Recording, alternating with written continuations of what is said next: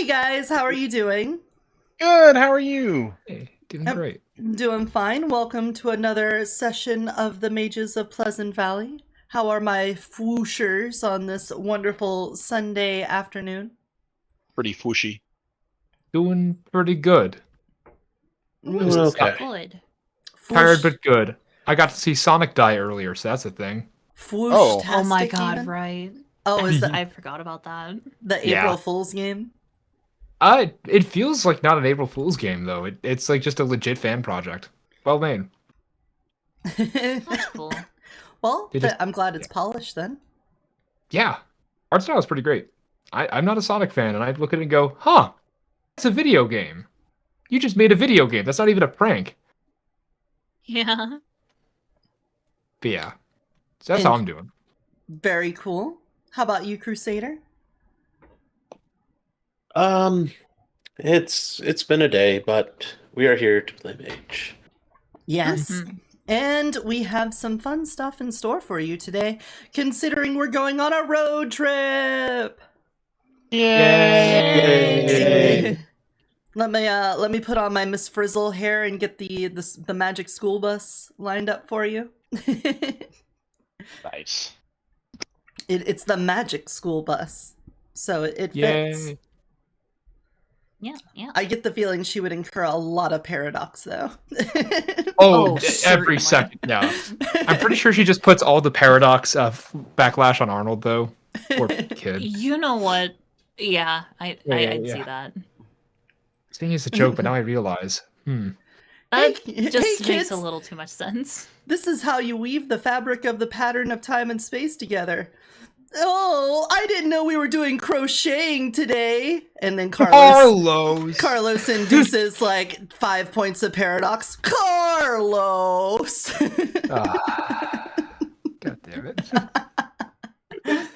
He now I has miss Magic 24 School Bus. eyes. He looks like a biblically accurate angel. Yeah. No, he would probably turn Aw. into like a 3 representation of like what an atom looks like and be screaming constantly. Yeah.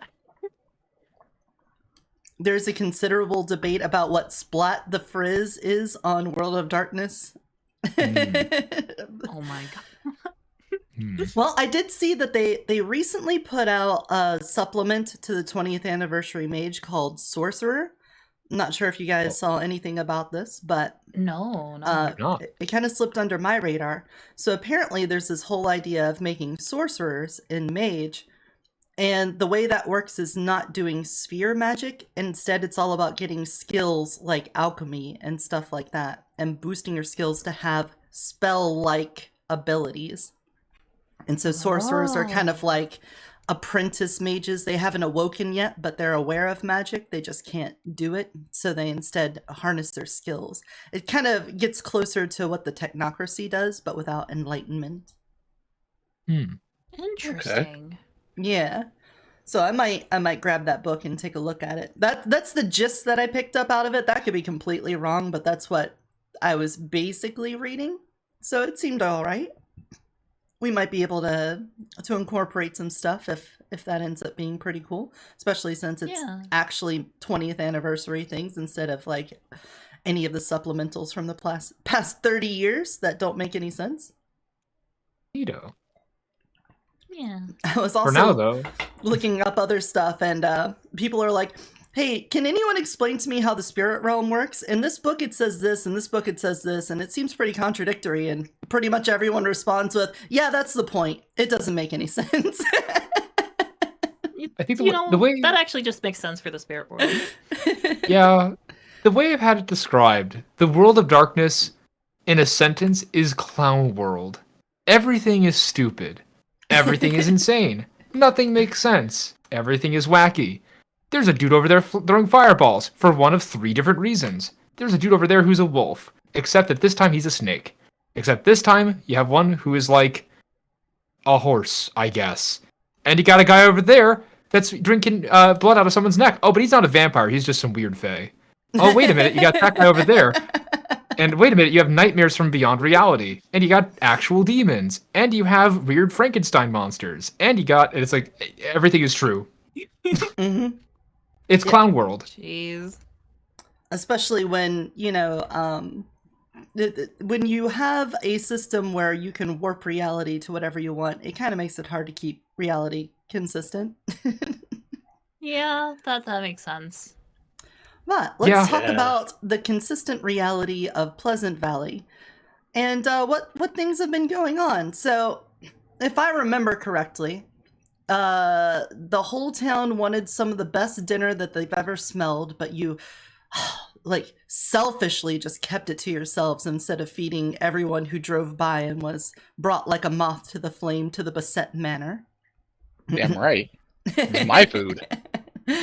And then a certain somebody decided that they were going to go solve the vampire problem on their own by getting forest spirits to grow garlic, and instead ended up trapped in the spirit realm in a little cottage. True, that did happen. Mm-hmm. And then when waking up, had a run-in with their BFF slash a friend with benefit, who apparently who's apparently going through some stuff right now. She's not like feeling too good, and then got attacked by like swarms of these little spirit things and Chibawats. the Chibawats. And while that was going on, other people were doing research and stuff, and then when they came back, they were like, you know what we need? Gun. Yeah, And so they did. It's true. the decision was now made. And soon our enemies will feel the wrath of America. I can actually deal damage now. Holy shit. So I, as the storyteller, went through and made sure I understood the combat rules and the equipment rules. And I can tell you with about 69% certainty that I'm confident I've got it right. Okay. All right. Pop quiz. What do my different ammo types do? Functionally, nothing right now. Until Damn you it. shoot them, and then I figure it out. Sounds good. Oh, Absolutely nothing. how did I miss Look. the eye incendiary? Yeah, there we go. I fixed that. No, it's incendiary. It's incendiary. Incendiary. Cinderella. But I did also make sure to go through and Kiana, you have the in your gear portion, I put the katana in with the different Thank damage you. things and difficulties and stuff like that. We got a nice little refresher on the combat system, since it's mostly been casting magic and not so much, shooting and ducking, diving, dodging, dipping and dodging. The closest thing we've done to that is Anthony Cleaver to a took bear. a cleaver to a bear, Mhm. and Gemma just punches things. Yeah, But that's all she does. you did grapple a little. True. So there's Which that. makes sense. Yeah. And then Oh, no. Harry said that he may be able to get back in contact with the Cult of Ecstasy through Bartholomew, but he's worried about trying to do that in town, considering that Margaret's probably been blocking them and or intercepts communications there. So probably a good idea to go out of town and maybe connect to a different cell phone tower Yeah. before doing that. And so that seems to be the plan for today, is piling up into the Beset Mobile and driving out of town until you can get that done. Did I miss anything? No, No? not particularly. Other than the Holy Cannoli is getting its signage done. True.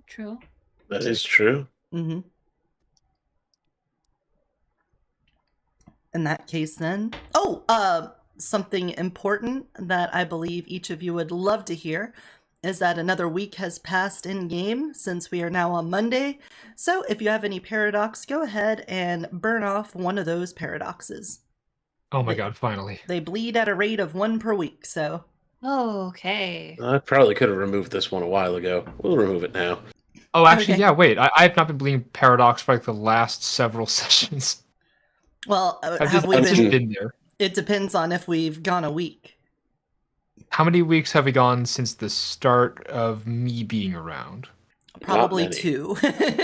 Okay, so that's one I didn't knock, and one I just did. So I'm just gonna, yeah.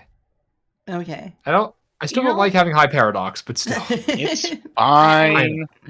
I will say, and I don't want to slow things down too much, but I do want to say that it's very refreshing to have a campaign that goes from day to day.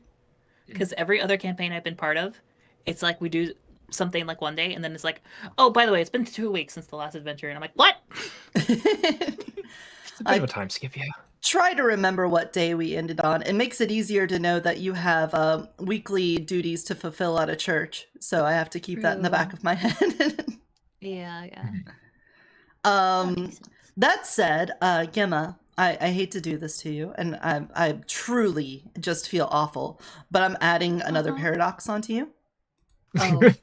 Because I realized when going back and watching the VOD that when you step sideways, I didn't say that was a vulgar spell because, you know, it's not very easy to say it's coincidental that somebody could, you know, crawl inside of a book and disappear. You know what? Fair enough. Fair enough. So I think that's normal. In all fairness, I think that was a little bit vulgar of a way to step sideways. So you can enjoy that paradox. You can cherish that. Put that under your tree. I will. I don't know. People get lost in a good book all the time. Nice. Take a look. It's in a book. Reading Rainbow. Reading Rainbow. All right. So Monday morning, everyone's waking up at the Beset Manor, I believe. I believe so. That's I the hope to plan. wake up. Nobody wakes up. Well, the carbon monoxide poisoning has taken you all. End of campaign. We're done. Well, tell us what your morning rituals are. Oh, you know mine. Where's that pot? I need to get some coffee. I feel like the pot and the coffee are kind of conflicting things, you know? Oh, no. Making a pot of coffee, not having the pot and the coffee. That's for later. Oh my god. Yeah. Yeah. Well, the fresh aroma of them bean waters is filling the air. Going out of town, was this like a mission that we're just doing on our own, or was like Margaret like wanting us to do this too? I forgot. Well, Margaret wanted you to explore the cave because you've convinced her that there's something terrible down there that is affecting the spirits. So she was giving you access to that, but she said she needed to make some preparations beforehand, which was why you were going to spend this time going out of town to get in contact with the Cult of Ecstasy to get them caught up on everything and, you know, make sure Harry and Ethan aren't left out alone, considering they were agents in this town and they've been kind of cut off for a while. Yeah, okay. So we don't need luck cookies, but I should bake cookies for the Cult of Ecstasy. If you I want to. think brownies is more traditional. For the cult, probably. The special brownies. Listen, you've had the best dinner I could make. You know that I don't need anything like that to help it. It's all downhill That's fair. from here. Oh no, he's peaked. No. Oh no, midlife crisis incoming. You open up your store. No, that's the best I could do with that meal. I have many other meals to perfect. That's a One good day way we're- to look at it. One day Ethan's just going to see a grilled cheese on the counter, eat it, and then see the face of God. No, that sounds straight out of Food Wars. Shokugeki. Yeah. Yep. I did just take a bite, suddenly pearly gates are right in front of him, just cut shot straight to it. Well, that's when I put a little extra something into there. It wasn't meant for you, but The special sauce. yeah. Hey, did someone put the edibles in the grilled cheese? Why could I taste sounds? And why is it rock and roll when it should be shoegaze? I don't understand. About this time, there's a knock at the back door. Alright. I wonder who it could possibly be coming in the back door again. Mm-hmm. You just Ayo. need to put in a doggy door for him. He's a pretty big guy. He might need a big doggy door. Yes. I presume someone lets him in. Nope. I will. Oh, okay. Thank you, little Welcome, lady. Harry. Mm-hmm. I can smell the breakfast is already on the way. Oh, yes, that is correct. He goes over to the espresso machine and dips his finger into a little bit of the already ground up powder and then licks it. I prefer Dr. Pepper. Are you supposed to lick that? Am I not supposed to lick that? Honestly, I'm asking you because I'm not sure myself. Anyway. You got any more of them potatoes?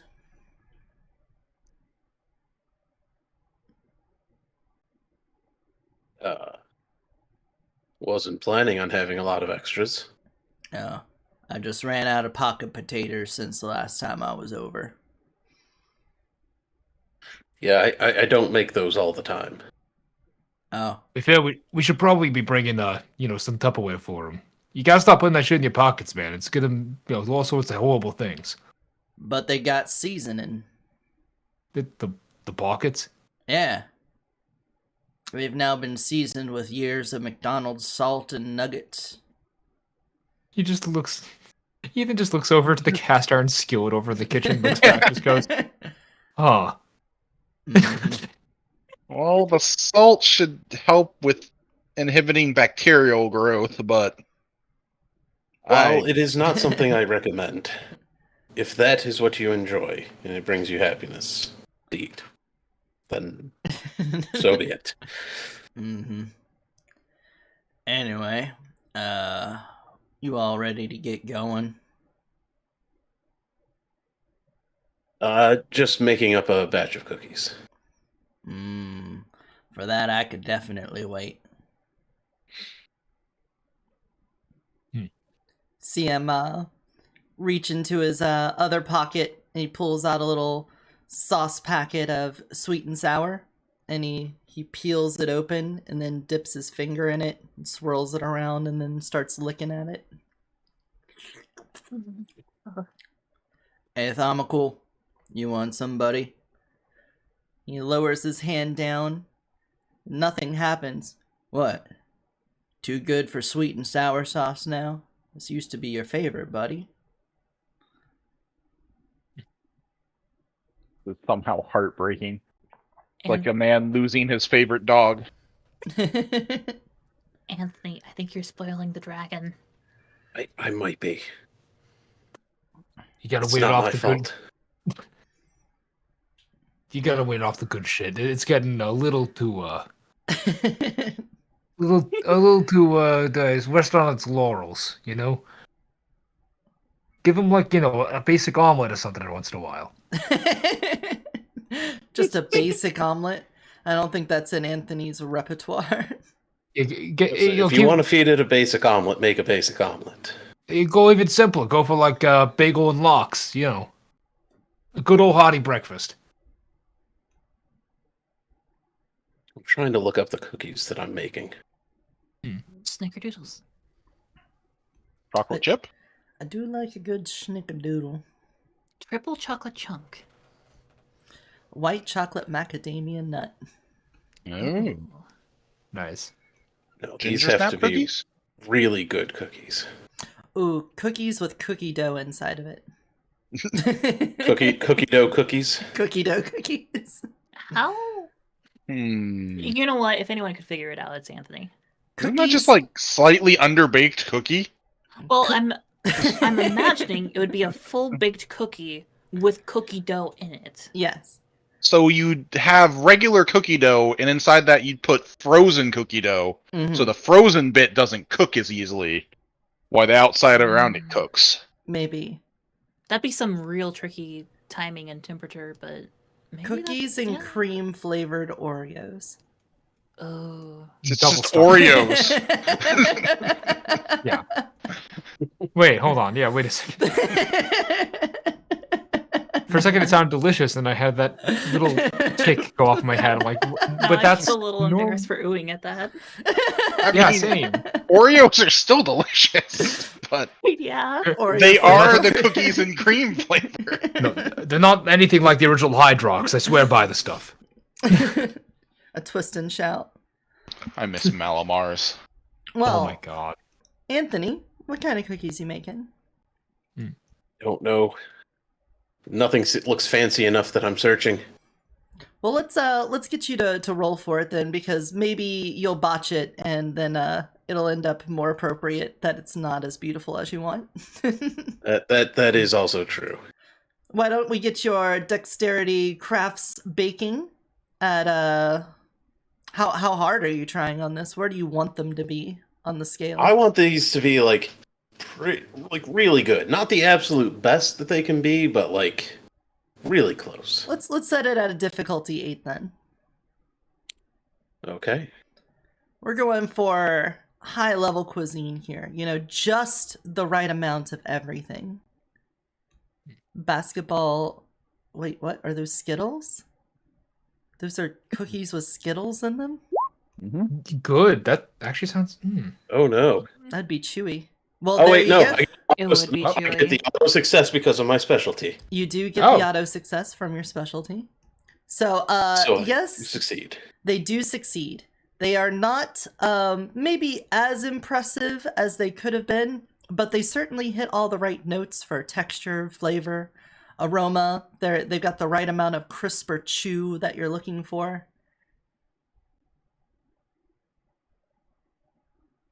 And the cookies come out.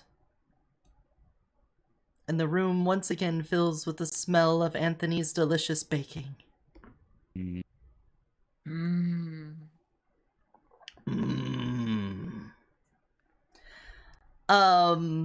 I'm not going to make you do the awareness check, but you can sense that there is a presence coming into the kitchen. Oh, what? Really? Mm-hmm. Oh, what a surprise. Just going to say that you Yeah, guys okay. have now, like, attuned to him or something since he's constant presence there. We have You're gonna have to put up attuned to the wards dragon. in here or something.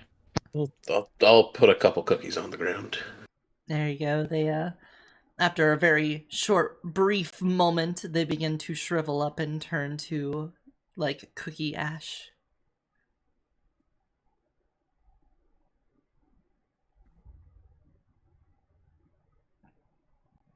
Just Ashes to ashes. Dust to Oreo dust. Gonna need to get yourself, like, a butler or a maid. you can't Isn't that- have Isn't that what Anthony's necessarily. here for? Wait, I'm confused. Wasn't that the point? No, it's just all robotic. He's got a Roomba. A Roomba for every room. Yeah, it's the Roombas. It's in the name. Ooh, so many cookies. I really like those last ones.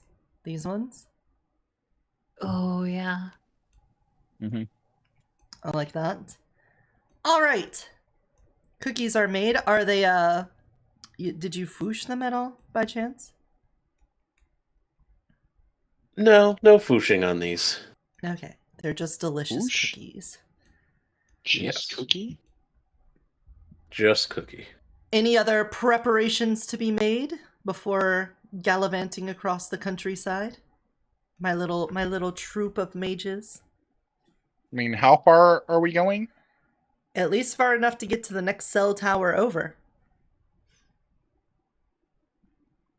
I honestly don't know how far that is. It's a good thing you have a mage that has, like, data powers.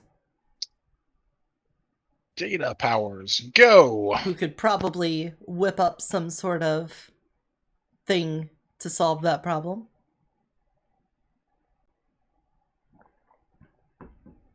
Otherwise, you could just keep driving.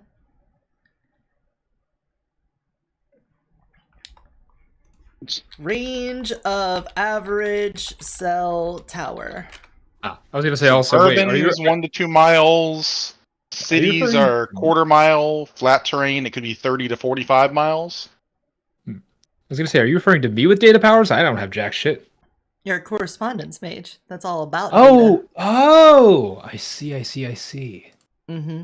Now I get what you mean. Yeah, correspondence. You're all about sending letters. No strongly packet worded loss. letters. Yeah, the pigeon net has considerable packet loss, however, if there's like, a hawk nearby or something. Sneaker net works better. Considering you're in a valley, I would imagine that the cell tower would be on top of one of these glorious mountain ranges here. Just absolutely splendid, wonderful, glorious mountains. But as soon as you get out of the valley, you probably lose signal pretty fast off of that. Okay, So you don't need to go too far. We could say something in the roundabout of maybe 10 miles or so out of town. Okay, so we're gonna drive for a little bit, wait until our cell phones very clearly switch over to a new tower, and then we go from there. Mm-hmm. Drive for about 4 hours.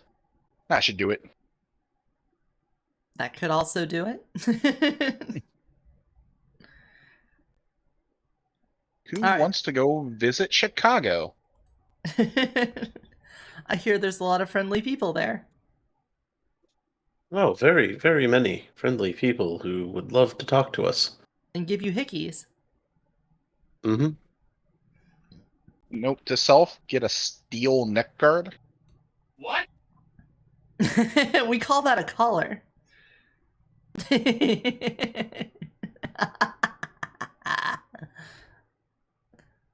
Yeah, maybe I'll just get a leather jacket and pop the collar. Oh. That will protect me. Will I'm you just also fucking wear shriveling into sunglasses my at seat. night? God damn it. Speaking of which, what is the beset mobile of the day? What of your collection of automobiles are you going to be driving in this time? Random card trader. AI image creator, create me a car that seats 5 magic users. I could. It'll take time. Give me a moment. Funny, this is just a picture of Mrs. Frizzle in the magic school bus again. I was actually considering sending that as a joke, but I guess it's been done already, so. It's the Totoro cat bus. Actually, I would not mind having a cat bus. That'd be pretty dope. Mm-hmm. There I may don't know be why, but the cat some bus always seemed comfy. who could How say many that may people? be paradox-inducing. It's Well, like it's 6? you four. It's you four and Harry. Strap Harry to the roof. Can we get just like a? Can we get like just a decent sedan? That will do it. Have a decent sedan? I don't know if that's something I'd own. Why wouldn't you? A sedan is a pretty standard sized vehicle. Exactly. Can't have Oh. standard sized vehicles. You're one of those fuckers that has like a 2-seater that looks like it's a sedan, and then you look in the back and it's just solid metal for no reason. He's got one of those Hummer big things. I don't know cars. Jam everyone into a VW Bug? Oh my god, please no. Not with Harry. You know what? This is the one case where I would accept a Tesla being driven, specifically so we can stuff Harry in the front trunk. The front trunk. Or I don't know what like, this is, but it looks like a car that I would own. I have also heard the front trunk be referred to as the front butt. Yes. But, one of these concept cars. Yeah. That's neat. That's clearly a weird one, though. Like a 2-seater that looks like, yeah. Interesting. I don't know how that would work for a day trip with 5 adults inside of it. You can't convince me that that's not an AI-generated image. What the hell is this? Ethan, can you make it into a oh shit, what's the Doctor Who thing called? The TARDIS? TARDIS? Yeah, can you TARDIS this up and just, make it like bus-sized on the inside?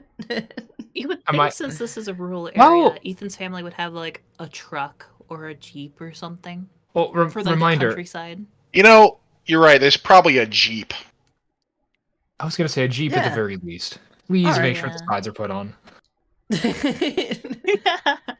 Something about those, they worry me. All right. No, I feel it too. I did figure it out. No one cookie was enough, so I made a platter. Oh. Variety cookie.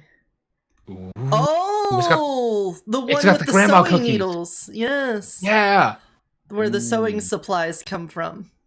That's all right. Either that, or if any of you have played Yoshi Cookie before, you may recognize all the little cookies in here. Oh. But that's the boomer in me waking up. Go back All right, to what bed. color? What color car do we want? Gotta be some sort of Jeep. Makes sense. You could be like I just can't find a good picture. gunmetal gray. You got camouflage painted on there. No. If anything, it's got like the Red Cross doctor symbols or something to make calls out to like rural areas, people living in the woods or the mountain. When Gregory worked for Doctors Without Borders. It's got to be red so it goes faster. Ooh. Wait. You But know, then they'll stand out. That is like the exact logic a mage should have. Like if you're a forces mage, but you can only make things go faster if they're red, or make them go slower if they're blue or something. Yeah. All mages are orcs. Yeah, essentially. Your belief is what powers it. Fair point. Okay. It just works. The belief in the power of making something red makes things go faster. The color makes the speed. Let me just save this concept for later so it can be a villain of sorts. There, that's probably close enough. Oh, that's pretty solid. Okay, yeah. Well, it looks angry. Yes, it does. Oh my god, you're right. Out of my way! No, it looks like the John Wayne Gacy of the Cars universe. Oh no. Looks like he's like really gonna hit you with those like front lights on here. Oh, you talking to me? You talking to me? I know you ain't talking to me. Have some of these brights. Shing! Oh, we're so fucked. You gotta get machine guns installed into the grill. Pop out. Yes. You really will have the Bassett mobile. Oh my god. Also, here you go. Hold on, I got this. All right, totally original vehicle. It didn't take red very well though. Yeah, that's maybe it's colorblind. I think it's there's all sorts of stuff you have to do to make this stuff work the way you want. Yeah, I swear. But anyway, like completely anime. Yeah, we got the Jeep. You got the Jeep. You 3D printed the automobile in mere moments. And everyone hops inside the Bassetmobile and you're cruising down the road. Yes, higher resolution. There you go. Oh. Ooh. I can just do that. It's magic. You actually are much magic. more quality. There we go. That's why you're on a mage campaign. Magic. Because we're It magic. took me too long. Yeah. Purple sneaky, yes. Let's see if you guys can discern when you've switched over to a new cell tower. Want Without me to roll? Without whooshing involved, I think that would be a nice little technology sort of thing. So let's see what our options are here. I got a dot in technology if you desperately need me to roll this. Gimlet's gonna just sit out of this. I also have a dot in technology. Oh. Skills. And 3 in science. It'd be skills. So I would say a wits technology roll at a difficulty 7, because you would have to know a little bit more than the average person to figure out when your phone's connected to a new tower. Okay. What's technology? I can give it a shot. Do we each want to give it a shot just to get a sense? Mm-hmm. All right.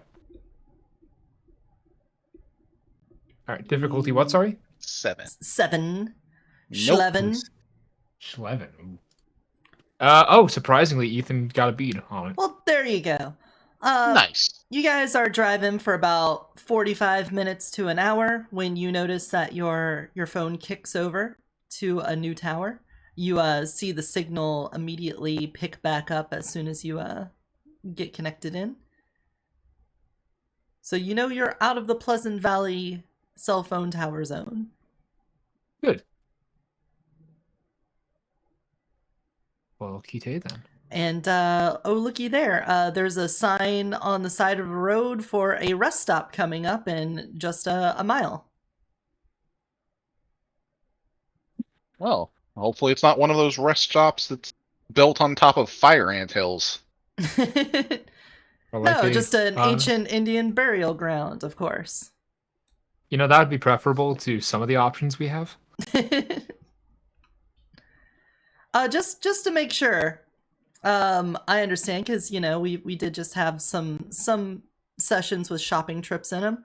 What does everybody have on you right now? Let's start with the driver, Mr. Bissett, or Anthony. What do I have on me? Yes. As in, like, just my usual stuff. I bring my doctor's bag with me and my phone. Okay. My wallet. I know. It's just that people have been picking up items and things, Nope. and I just want to make sure I've got my magic stuff and my phone and like my normal stuff. I haven't picked up any extra things. Good. So. Okay. How about you, Anthony? What do you got on you? We know you got the cookies. Got the cookies. Got my standard stuff, satchel that has the teapot in it, my egg timer, my cleaver hidden in my jacket. Mm-hmm. I'd also like to bring the dolls with me. Okay. Brought the time dolls. Yeah, the time traveling dolls. The emotionally afflicted time dolls. Anything else?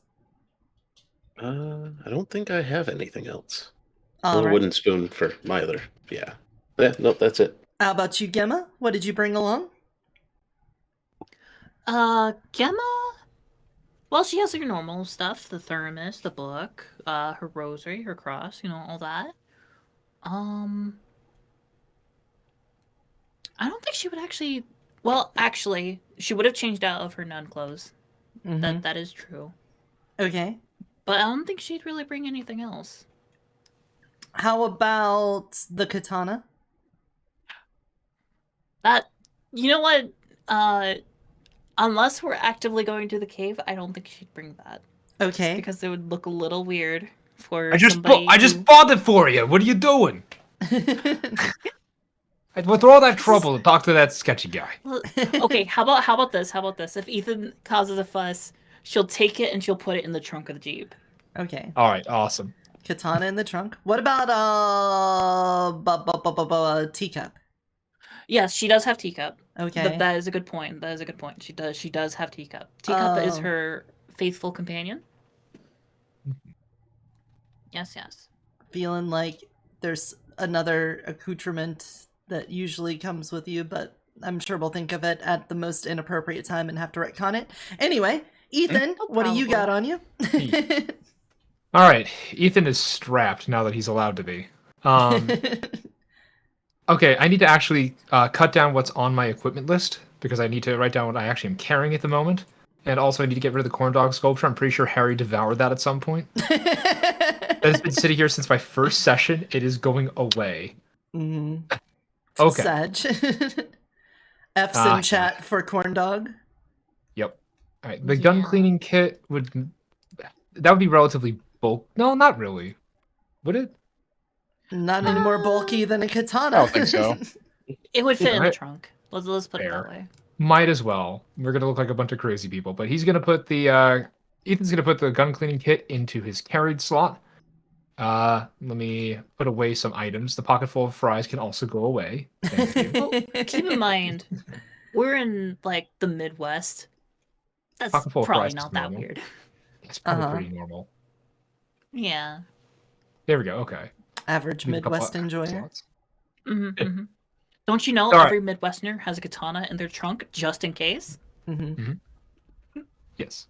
So what Ethan is currently carrying is a gun cleaning kit that he's put into the trunk for our trip, a firearm safety ID, so he actually has some kind of ID this time. A license? A license. A gun holster, which he has in it, a Glock 17. He's got 2 magazines. I'm assuming one of which is loaded into the Glock.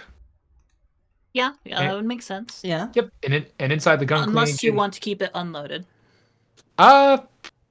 more than likely he'll keep it unloaded because that would look super weird to do, even though it's the Midwest. If you're traveling, while traveling, it's best to yeah, keep unloaded. It probably should be, yes. He's going to go ahead and make sure that's unloaded. So he's going to have 2 magazines in his pocket, the gun holster, guns in the gun holster, and combined, including in the gun cleaning kit, he has 50 rounds of full metal jacket ammunition. The rest he has left over at the mansion. Okay. He's got his set, just in case he needs to reload. Oh, the book actually has rules on incendiary rounds in here. It does. That's why I picked up different types. Aggravated damage there. Oh, ectoplasmic disruptors. That seems like that could be pretty useful. Blast spirit entities and vampires with aggravated damage explosion. Huh, that's very specific. What? That's pretty dope. Yeah. Anyway, yeah, we're coming up with all sorts of neat stuff we could have. Before I I'm give you guys this. any more ideas. All right. In that case, then, do you stop at the rest stop? Oh, probably. Well, this fine autumn evening is just pristine with the trees and their wonderful orange colors and golden leaves falling to the ground, and the auburn skies and whatnot. Oh, it's just picturesque. It's a beautiful day. Harry gets out of the car and takes a deep breath. Oh yeah, this is a pretty nice place. Doesn't even smell like piss all that much.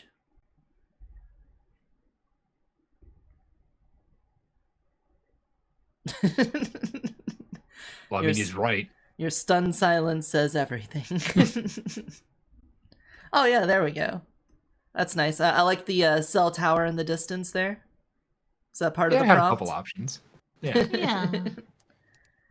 There's no one driving the vehicle. Wait, this is self-driving car. Honestly, it looks very Evangelion. A little. I was trying to go more for Initial D, but that wasn't quite working out. Well, I haven't seen that, so. Oh, deja vu. I've been this place before. I on the street, and I know it's about time to go. Speaking of, it's time to go. We're at the rest stop. Let's piss. You see, Harry reach back into his pockets, and this time he gets a little packet of ketchup out, or not a ketchup, his vodka. He gets his little bottle of vodka out, and he uncaps it, takes a little sip, and caps it back on. Yep. Place is pretty thin gauntlet. It'll be pretty easy to do some spiritual communication out here too. Not bad. It's not a bad place. Spiritual communication, you say? Oh yeah. Seems like Gauntlet's pretty weak around here. Why here though? Isn't this just a roadside stop? Who knows? Could be for any reason or another, but I just see it as I see it. Gemma's a little curious about this. Who's the closest person to her? Other than Harry. You gonna slap someone into the spirit realm? Maybe. I would say Ethan. I imagine Anthony and Nicholas were in the front of the car, and Ethan, you and Harry were in the back. Gemma's gonna put one hand on Ethan's shoulder, and then the other is gonna retrieve the book. Okay. And we're gonna go ahead and peer into the spirit world together. Me and you, Ethan. Why are you? Oh, I'm about to go on a bad trip, aren't I? No, well, we're not going over there. We're just gonna take a peek. Just a peek. Oh boy. All right. Difficulty 4, probably. Yeah, Arete, difficulty 4. Very nice. 2 10s. There you go. Very nice. Yeah. So good roll. You open the book, and the little vines of purple sort of sprout out of it, and they channel through you into Ethan. And Ethan, your eyes become not glossed over, they're almost like glittered over. A little twinkling, sparkling kind of comes through you, and you suddenly realize that Gemma's book is far more interesting appearing than it did ever before, as you can now see through it into the spiritual realm. Well, this isn't too dissimilar from my notebook, so, oh my god. Neato. And what you guys see is a very beautiful landscape. As much as this day is picturesque here, the area around this rest stop seems to be a flourishing orchard where it looks like that the trees and whatnot have been tended to. And you can almost see these little dancing fairies and little pixie looking things hopping from flower to flower. The flowers themselves are oversized, maybe even as large as a house, and they take pollen from one and they move to another like busy little working bees. Oh, fairies. This is the first time I've seen fairies before. Yeah, they're kind of like them little forest spirits, you know, and they do things that help around with make things grow and stuff like that. So they're friendly? Usually, as long as you're also kind to the forest, they'll be kind to you. Makes sense. There's a lot of spiritual activity here. And we're not too... Go ahead. We're not too far from Pleasant Valley. Is this how it normally is supposed to be? It comes and goes. Maybe it's a little bit of they're here because the gauntlet is thin, or maybe the gauntlet's thin because they are here. Could be either way. I see. Maybe that's the reason why this rest stop was set up. Maybe some mages were like, oh, well, let's set up a little camp here and make it inconspicuous. So it's possible that this could have been made by a mage? Perhaps. Or at least influenced? Or something else. Maybe it used to be a node, but I don't detect that anymore. So, things could have changed. Do nodes come and go? Well, it's possible for them to get sealed up or expire or something like that. Not a normal thing, but it happens. So if a node can expire, can they also be made?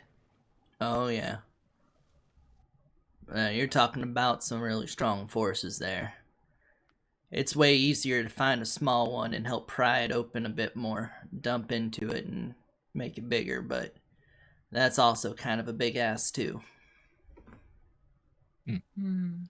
What would you consider a small node? Well, if you get a little bit of that magic energy in you every day, that's pretty much a small node. Just a little bit. But if you want to do some of them big stuff, you're probably going to have to be sucking down one of them bigger nodes for a while. I imagine that's what Miss Margaret's doing at the bank with her project or whatever. There's a node there, and I think she's sapping all of it into whatever she's doing down there. Well, I do know that there's a ley line under the bank, so that makes sense. Yep. Well, let's go where anyone that's pulling into the parking lot won't be able to overhear us and have a conversation. See if we can get a hold of Bart. All right, Ethan? Yeah, that'd be pretty good. Considering how long we've been cut off, yeah, it'd be kind of nice to actually get to say hello and see if backup's available. This seems bigger than both of us, you know? Yep. So, Harry starts heading off in the direction behind the, it's a rest stop in the Midwest. I imagine they have more than an outhouse. It's probably an actual facility with, like, you know, a full bathroom. And if it's anything like a truck stop, they'll have, like, full-on showers, like, large restrooms. Yeah. They tend to have at least a Wawa. A little convenience store, maybe a little kiosk that has pamphlets on things that you can do in the area. Yeah. Yep. all that, the lovely stuff there.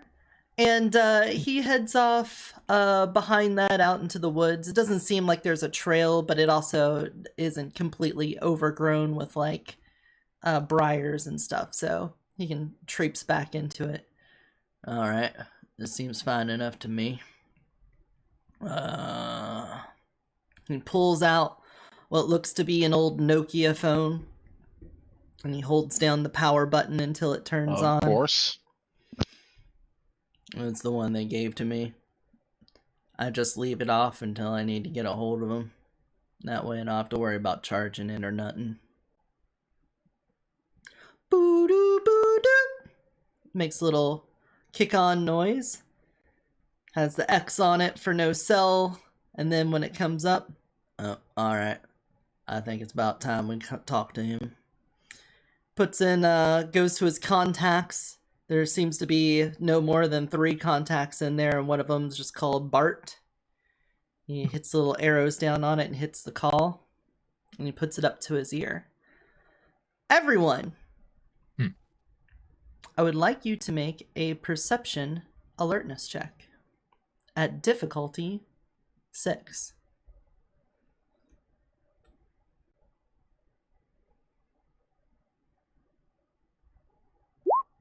Is it a where? Oh. No. Yes.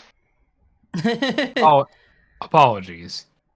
You're looking at perception awareness? Did I miss Alertness. Alertness. Alert. Ah, noted. Difficulty 6. Blah, blah. Yes. All right. For Anthony and Ethan, while Harry was fiddling with his phone, you heard the crunching sound of leaves coming from behind some trees about 60 feet away. Nicholas, you also heard that, and you also catch a glimpse of a person-like shape. And they seem to be dressed in all black. A all-black person-like shape? Yes. You know. How is it sort of, like a person? It's bipedal and it's kind of tall. Okay. But that's all you saw before 2 arms, it 2 went legs? behind the tree. Well, maybe. But maybe. It looked like a person, and it was in all black, and it's moving between the trees. Yeah, we'll be fine. Okay then. Gemma, you are too focused on the phone. In the phone call. Yeah. Hey Bart. Yeah, I know. Uh-huh. Mm-hmm. Oh, thank you. Yeah. No, things have not been the best. Yeah. Yeah, lots of problems. Yeah, Ethan's here. Yeah. He's alright. Ethan, are you alright? Yeah, pretty good. Yeah, he's pretty good. Yeah. Yeah, we were just touching base. Things have gone a little sour. Yep. Oh yeah. Yeah, so the thing about the problem with the cave I was telling you, well, we haven't really been able to touch it because, well, it's a long story, so I hope you're settled in. Alright, so first thing, while Harry's rambling on, talking to Bart and filling him in on everything that's going on, I welcome to the show our guest, Spoonie Hudson. Hello. Hey! Oh my god, it's a Spoonie! Yeah. Oh, Hello. Special guest! Spoonie, hey! Hey. And how are you doing, Spoonie? I'm so I'm incredibly doing good. happy I didn't nuke that tree from orbit. Yeah. As I was off prepared to just random shooting and just come and going, ah, what the hell? Oh my god. We Let have a me- +1. Let me add browser source. Ethan pulls the gun. Div. No, it's good. There we go.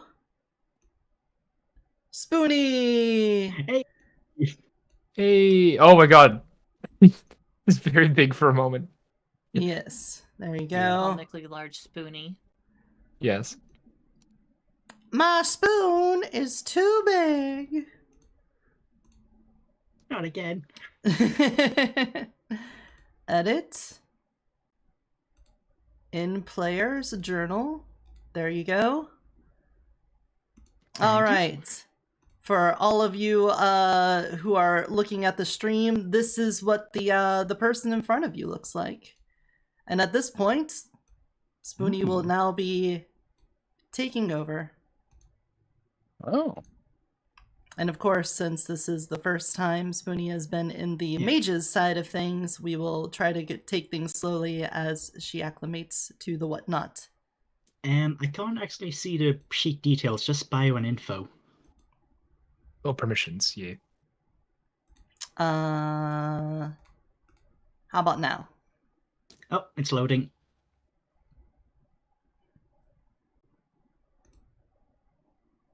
Yeah, there we go.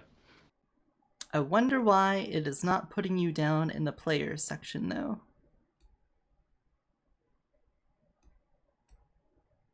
Tag? Players? Is that a... No, it's not a tag. But you can see it, right? Yeah, I can see it. I have it. And you can edit it? Yeah. All right. Well, I don't know why you're not down in the players section, but whatever. All right.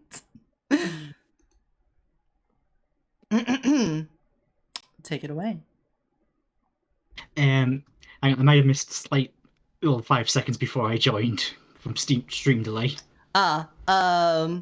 You were approaching the group who are out in the woods. Harry, the large man who looks to be a vagabond of some sort, is currently on the phone talking. A doctor-looking fellow is looking right at you. There is an office worker with a thermos of coffee and a... I don't know what else you have in your hand, Ethan. He's probably got the thermos and not much else. A thermos in his hand, and a chef, both looking in your general direction, but they don't seem to have made contact with you. Okay, got you. There's also this hot topic looking mess of attire that's standing next to the homeless man. Hello there. What are you all doing here? That's a fantastic question. What are you doing here? Who are you? Well, you can just call me Miss Woods. I'm doing here is some pruning. Pruning? Yes, garden maintenance, that kind of thing. Behind the rest stop. Oh, the forest is behind the rest stop. You get the idea. So you're like a gardener? Essentially. Would you know a lot about gardening? More than I care to admit. I suppose you could call me a gardener. I see. The way you're like keywords being thrown around, what's happening right now? Why are you saying gardener over and over? Gardening's the new hip and cool after school activity. Wait, why did I say that? I don't go to school. Yeah. Well, shit, nobody told me that. Guess I'm not hip with the kids anymore. Damn it. I thought TikTok had me beat. It's an interesting old phone you have there. Harry doesn't seem to notice you at all. He's too busy in the conversation. And then she was, she told me that I'm gonna have to sign this contract, and if I did, it was gonna have these effects on me, but that way I could see what was going on. And oh man, it was a mess, Bart. I don't remember much of it, but he's just continuing on, recounting his past couple weeks in Pleasant Valley. I don't mean to be rude, but we are in the middle of, a thing here. Do you have any business with us, or should we schedule appointment for later, or... Would you like to just like walk a little bit over there and not listen into a private conversation? I'm quite happy here. I'm just gonna. I'm just gonna kind of sit quietly at the tree line. Maybe just try to sense things out a bit. All right, you want to sense things? Yes. All right. Why don't you give me an arete at difficulty 4? You're going to go up to near the top of the page where it says arete. Click on that. The description can be whatever you want.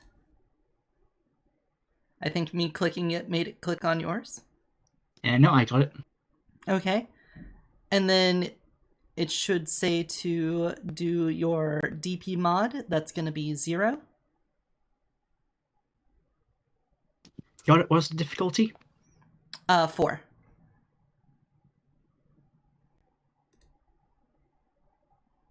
There you go. So, tell us about the ritual you're performing to enact your sensory capabilities. Okay, well, I'm leaning up against the trees. I'm reaching into one of my pockets. I'm pulling out a small vial of powder that I've gathered from the forest, some mushrooms, some light seasonings, and I'm just kind of scattering them around and having a bit of a sniff of them. And as the powders enter your nostrils, your vision becomes alight with the peering into the veil of the spiritual realm. And in front of you, you can see the beings of the forest, the dancing, nearly fae-like creatures that are moving and bouncing about the flowers. But you notice something that's a little bit different, and that is hanging out of the pocket of the Hot Topic pile of clothes is a little woodland forest spirit. Ah, so there you are. I slowly approach the Hot Topic mess. And still hanging out for a spirit. Oh, hi. You're approaching me. What's up? You? Interesting thing you have in your pocket there. Where'd you get it? Which one? I'm putting my hand on the handle of my cleaver. Oh, Still not pulling it out, though. Ethan's not used to having to draw a gun on somebody. He just kind of has his hand on his hands crossed, ready to try to pull out a gun if something weird happens. I point my finger at the pocket the small forest spirit is hanging out of. That one. Oh, you mean teacup. Yeah. I guess wait, hold on. How can you see teacup? I think we both know the answer to that question. Question is, where'd you get teacup? Well, get is a bit of a weird term. Let's say I found teacup at a church. Yes. It basically called out to me. Do I have the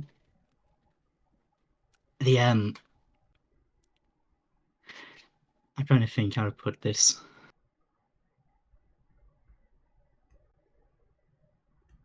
If it's something you don't want to ask out in the open, you can message me in the DMs. Yeah, okay. DM the DM? Yeah. DM the DMs. I am a storyteller, okay? Dungeon DM Master SD. is what I do after stream. Oh god. That's more lucrative. Hey, Pie Man. Hey, Preston. Gosh.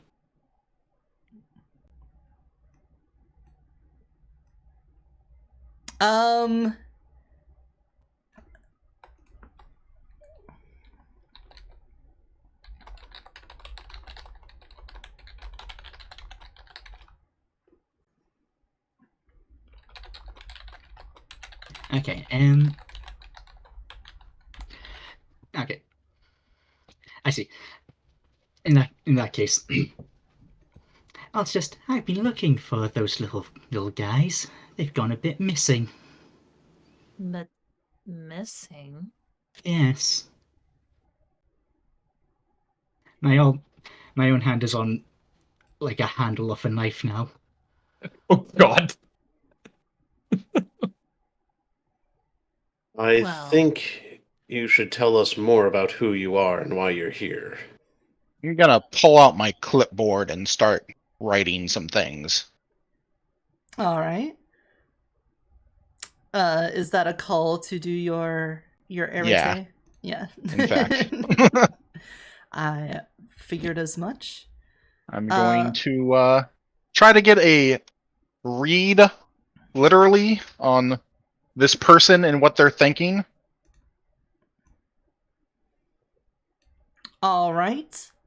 I'm going to have you roll. If you're doing, is it just the surface thoughts? Or are you trying to? Yeah, go I can't deeper? do deep dives yet. I don't have my 4th mind slot. All right, then do your arete at difficulty 6, or is that just a 2 dot? Hold on, let me double check. I will wait. Well, let's just double check real fast. Oh yeah, surface thoughts is only a 2 dot, so difficulty 5. Difficulty 5. And I'll spend one of my quintessence to make it a 4, I think. That's how that works. Mm-hmm. There we go.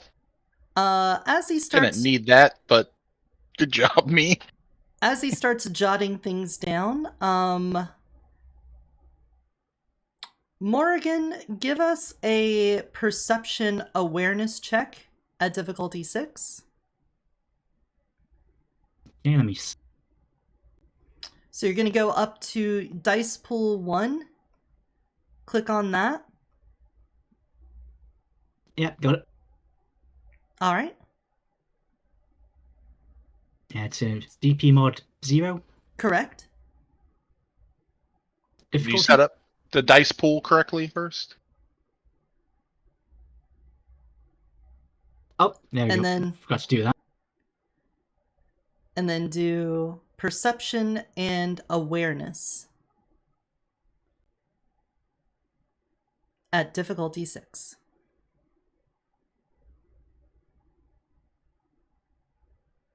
Okay. So, to you, he just looked like he pulled out a clipboard and started writing something down on it. All not aware of any potential effect that might be taking place.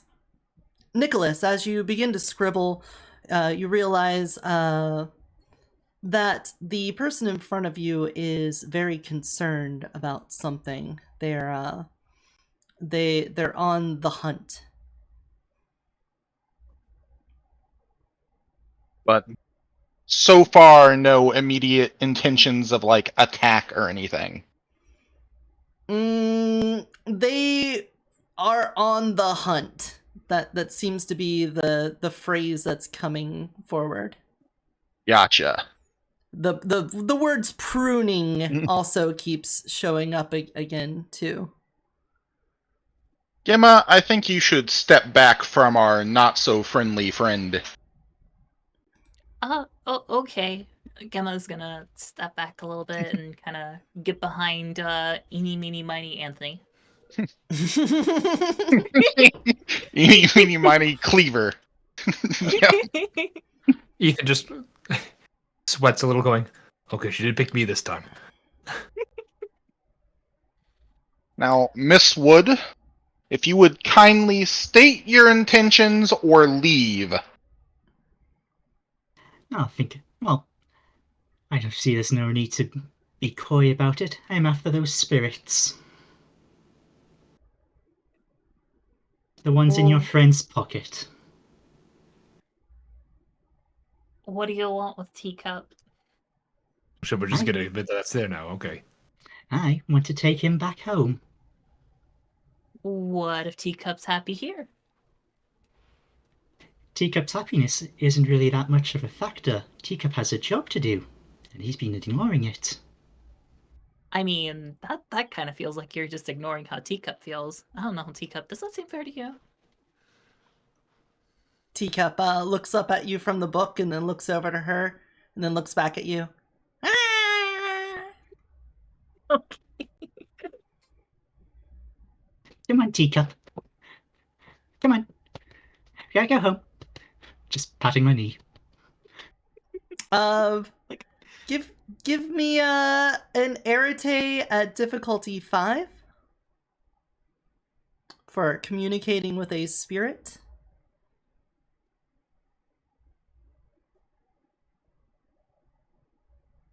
See if you can communicate with it.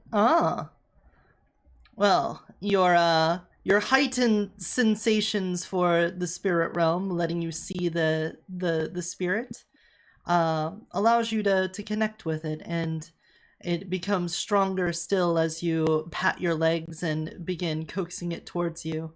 And Teacup's a little hesitant. He looks back up at Gemma, and the teacup plops out of your pocket and hits the ground.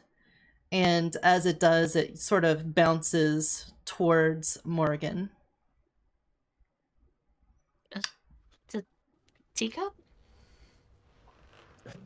Yema, I don't think you should trust anything Teacup's doing at this moment. I'm not getting a good feel from Wood. I don't believe that her intentions are as she's stated. Okay. Given the situation, so I specified that Ethan left the gun, unloaded. You did, yes. However, Correspondence? may I roll correspondence? Mm-hmm. In order to have coincidentally loaded one of those magazines in, i.e. magazines in my pocket, now it's in the gun. Yeah. It sounds like a coincidental effect, but tell us what the ritual is with your focus. Trying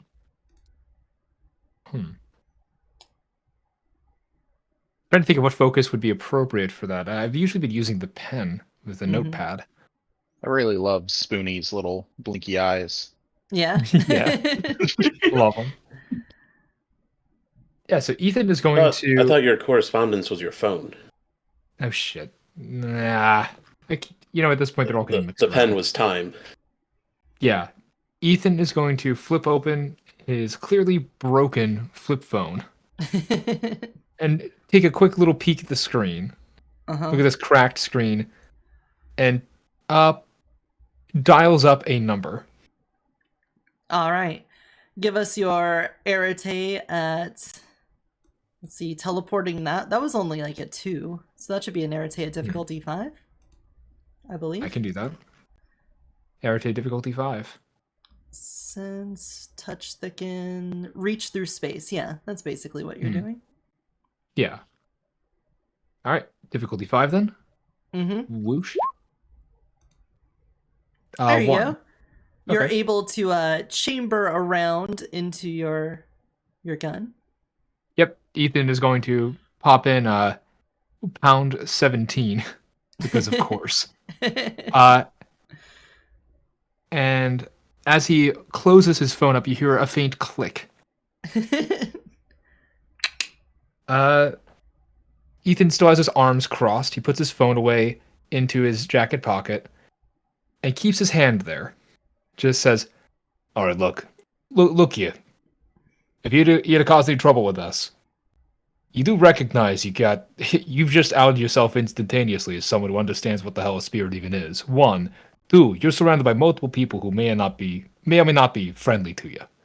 Now, I advise you to take some very specific actions in order to avoid having a big fight break out.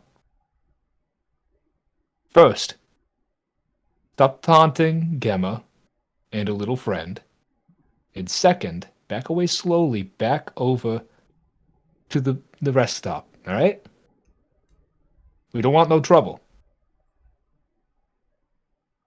You've made one slight problem in your assumption. Who said I'm alone? Caw! A crow What? drops down from the branches What? of a tree and What? grabs teacup and then flutters over, plopping the teacup down into Miss Wood's hands and then resting on her shoulders. Its little head then nuzzles up against her cheek. Good job, Snuggly. Ah! Gives riches. Okay, at the surprise caw and sudden bird, Ethan's gonna draw the gun. Okay. That's enough of an action to surprise him. I mean, All right. In that case, then, if guns are getting drawn, it's time Let's for roll for everyone to initiative. roll initiative. Yay! oh, Yay. I'm gonna kill the Yay. Death Star and I. Oh no! I mean, I swear this is not the chaotic neutral. This is what my character would do. This is actually what my character would fucking do. All right. We just dealt with an apparition of hell the other day, like some kind of fucking demon. I'm not taking chances. Understandable. Right. Oh, whoops! I did not pick my character. But is that a +0? Oh, there is an initiative button. yes. There is. There yeah. is. I should. Okay. Yes, Uh-huh. yes. Yep. There we go. It's a 12. Okay. Yeah. Get him, Gimma. Okay. Oh shit. I still rolled bad. Yeah, no. I'm still just going last. I didn't do great either. Don't worry. Between Ethan and Nicholas, who of you has the higher wits? Oh. Wits of 3. 3. Who Damn has it. the higher dex? Fire 4. what? Dex. Dex? 4. Wait. What other stats are we comparing? We have the same number rolled as well. It's exactly the Yeah. same. Yeah, Can we that's just roll why- again to see who Just goes next? tiebreaker. Okay, yeah, fine. yeah. You could do a tiebreaker. All right. Oh, look. It's the same roll for me again. And I got a really good one. Ethan will go before Nicholas like a microsecond. Mhm.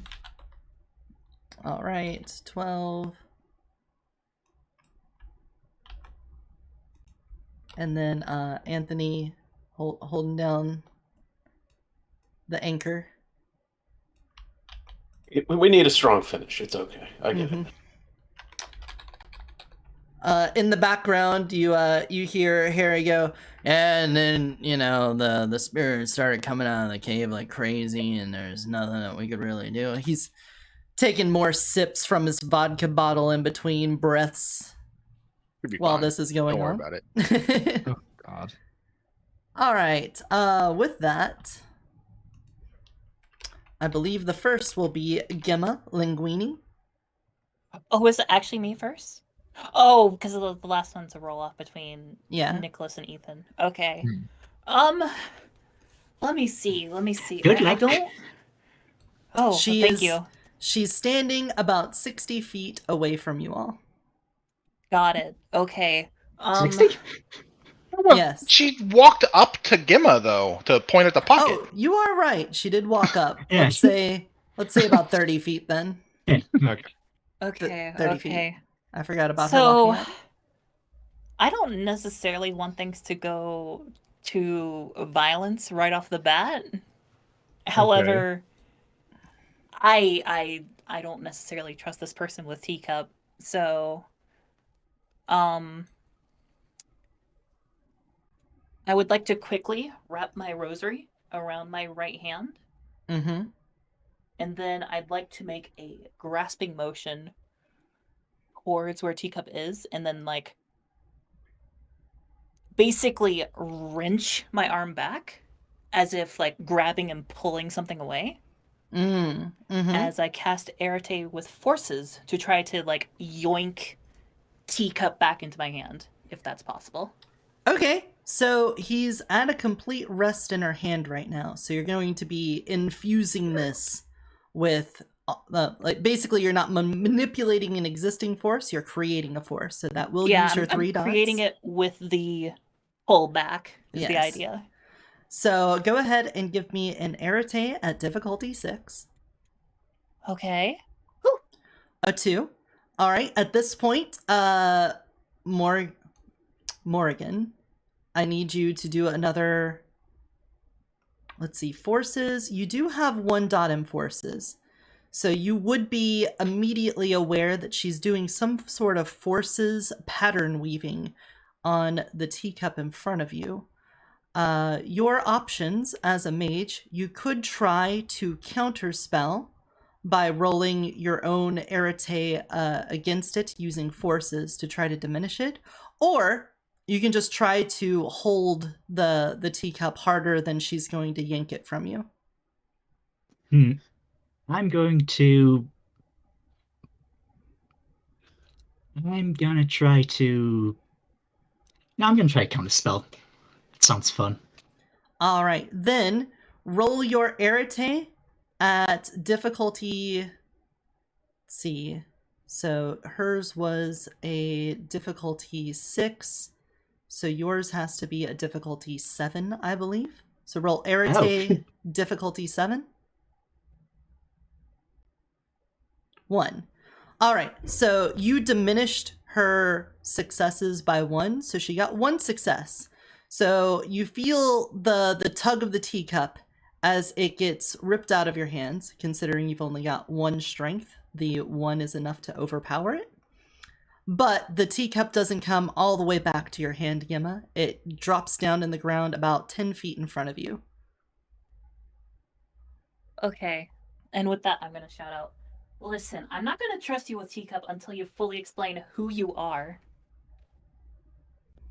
I don't know if there's some gardener turf war or something, but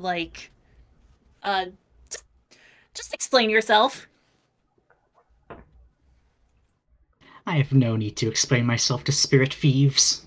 Oh my god, why is every mage so difficult about this? It is your turn, Morrigan. Okay. I'm going to draw my knife, gonna run my hand across it, and I'm gonna run over towards I'm gonna run over towards Gemma. Gemma. Right. Yes. All right, you draw your knife. Go run towards the martial arts master of the group. Look, they look like a little Hot Topic punk. She don't know. Oh, yeah. So, when you run your hand across the blade, do you draw blood? Yes, I'm drawing some blood. All right, give yourself a bruise damage. That's going to look like a little slash. There you go. Oh, you know. That's from World of Darkness, so you know. Yeah. 1 bashing. That's the same in both systems. And I believe I know what magical effect you are doing, so why don't you do an Arete at difficulty 5 for me? In this system, you can spend... You have avatars, so you would have at least that much quintessence on you. Right. I also have a dot of prime, so isn't that another one? It is. You're true. If you spend a quintessence, it lowers the difficulty of the roll. If you spend one of your willpower, like this, then you would automatically get 1 success on the roll. That's probably something important that you should know. Okay. In that case, I'm going to spend a willpower dot. I really want that teacup back. All right. So you'll spend a willpower, roll your Arete at difficulty 5. And whatever you get... Oh, so you got 3 successes on the spell that I believe you're doing with your knife. Yes, it's that spell. All right. In that case, then, now you need to try to strike Gemma. So for your attack roll, you will need to do a dexterity melee at difficulty 6. And Gemma, a crazed goth girlfriend is coming at you with a sacrificial dagger, and she's going to try to stab you. What do? Do you I would, dodge, you like, block, you parry.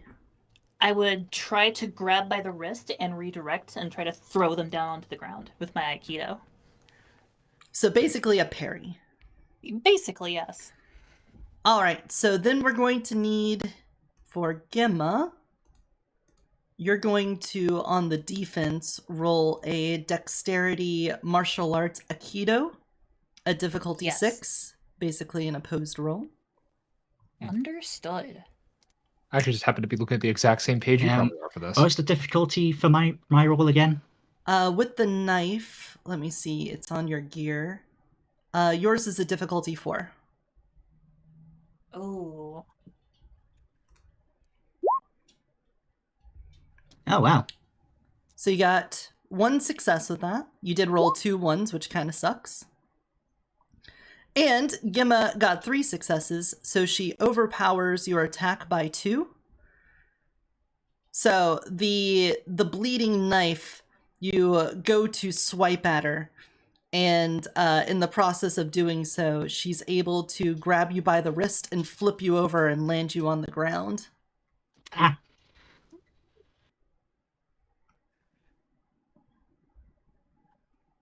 Listen, I don't know what's going on, but I don't think you need to stab somebody over this.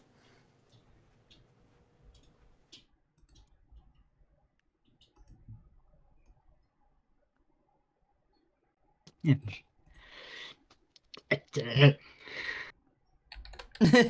The wind is knocked out of her. Yeah. Ethan, it's your turn. Okay, got around to the chamber. Oh my god. Oh my God. Look, in a situation like this, She ran at you with a bleeding ritual dagger. You don't know what would happen if that touched you. oh, we just dealt with some sort of weird, half-real vampire-ass creature. If some chick with a knife is heading at me and she just deliberately stabbed herself, I don't want to know what the hell is happening. I just know it's going to be bad. However, she is on the ground, and Ethan at least took enough of a gun safety course to recognize that shooting someone while they're on the ground is probably like grounds for murder charges, even in a state like this. So There's still a bird. there is still a bird. True. Well, he is still a little worried Go about. for the eye, Stugly. Oh my god. Okay, shoot it. Shooting the bird. Oh my god. I was gonna hold off and like just aim at you and hold an action if that's at all possible, but no, just because of that, I'm shooting the bird. All right. Understandable. So, I do know Oh, that when you are hitting a smaller target, the difficulty increases, but the Oh, bird shit. is just, let's see, I believe the range of your gun was something like 30 feet. What was it? More. 20, which I don't think is that feet? Is that incremented in feet? Yeah, Let me see. it might not be. Is it meters? I was gonna say like a revolver, 12 feet is nothing. Wait a minute. 20? Yeah, my I think Glock World is of rated Darkness at 1. is meters. I was Oh, thinking. Oh no, we have to get into the metric system. Spoody, help us. Communist no. numbers. Let's see. Book of Rules. We've got dramatic systems. Mhm. Combat system Range. charts. Oh no, it's worse. It's in yards. 3 Oh, feet. Oh, of That's only course. 3 feet to a yard. Yeah. Okay. Even So- worse. All right, 60 feet then. 60 feet. So you are within the first range increment. So that means the difficulty will be 6 if it was a normal size target. But a crow is about the size of a head. So it's like making a headshot. So we'll add 2 difficulty to that. So that is going to be a difficulty 8 roll to shoot the burb. Okay. Difficulty 8.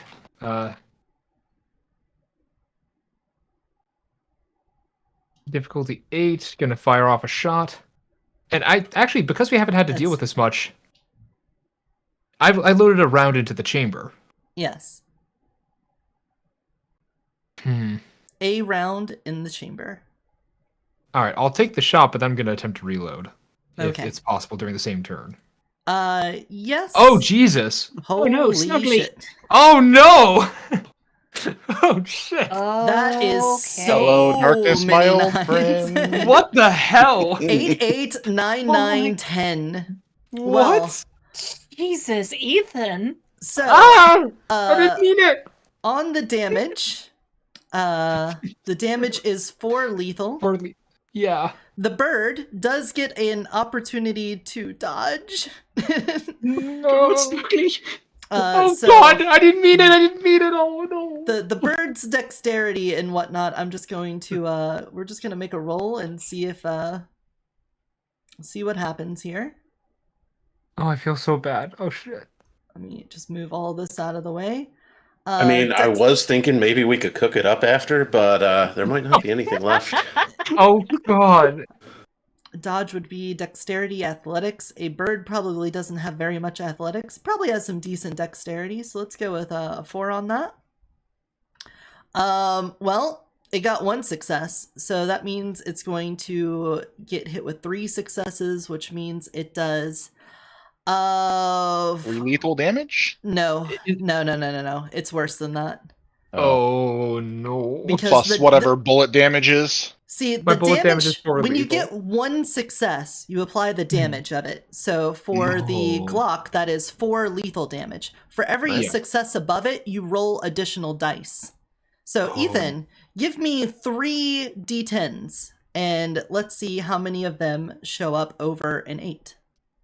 Hey, look, 2. Or There's, no, one over an 8. there wasn't Just 1, and there was an 8 on that, so it still cancels out. So okay. you do 4 lethal damage to a crow. The crow, Snuggly, a poof of feathers and flops on the ground. Snuggly! You bastard! I didn't. But it was You said to go for the eyes. Oh shit. Yeah. Nicholas, it's your turn. I mean, Jesus. I still have the surface thoughts, right? I assume it's like rage and pain and hatred at this point, probably. It's the yeah. word kill. It's the word kill Ethan written over and over again. Yes, there's quite a lot of hostility on the mind of Miss Woods here. Yeah. That's fair to say. Yeah, I think I'm just going to put her to sleep. That's probably the safest course of action at this point.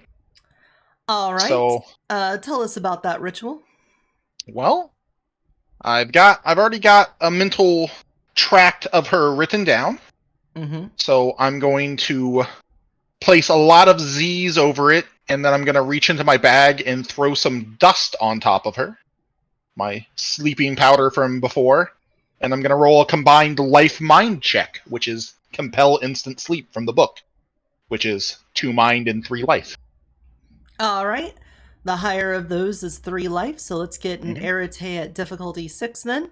Since this does combine life, once again, Miss Woods, you are aware of the magical sphere being used against you. But it's also partially mine, so take that. It is partially mined, but it uses life, so again, you can try to counter magic that. While on the ground. I'm going to. And I'm gonna quintessence and willpower this. Okay, so you will get an automatic success, and you will reduce the difficulty by 1.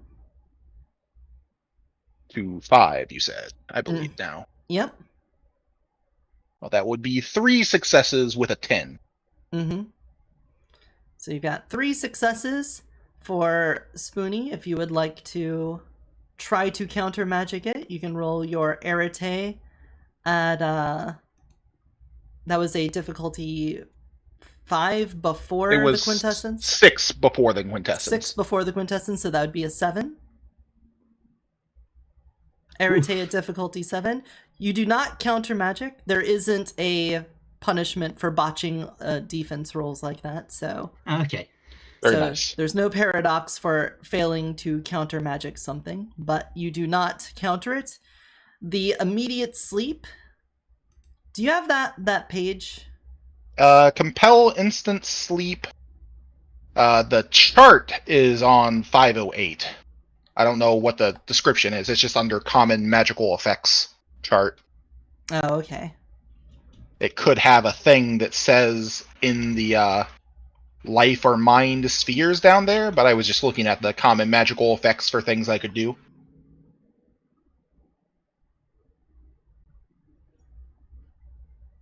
All right.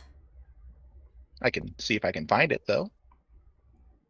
Nope. What I'm going to say is that Morgan, the wind knocked out of your lungs, and watching Snuggly get blasted by a Glock, followed swiftly by the powder being covering you, starts to put you asleep. Your rage is very strong, though, and it just barely is able to hold you down.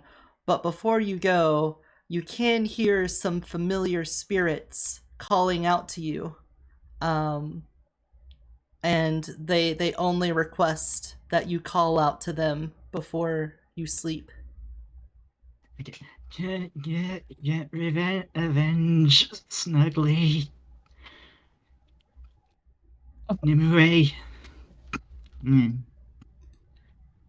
The woman before you now goes limp as she snores loudly. Right. Yeah. I think I'm gonna go check the crow now. That bitch is dead. It got blasted. Yama's just gonna look over to Ethan and go like, Did you just kill that woman's pet? Ethan is freaking the fuck out. He is stammering, looking at the gun, looking at the bird, and is kind of just standing there, really not sure what to say. A good shot. There's a little handmade name tag on Snuggly's leg. Oh god. Sorry, out of character stuff, I feel fucking horrible. Oh my god. You're the one that shot it! They're the one who said, go for the eyes! Unfortunately... You did a real good job in the heat of the moment, Ethan. I never got a chance to get my life up to 4, otherwise I could bring the crow back, but... Fuck! Oh well. Oh well! I legitimately feel horrible. Oh god. No, don't, it's fine. I mean, realistically, she attacked us out of nowhere. With a knife. With a knife, and the crow already showed it was trained to attack. True. And was refusing to provide information to negotiate. And was asking for the crow to claw at our eyes, yeah. Yeah. So it's fine. The real question is... I'm not upset. Do we keep her alive? Can't... damn. We're not just murdering her, no. Can you all give me a perception alertness check at difficulty 7? What? Her final words of Avenge Snuggly coming back to haunt us? Is that alertness? Yes. Alright. And 7? At 7. Okay. Solid all around. No, we really got to get that specialty in intelligence. Gemma? Set up.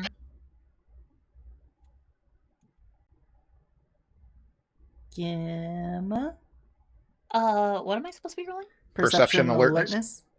Okay. I'll be honest, I was completely lost what was going on. It's okay. Okay. Nope.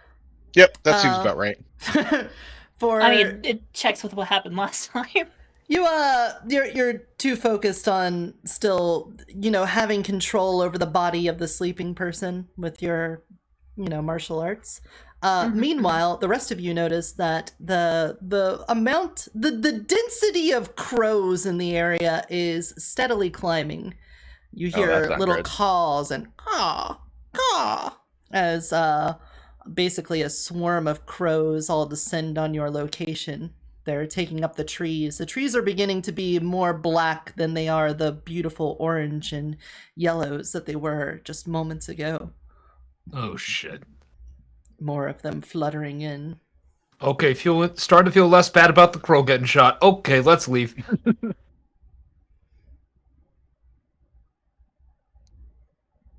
No, that seems fair. Oh yeah. Let's go. Was there anyone at the rest stop, by the way, when we were there? No, it was just you all. Okay.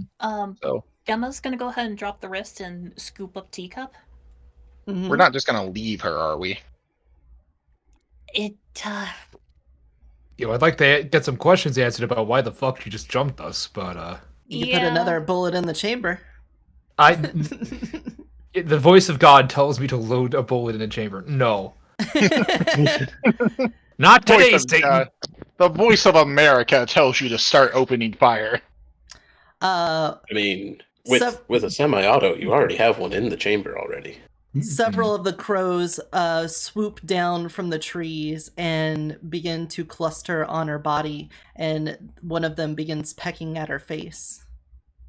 Ah, shit. Oh wait, no, that's bad. That's a bad thing. Yeah, Morrigan, we should stop that. Okay. What do you do? Don't make me into a crow murderer. Or multi-crow murderer. A murder of crow murderers? No. Well, Sorry, I didn't catch who's. You're a graphic designer, Ethan? Yeah, you design lots of graphic stuff, don't you? I know. Yeah, it was a pretty Ethan. graphic scene. what? I wasn't supposed to be here today. Wards, right? What do we need for wards again? He needs another. Correspondence 2? He needs 4. Really? It says ward is correspondence 2 on the chart. No. Hold on. Nicholas, I got 3. if you wanted, we could do some real nasty stuff with our life weave stuff. I'm just saying. They are crows. I think I'd be able to help you out by adding a little extra in there. If we need to get rid of these, we can. It literally says in the sphere thing, because we looked this up the other time. It says 4 dot is Ren space, ward, and co-locate yourself. Oh, that's weird, because the common magical effects chart says ward/ban correspondence 2/prime 2/appropriate sphere 2. And then with a plus sign next to them. What the hell? Jeez. Oh no, the game has a my contradiction God. in it. Yay! Of course it does. Damn you, White Wolf. Because it says right here, creating larger holes in space between locations, blah, blah, blah, blah, blah, blah, blah. And ward certain locations against specific patterns, again, combining forces, life, mind, or matter with correspondence or resonance energies. The warding effect can impede or even block the forbidden elements from crossing into or out of the protected space. And that's under 4 dot. Oh my God. Well, alright, that's fine. I am. So, I don't even know what to believe anymore. Yeah, I don't know, man. We could probably say that maybe Maybe you just need to hire other spheres then? Maybe no. I don't even know. Here's what I would say as a storyteller. Whenever you are discussing the different things that dots can do, 1 is sensory, 2 is manipulation, 3 is like stronger manipulation, and 4 is like complete mastery over it. So I would say maybe at a 2 dot, you could do a ward that does stuff like alert you to the presence of things that are moving in and out of it. No, that makes sense, yeah. That makes sense. You could Having an do effect that sits there is not necessarily a ward as in stop this thing. It can be detect this thing or and then change. maybe a 3.1 could do some impeding, like it could slow it down or make it difficult in some way. But then once you get to 4, it could block things out. Right. Having different steps of it instead of just saying a hard no on that. So we could say something like that. But are you guys doing anything about the crows immediately on Miss Wood's body right now? Yeah, They're just eating her. They're pecking at her. probably trying to wake her up or something. Probably. Should probably grab her and. I would like to inflict bad luck onto her. Oh my God. Ooh. Oh wait, what? Oh, Right now? The dice already don't like me. That makes Summon sense. her fate. There's a lot of sharp beaks going down at her body. It would be absolutely terrible if one of them happened to hit in a vital area. Oh my god. Ah, yes, Yeah, pecked to so death we by checked her off own for someone. crows. Well, go ahead. Let's see. Entropy. Control probability, affect predictable patterns. Control material. Start controlling the fate and fortune of objects and people. Good or bad luck by controlling the probability of events around them. Yeah, 3 dots. So give me an Arete at difficulty 6, unless you're otherwise modding it in some way. Oh, I am. I'm going to spend a quintessence and a willpower. All right, make it difficulty 5 and have 1 automatic success.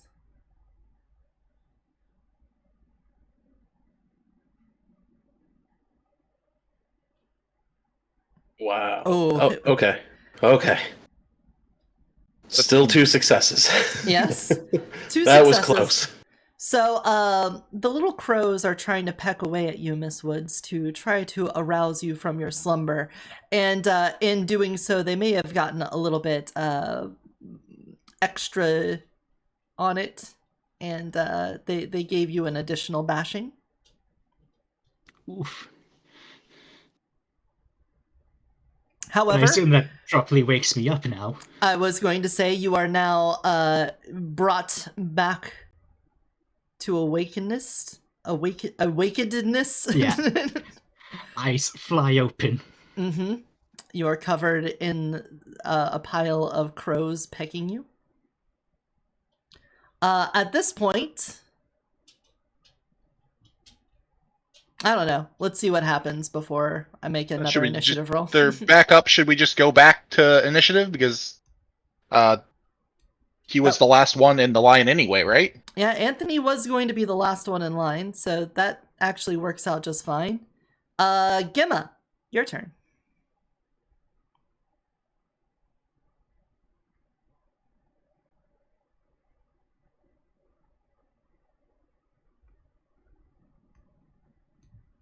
Gemma. Gimme. Oh, I just realized I was muted. Sorry.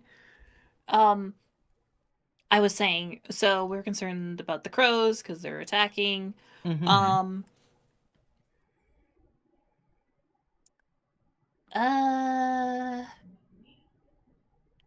I have a thing I'd want to do to the crows. I'm just wondering if it's a bad idea considering what happened last time. By the way, what's the weather like out today? It was a picturesque day. It was nice, Okay. crisp. We're not in the middle of a thunderstorm or anything, so Not at the moment. Nope. Okay. In that case, seeing all these crows, Gemma is going to go ahead and pull out her thermos, take a little swig of holy water to help clear the throat a little bit. Mm-hmm. And then she's going to outstretch her right hand towards the crows. And she's going to declare... Oh my god. How do I word this?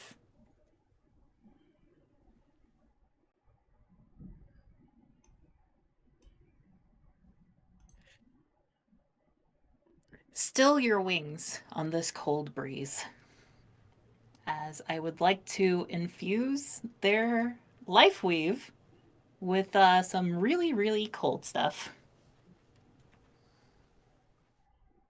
Okay, you're ripping going... the heat out of their I am skull. trying to freeze the crows. You're gonna freeze the crows. Okay. Yes. Yeah, that does seem like another Forces 3 thing, so give me an Arete at difficulty 6. Yes. Because it is... Well, technically it's Life 3, Forces 3, because I'm wanting to impart their, life weave with just ice crystals. You're going to make it part of them? Just gonna turn them into ice crows. Yeah. You're imbuing them with ice, then. Oh, wait, would that be enchanting them? Oh, wait, yeah, no. You're basically I'm wanting it enchanting to them be with a ice. bad thing, basically. Yeah, then... Then just Kind of like what the I did with forces. the plant monster. Okay. Just the forces then. Okay. Oh my god. You're damaging their life pattern. I guess you That is could correct. maybe you can infuse it with life for not the effect of, infusing them with ice, but maybe making them I will weakened. merge your body with a ice cube now. Have fun I mean, with that. you could force us to pull heat out of their body. Yeah, basically. Oh, that's a good way of putting it. Mm-hmm. Well, there you go. It's still going to be Eritade, difficulty 6 with the purpose of freezing them birds.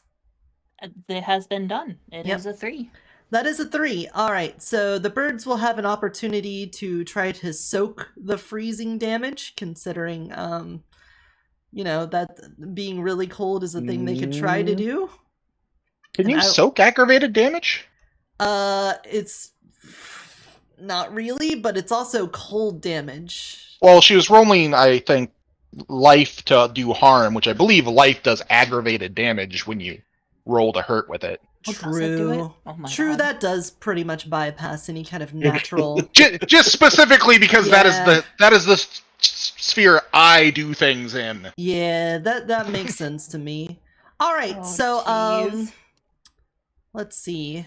You can possibly still soak it. I don't know, but it'd have to be through No. aggravated, which might be just straight up. The I think only- it's got to be magic rolls for that. the thing I'm thinking now is how many crows does this hit? Because there were a lot of crows. There were I a lot think- of crows. I'm I might thinking not get all the the crows. all the ones that were on Miss Wood's body begin to tense up, and Morgan, you can feel their little feet sort of freeze. When they landed on you, they clench down, and their bodies become basically solid as they freeze to you, and you get a little bit of frost on the outside of your clothing where they're touching you. And they make some pained wheezes as the frost creeps from their tips of their feathers up to their heads, and they freeze solid. About 10 or 12 of them are now little frozen statues connected to you. There is so much crow violence in this session. Don't summon creatures if you don't want them to die in combat. And I did not do any violence against the crows. I just used the crows to commit violence. Yes, Just like- Anthony gets to live.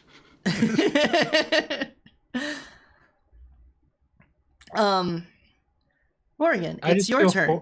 You can I just see feel horrible. that I feel bad too. there was a familiar little fey spirit that was on the back of one of the crows that was pecking at your face, trying to wake you up. Morgan, I tried to wake you up. They stopped me. It's okay. Take 5. I'll handle it from here. Don't worry. Bluzzo's coming back soon with the reinforcements.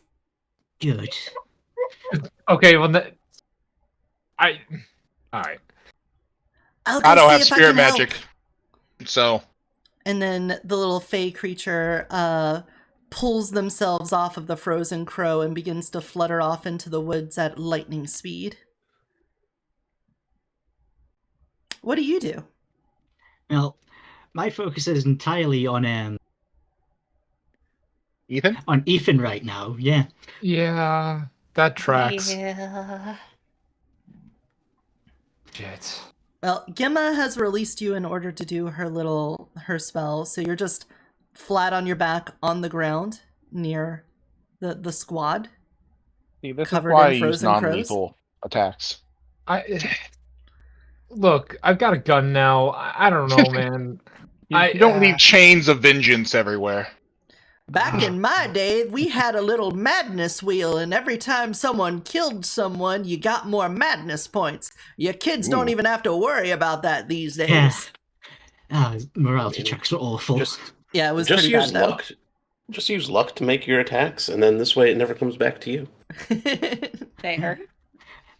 What's that? An And, asteroid yeah. fell on you? That's out of my control.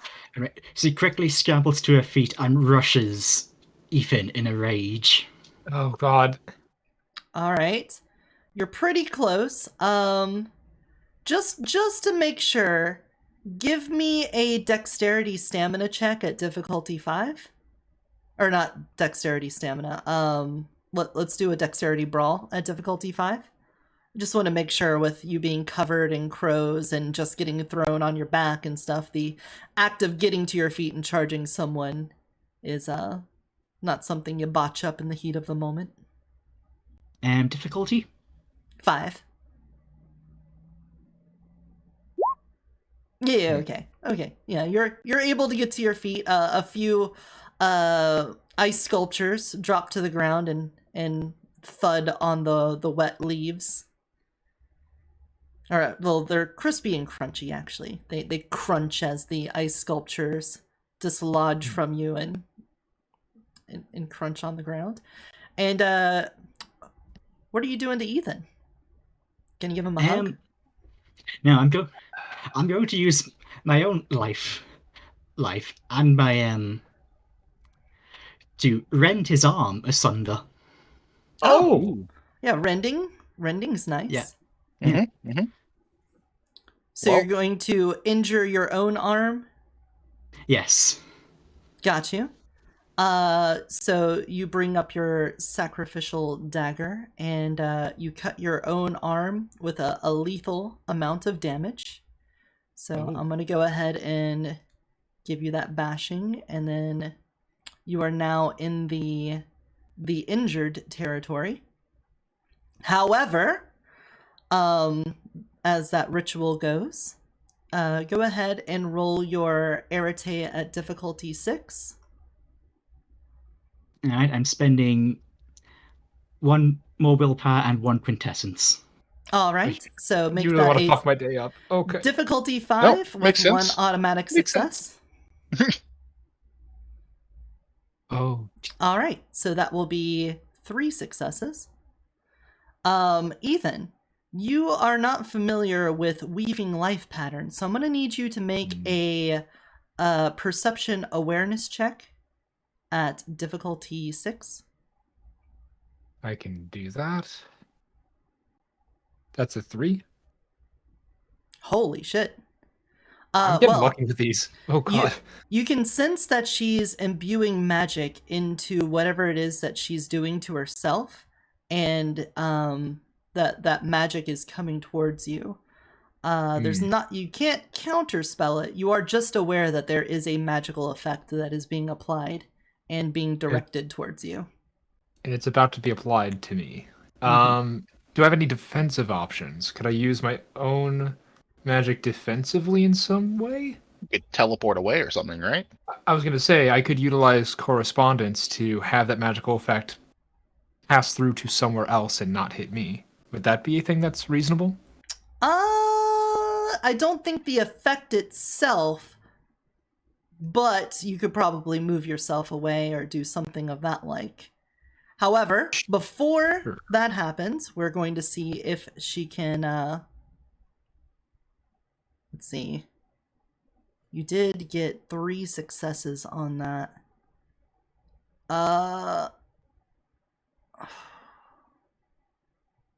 You don't have life, so you can't counterspell it.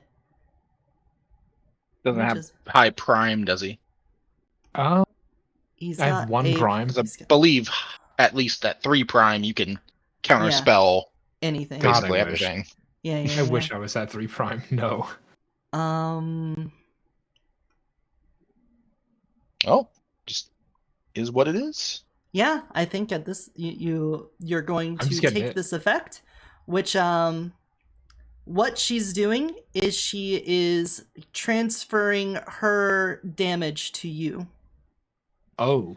With her 3 successes, she will take 3 damage tracks from herself and put it onto you. Okay, how does it look on my health? I do 3 ticks down. You're going to have a lethal from her stab, a bashing from her cutting herself, and a bashing from the crow. And she, on her end, will... Wait. I think when we were deciding this, I said it needed to be a half and half, so I will take one of those bashings off and she will keep one, because otherwise that is just way more powerful healing. I was going to say, that's incredibly powerful. I assume that was a 4-dot spell then. Gosh. Healing, where is yours? Go back down to 1 bashing, because I apparently have lost your your page in the madness of all these pages. Oh gosh. Morgan. Okay, All done. right. Hold on. Let me just close. Close. Oh, you're like minimized over here. What? Oh. Open. Oh, that's a thing There you we can do? go. I didn't know that was something I could do. Is it this? Oh. I've already No, I've that's already the done pop it. out. Anyway. Neato.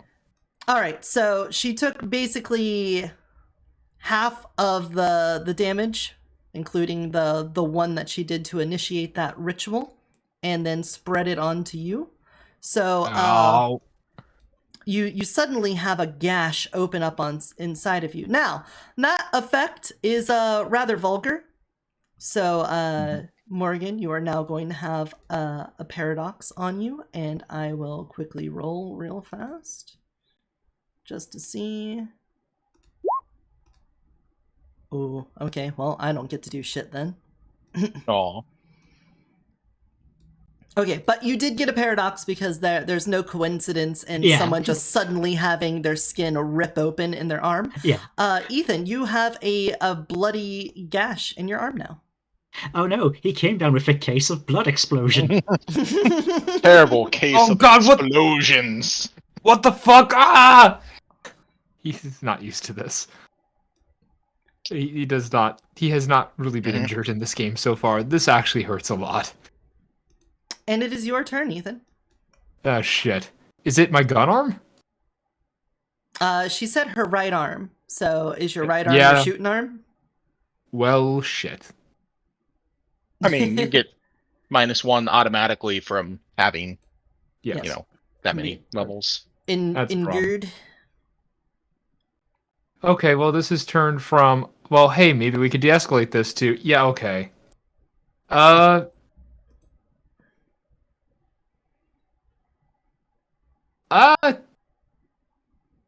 Ethan's gonna...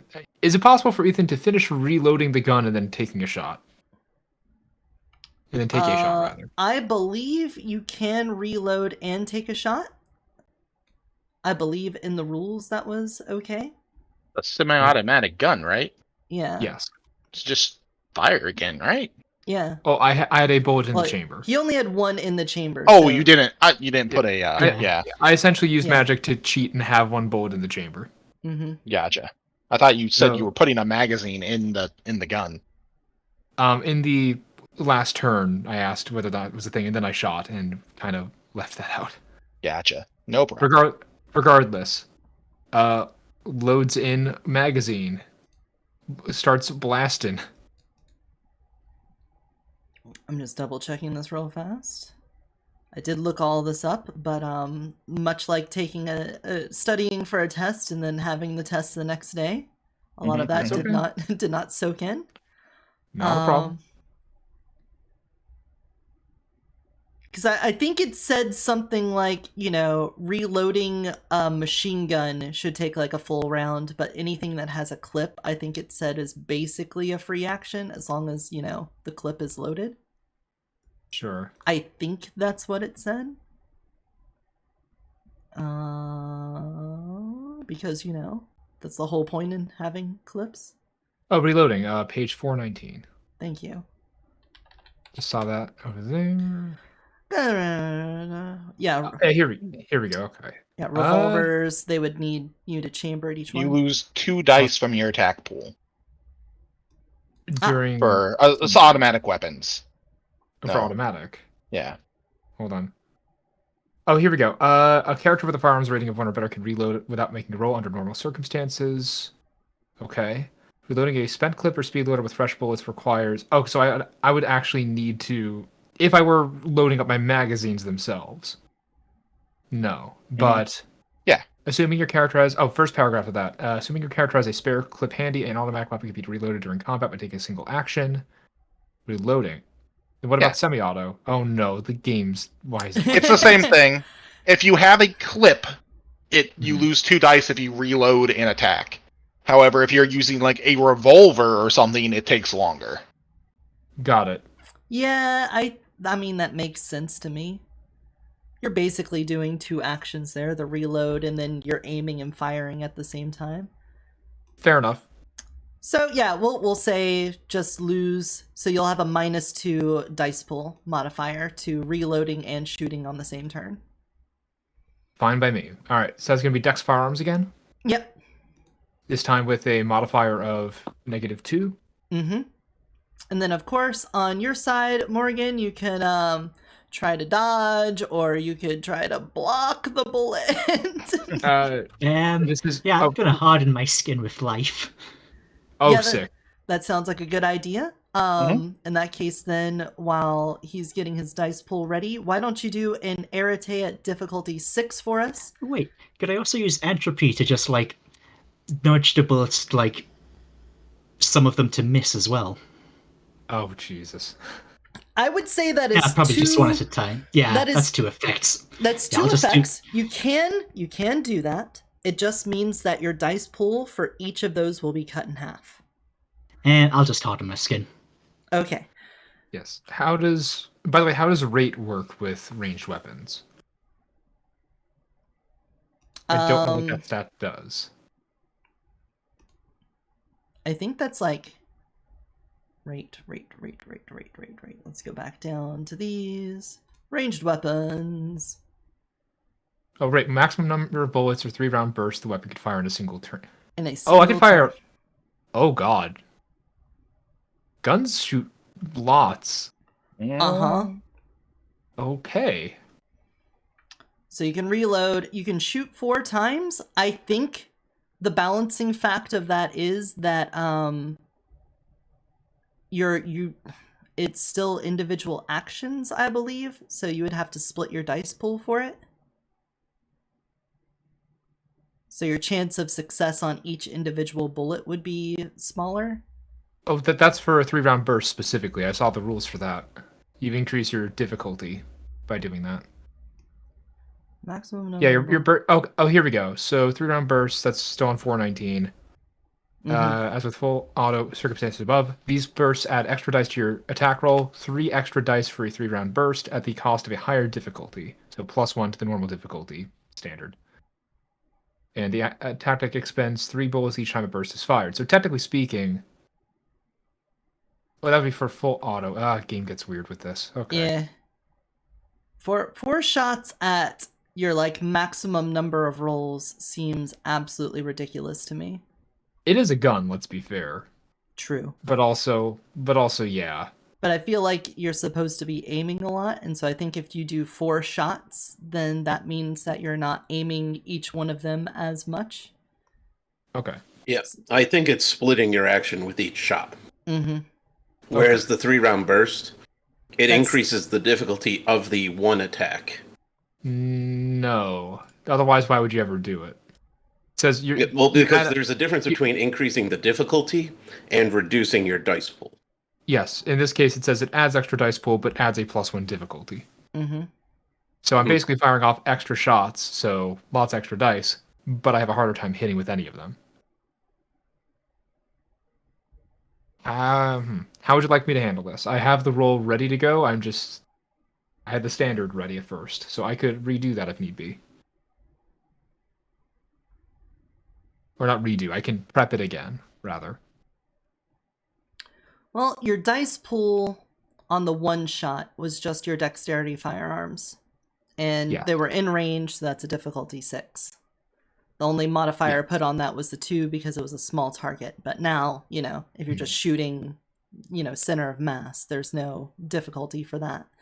So that would be a firearms and dexterity at difficulty 6 to do a shot. I feel like on the 3-round burst.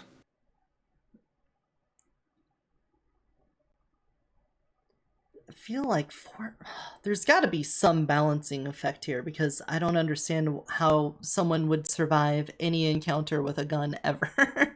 Welcome to real life, I guess. World of Darkness. No, because even in real life, 4 shots in that time frame is not accurate. Yeah, that doesn't seem right. In like a 6-second D&D-esque round, it makes sense you just pull the trigger repeatedly. Pop, pop, pop. It just... No, actually, I think World of Darkness is 1-second rounds.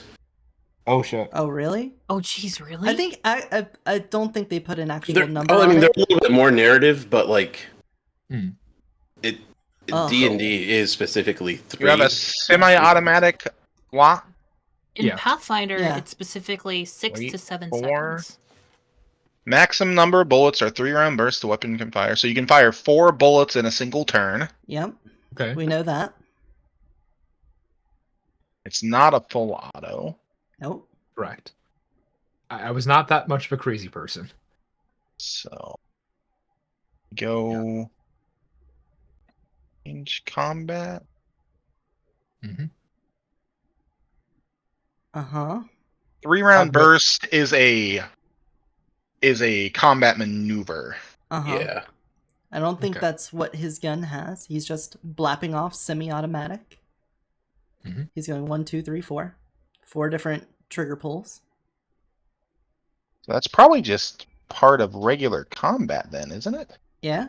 Mm, But the thing is, are we counting the rate of 4 shots per turn as an action, or are we dividing the dice pool between that as 4 actions?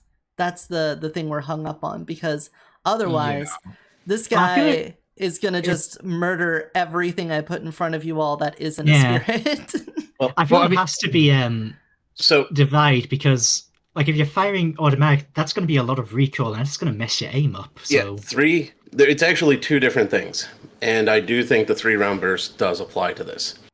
You would just be using 3 shots, 3 bullets, even though your gun can do 4, because it's a maneuver. It's not a trait of the weapon. Just as there is a full auto gun, if it's only full auto, then you're using the full auto maneuver, and that has its own roll penalty and bonus. I truly wish that. 445. So, Yeah. in that case, page is then, that? what we would be 447? doing is making his dice pool plus 10 and then adding a difficulty. Is that what we're doing then, if we're going with the 3-round burst? If I'm reading No, that 3-round burst is Dex firearms, difficulty plus 1, 3 dice to hit, damage as weapon. Yes. But it's at point blank too. Because she's right there on top of him. Mhm. Which Checking to makes see if it there's anything. dexterity plus firearms at difficulty 4 with damage as weapon. Yep, It does mention point blank. Okay. it does. So that would be a difficulty 4 base. So difficulty 4 base, then add 1 difficulty for the 3-round burst, I suppose. Yep. Okay. Plus 3 dice to hit damage as per weapon. Okay. Uh-huh. And So then it's the not that I minus hit 2 with all. for loading. Oh, that's right. And then we had the reloading in the middle God. of this. So I get a plus 1. Is what you're saying. And don't forget your injury That's penalty. one difficulty. Yep. Yes. Oh, It and- automatically, it automatically which does the mean- injury penalty, so we don't need to factor that in. Just it He will automatically do doesn't get that. You a already got that. 3-round burst, I don't think. Let's just His do gun this. doesn't have then. that on it. Please, Sure, let's the just way do it's- this though. Please. Let's figure this out quick. All right. Yeah. What do you need me to do? Oh, whatever the end of that math was, do that. Oh God. Plus 1 difficulty, plus 1 to hit. So difficulty 5, plus 1 to hit. Okay, I can roll that. Hold on. Difficulty 5 plus 1 to hit. Cancel. Mm-hmm. X firearms. Bang. I'll put the gun emoji in there again. Plus 1. Difficulty 5. Fire! So 3 what do you get? successes. Again? Yes. Okay. The different 3, not the same 3. Okay, so on your end, Miss Woods, you are going to harden your skin. Yeah. Let's see if that's just pure life or life and matter. Yeah, it's pure life. I guess if you wanted to like make your skin metal, you could probably do life and matter together. That would be more than that. That might be enough. We could Alright, talk we'll do about that then. well, we could discuss the possible outcomes of you turning into metal, but for right now, I can understand wanting to risk that. Let's do an Arete at difficulty 6 then.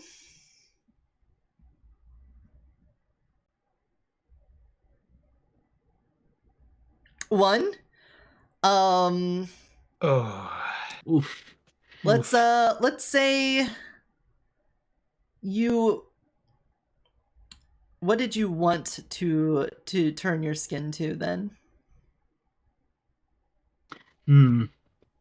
Also, in the moment, tell us what this ritual looks like.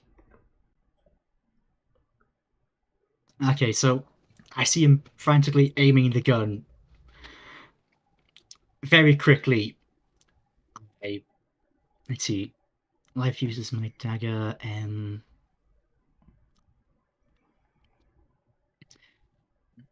Very quickly, I stab. Oh, I know.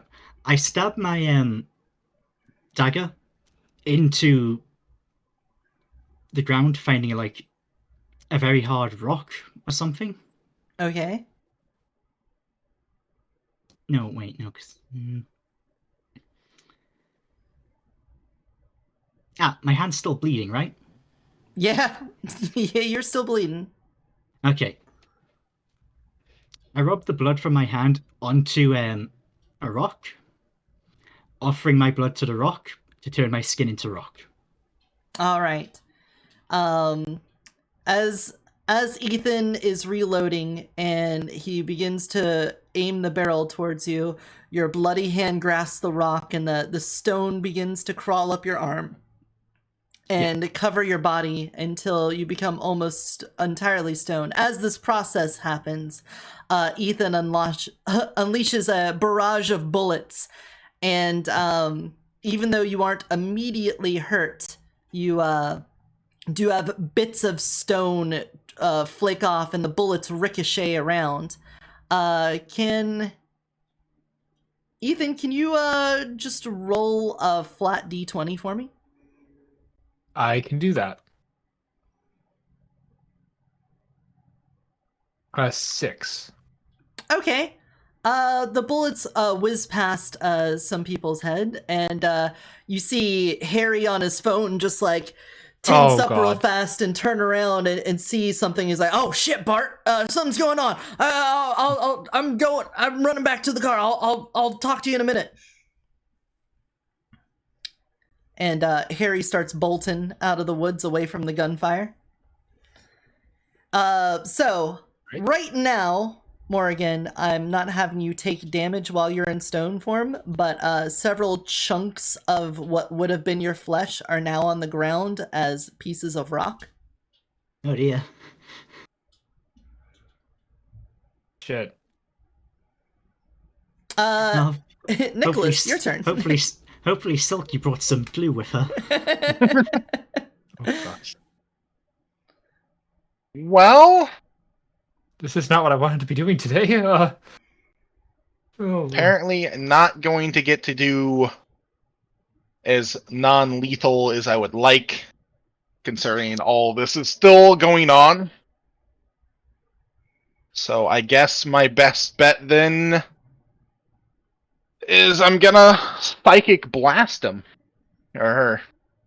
I'm going to do a psychic attack to inflict disorientation and pain, since they're still fighting back and has other things they're obviously commanding in some way.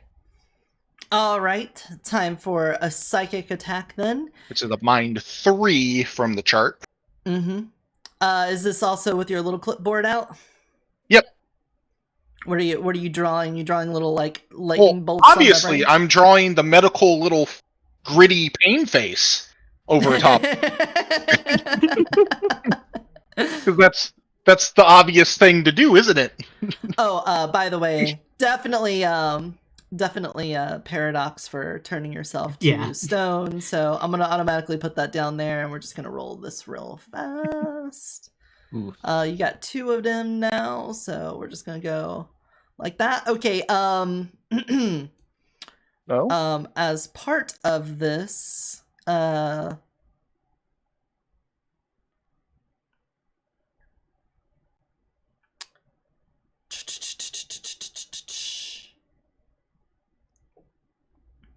let's see how paradox would.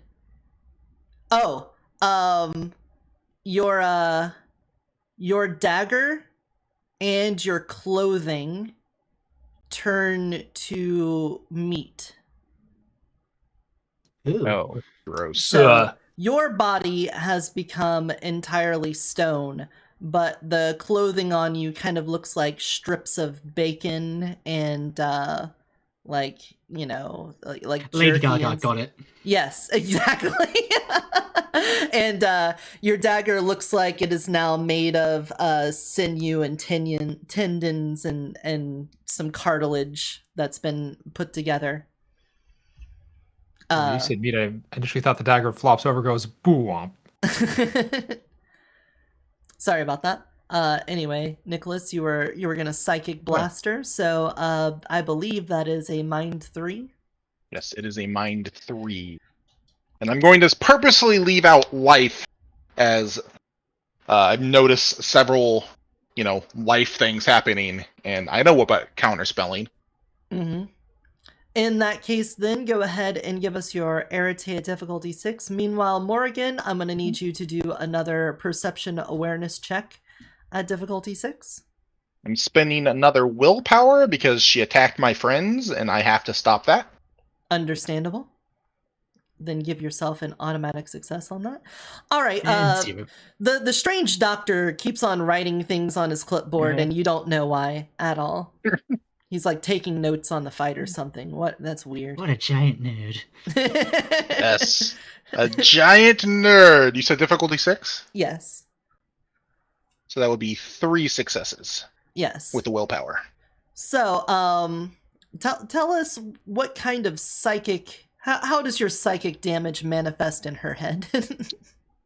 Well, I mean, it seems like the best way to do that at this point is to do a intensifying of the extreme mental anguish she's already felt. Just great. Trauma. Mental trauma spiraling her down into all of her friends are dead. Because at this point, what am I supposed to do? She won't stay asleep, and she's transferring physical damage onto, my friends. All right. First of all, what I'm going to do is have you take 3 bashing damage, Morgan, from taking psychic damage. Okay. 2, 3. Now I will have you make a willpower roll at difficulty 6. Crushing pain and despair come over you. Yeah. All right, a success. So suddenly your mind fixates on Snuggly and how he was ripped away from you right in front of you, and there was nothing you can do, and now all these other crows around you are crumbling apart. But despite the emotional anguish that obviously has on you, you're able to somewhat hold it together. Your heart may be stone now, but your mind is still... Tighten my grip on the meat knife. The floppy meat knife. Anthony, your turn. Yeah. So, there's a meat knife, you say? Mm-hmm. I'm going to cook it. Well, I happen to have something that's very good at attacking meat.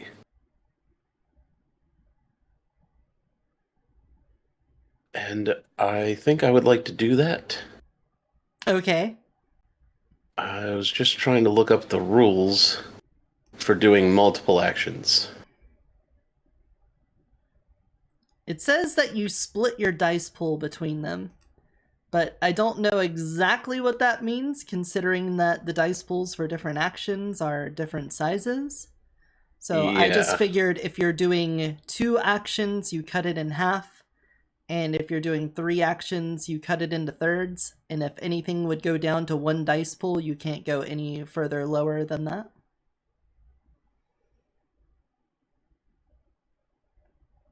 I don't like that as much because casting a spell becomes very dangerous. True. However, it does say mind mages can cast a spell on themselves to lessen that that thing, that penalty. Okay. And That's time probably higher mages. level than I do. Time mages can also slow down time so they can do more actions per turn. Well, I'll take the penalty, because I want to cast a spell. I want to gain Entropy Sight to help me guide my blade to chopping this meat knife. Alright, you're going to try to destroy the meat knife with your cleaver. Yes. Alright, well, on this turn, you will improve your luck for the next time you strike. So why don't you do your Arete? That's only like a 2 because it's on yourself. So do an Arete at difficulty 5.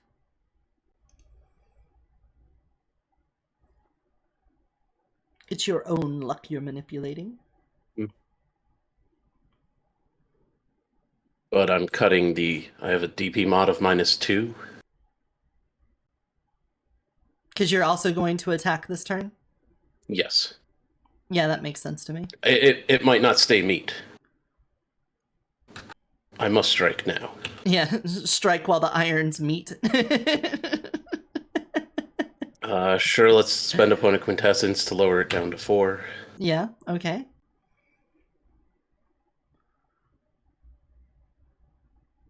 It's not red.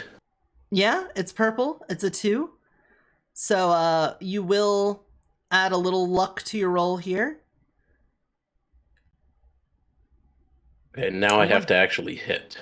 Yes. I'm now wondering if I should give you automatic successes or if that should add dice.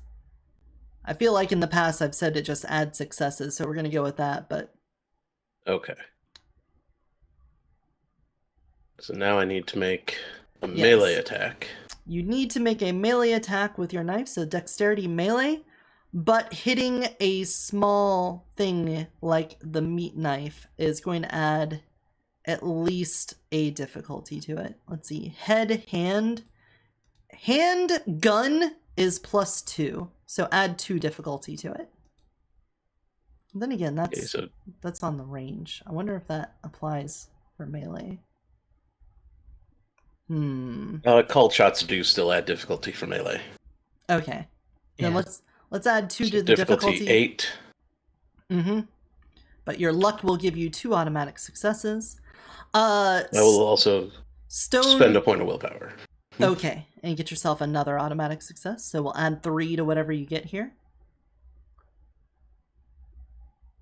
And Miss Stony Woods, you see the man with the cleaver coming at you, and he's trying to swing the cleaver at your well, I don't know if you would be able to recognize he's swinging at your knife.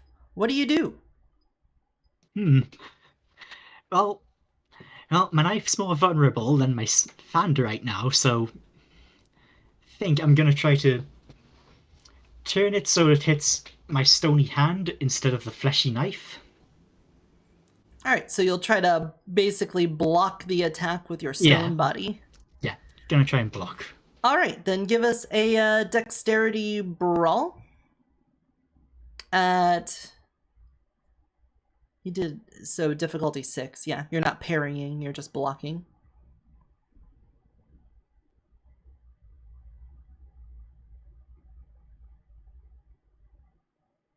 Two. So he had a total successes of 4. That brings that down to 2 successes, which means you still do 1 cleaver amount of damage, and then roll an additional d10 for me. And we'll see if that adds another damage increment to it.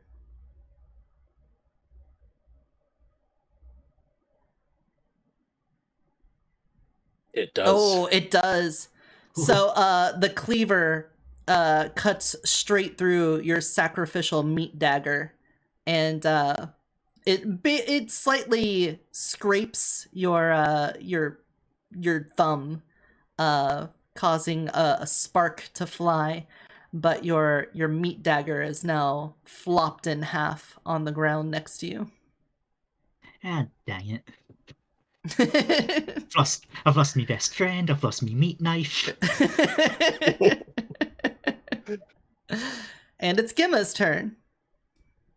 All I wanted was a little teacup of my own. I have watched this woman bloody Ethan at this point, right? Yeah. She stabbed herself, and then you immediately saw a splurt of blood spray out of his arm. At this point, Gemma is gonna look from Ethan's arm to this woman, and any restraint that she had towards her is gone now. As she's going to charge at her, Arete enhance strength with life. I'm gonna go ahead and get that out of the way right now. Okay. Difficulty 6 for this, right? Or is it difficulty 5 to enhance physical strength? I think when you're doing it to yourself, it is normally just a difficulty 5, but you do have a restriction on your magic specifically. That is correct. Mm-hmm. For enhancements of that sort. At this point, Gemma wouldn't really be thinking about enhancing anyone else at the moment. All right, well then make it a 6 then. Okay. Because it didn't really matter that much. Go ahead and give yourself a bonus strength for maybe the next something like 2 hours or so. Okay. So that's effectively an extra dot of strength. Yep, an extra dot of strength. Okay. You all suddenly see her hulk out a little bit, her muscles tone up and get a bit thicker. Her neck grows muscles. Calves of steel. I'm in danger. And as Gemma is barreling towards her, she's just going to scream, "Don't you touch my friend!" As she is going to grab this person and just Aikido slam them into the concrete, basically. Like we were talking, like basically. How to best explain? You know what? Actually, I know exactly what she's going to do. She's going to grab them by the hips and then do the whole like go back and then like pile drive their head into the concrete. Gotcha. Oh. All right. Well, following Crusader's magic ability followed by attack on that turn, we're going to do this -2 to your dice pool as a way of handling that. So you will do your dexterity martial arts and take that -2 DP. Oh, I only did -2 because my dice pool's 4. I was cutting them in half. Oh yeah. So whatever. Still -2 or? It's whatever it is, cut in half. Because it's your second action. What? This is like 9 dice, so it would be like 5 or 4. Let's I like many dice, so let's go on the higher end of that. So -4, so you're rolling 5. Okay. DP mod -4, difficulty 6. Mm-hmm. On the receiving end of this, Miss Woods, there is a hulking Hot Topic girl running towards you who's already slammed you on the ground once. What do you do? Is there any possible way to evade? Yes, you can dodge. That is a dexterity athletics. I am gonna try dodging. All right. Although, what's the Yeah, I think I have to dodge. Do dexterity athletics at difficulty 6. Actually, make that a 7. You're made of stone. I'm gonna say you're a little bit slower. Makes sense. We're gonna say that's basically like wearing heavy armor, and you're taking a dexterity penalty. Was it 6 or 7? Difficulty 7. 7. Difficulty 7. Oh. Okay. Ooh. So, she comes at you, body low, ready to grab your center of mass, and you're able to sidestep a little bit as Gemma, you kind of slip on a piece of meaty knife that hit the ground, and you don't quite land the grab as you intended. Okay. A bit of of raw knife beef. It squishes under your heel. Understood. All right. It is now Morgan's turn. I need all of you, including you, Morgan, to roll a perception alertness check at difficulty 6. Perception alertness. All right. I wonder if it's like the police or someone coming over to investigate the gunshots. Ah, shit, it's the fuzz. I got a 1.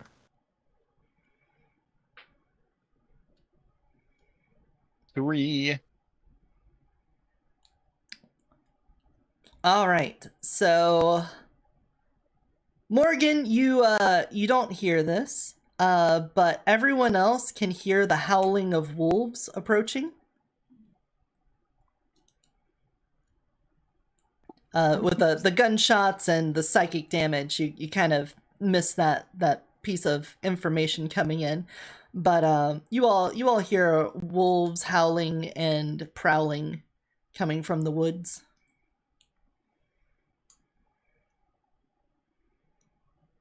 Anyway, rest of your turn, Morgan. Okay, let's see, what can I do? You can rock. That is true, I can rock.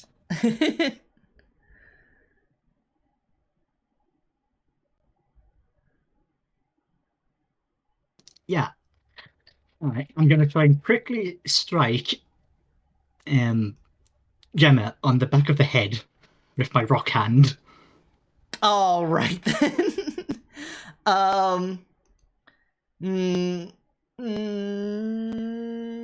Yeah, I would say that's a dexterity brawl. At I'm difficulty. gonna use a willpower. Yeah, difficulty 6. Gemma, you see the giant statue covered in meat about to strike at you. What do you want to do? I want to open palm, just catch the fist. So another parry attempt? Yes. All right. So that's going to be your dexterity martial arts. Also difficulty 6. 7, because it's a parry. Sorry. Difficulty 7. Understood. Oh my god. Ooh. What the hell? Ooh. Oh. I'm how to turn tables. All right. That's a lot of numbers that equal to 0. It did. I rolled 2 1s, which is really unfortunate. So the giant stone hand comes and hits you in the back of the head. We got 1 success, so we'll get damage. I'm gonna quickly look what a club would do. Oh wait, since this counts as Aikido, what does that add to it? That adds 1 success. Aha! Okay, right. So it's 1 success. We're still gonna do damage, and she will get another dice roll to see if she does extra damage. But I want to quickly see if we have something like a stone club or something that we could use as a reference. Right baton, baseball bat, crowbar, mace, spiked club. Yeah, a mace is strength. I mean, there's an iron staff. But yeah. Ooh. A baseball bat is strength +2 bashing. But that's wood. Yeah. I don't know. We're kind of between iron and baseball bat. So why don't we make it, if the iron staff is lethal, but +3, let's make this a strength +1 lethal. Okay. Because it is her head, after all. So, she will take that much, but let's see if you do double that and roll an additional d10 for us and see if it goes over the difficulty 6. Equals. So your strength, thankfully for Gemma, is only a 1. So that is a strength +1 lethal, which is 2, and that will happen twice. So Gemma, take 4 lethal damage to your head. Oh my god, they do a lot more damage than I do. Yeah. I mean, when you're stone, it hurts. Yeah, that's fair.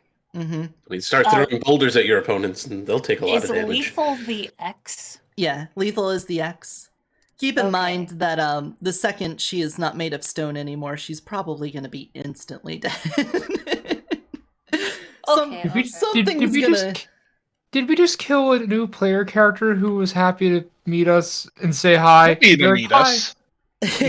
Say none of that seemed happy. And yeah, I know. Ethan's going through stages of grief. More likely annoyed, but I'm very. You just want a teacup. You would have just talked to us, but no. We could have talked about jutsu this shit. Could have just talked to us about what the hell you were even thinking. Oh my god. You successfully bash Gemma over the head with your rock hand, even to your own surprise how hard you hit. And it's Ethan's turn. Oh. As a player, I want this to stop. As a character, I need to shoot things. Because this is an actually dangerous situation. True. Okay. But okay. You could also get the 2 injured people out of here. Am I? I mean, you are the teleporty person. Fair enough. Gemma get clocked in the head by a rock. Maybe that takes over your flight or fight symptoms. Fair enough. Okay, Ethan is going to see that Gemma is getting conked on the head real hard. I don't know how to make this coincidental aside from human perception. I was thinking Ethan could dive tackle Gemma and use correspondence to then kind of transmutate that movement into diving us behind another tree off in the distance rather than right here. Because we're in the woods. Mm-hmm. Mm-hmm. So you want to... I want to get her the hell out of there. If you had smoke pellets. Yeah. One more thing I should have purchased from the crazy gun nut shop. Yep. God damn it. Get some smoke bombs. I'm sure he had some fireworks. Like that would totally work for mortals looking at it. Regular people would be like, "Oh shit, he's a ninja." You just have to wear a Batman costume, and anyone will believe anything. Okay, I've actually got an idea. Are there any rocks, fallen logs, particularly thick trees that I could push Gemma behind in order to knock her out of view and have that be the teleport action? Just knock her behind a thing, and she lands over in that direction, just vaguely towards the car. Sure. Yeah, I don't need a specific spot to put her in. You're definitely yeah. I understand. You are in the middle of the woods, so there are trees around you, so that seems reasonable to me. You can push her behind one tree, and then she ends up teleported somewhere else. That's a bit more coincidental than her just getting voip, you know. Yeah, exactly. I'm trying to pull. Well, you didn't see where she landed. Mm-hmm. Let's see on the Ethan Gardner sheet. Correspondence 3. Large enough for her to step through. Minor gates are temporary. Allow that character to a close, familiar destination requires fewer successes. Yeah, okay. That seems fine to me. They need to be lightly encumbered. I don't think that Gemma's necessarily heavily encumbered, so that seems okay to me. Go ahead and roll your arete at difficulty 6 to do this little shove thing. However, do you about your phone or what's up? Your ritual for doing this translocation. Let's see. Well, I keep using the phone. How would I justify the phone doing something here? Bring up Google Maps and then frantically just scroll 2 buttons over on the GPS coordinate. Yeah, not a bad idea. It's just like, it opens up... Well, okay, it wouldn't be Google Maps because it's a flip phone, but he opens up a GPS app and then just keeps hitting like the 8 key repeatedly to try to just pick a spot over there. Yeah, let's try it. The little scan lines of the picture taking like half seconds to update because it's such an old phone. Yep, that's 2 successes, and it takes the penalty into account, it seems, automatically, which is nice. All right. You run up to Gemma, who just had her head bonked, and push her, and she rolls behind a tree and then appears about 100 feet away behind another tree. Mm-hmm. Gemma, this could be slightly disorienting for you. Yeah, that makes sense. I'm assuming that Gemma has an extremely severe concussion right now. Yeah. That's fair. So Ethan's, as he dive tackles her to do this, he just says, like, all right, Gemma, get to the car, get the sword. It's a sword, okay. Actually, in retrospect, I could have just, like, translocate the sword. Fuck it. Get to safety. All right. That's right. Ethan. He's doing that. Yeah. Nicholas, your turn. Nicholas. Can we just talk now, or are you intent on fighting to the death? I mean, you can try to talk. This is going poorly for me, so... No, that's what I said as Nicholas. Oh, you're saying it in character? Yes, in character, right. I'm saying that. Okay. I just kind of look at you, expecting to hear what you're going to say. But my face is stone, so it's kind of hard to get a read. Look, I, as a doctor, don't want anyone to die here, and I also don't want to have to deal with, hordes of birds and wolves and things. So if you just back off your people, we'll back off ours, and we can talk like civilized adults. I won't have to fry your brain like an egg. Is Teacup still on the ground? I wouldn't know. Gemma picked up Teacup. Gemma did scoop up Teacup a couple rounds ago.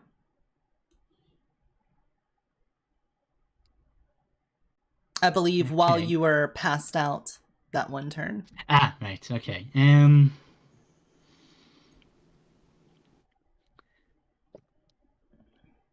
As my action, I'm going to hold casting a spell upon any aggressive action I sense from Miss Wood.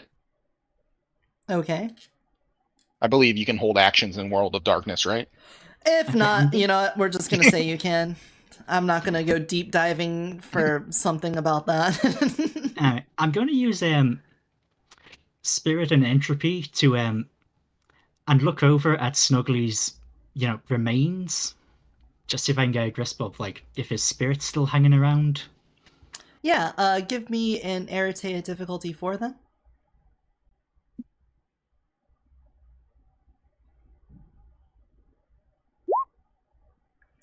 Yeah, so you activate your tell me the ritual. Tell me how you you cast the spell to see the dead. Alright. I slowly go into one of the pockets in the meat dress. I pull out some powder again and give it a quick sniff and scatter it around in the direction of Snuggly.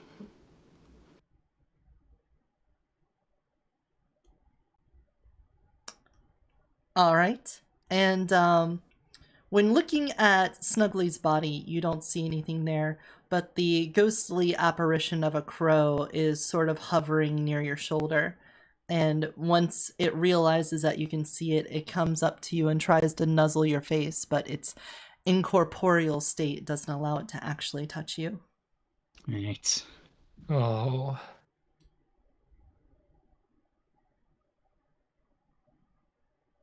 A ghost crow companion is kind of cool. Yeah, the character. For what it's worth, I am terribly sorry about your crow.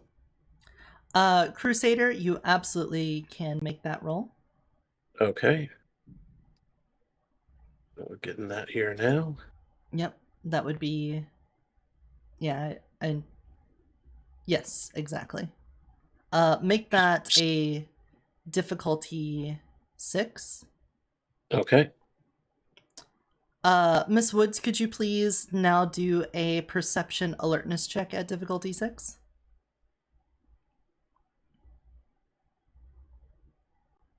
Yeah, okay. You succeed, Anthony. Thank you. And we'll catch up on that little point while she is, consoling her dead pet. Right. In that case, the meat knife hand lowers a bit. Fine, but I'll be back for the spirits. I'll just start picking up bits of the rock that have fallen off me. Do you need help with that before you turn back to flesh and explode in a burst of blood out of your chest? Actually, I have an idea of that. Can I use can I pick up one of the frozen crows? And well, what I'm thinking is, can I use matter and life to basically hold the broken off bits in place, use life and matter to transfer those injuries to the frozen crow? Oh, yeah, you could do that. I was gonna say, since you are made of rock right now, you could probably just do like a matter life roll and just like fuse the rocks back into place. Oh. Yeah, as long as you've got like 3 dots, you could probably heal yourself like that. I know your particular brand of magic requires some amount of exchange. Yeah, that's what I was thinking. I was sacrificing this poor crow. Yeah, that seems reasonable. I would say it's going to take a lot of those, though, because they're already mostly dead at this point, considering how frozen they are. Okay. I could probably save the crows. Yeah, how many? No, don't answer that. We're not counting crows. Yeah. Not round here. No. Someone better call a big yellow taxi. No, this is the cost of healing. Then go ahead and roll that arete at difficulty 6. Okay, I'm gonna definitely spend one last quintessence on willpower. Understandable. Right. Just to get this straight, you said this is the cost of healing, and you're going to explode a crow to heal. I'm going to try real hard not to make snarky remarks about how you are a terrible doctor. I don't have I'm not a doctor. Yeah, we've established Miss Woods is a gardener, not a doctor. Oh dear. Yes. Let's see. A big ol' 0. So, at least you didn't botch it. It just did not work. So you used the willpower, so it's a 1. Oh yeah, you did use a willpower. Yeah. Never mind. Sorry. Thank you. Sometimes forget. You put the little chunks of stone back into your body, and then the little frozen crows that had dropped to the ground begin to crack and then shatter until they're just a pile of snow on the ground. This happens about 7 or 8 times before your stone flesh has been mended. You know, I could have healed you without you exploding frozen crows. And but you just got pissed about me shooting one of them. Not all crows are equal. It's true. I don't know how the fuck crow ethics works. I just...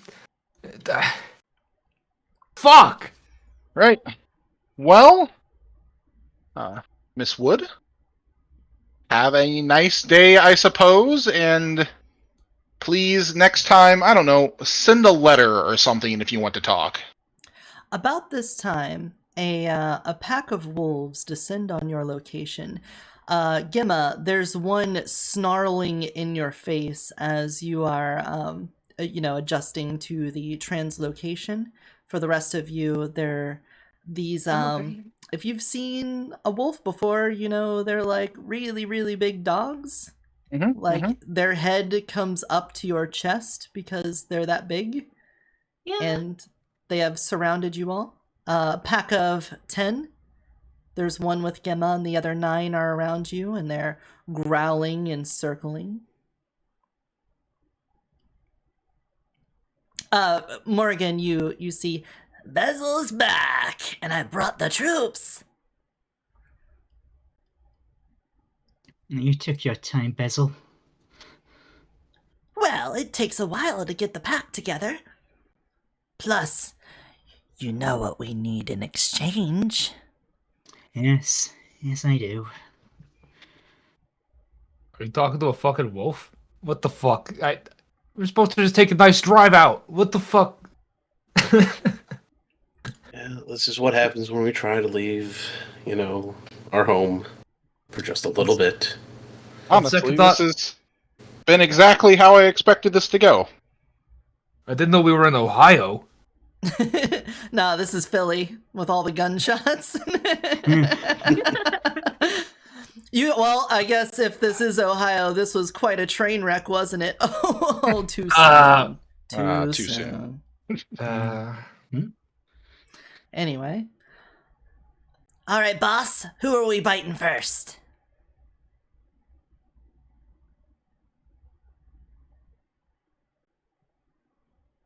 Miss Woods. I'm trying to work out what exactly my words. Okay. Yeah? I'm sorry. This is going to be very important.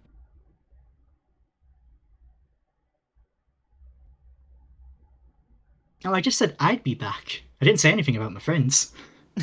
I did specifically say call off your wolves and crows or I'm going to fry your brain like an egg. So, like I said, you, I love eggs. It's going to depend on what you say, is how, if you get away or not. This is your brain. This is your brain on Nicholas.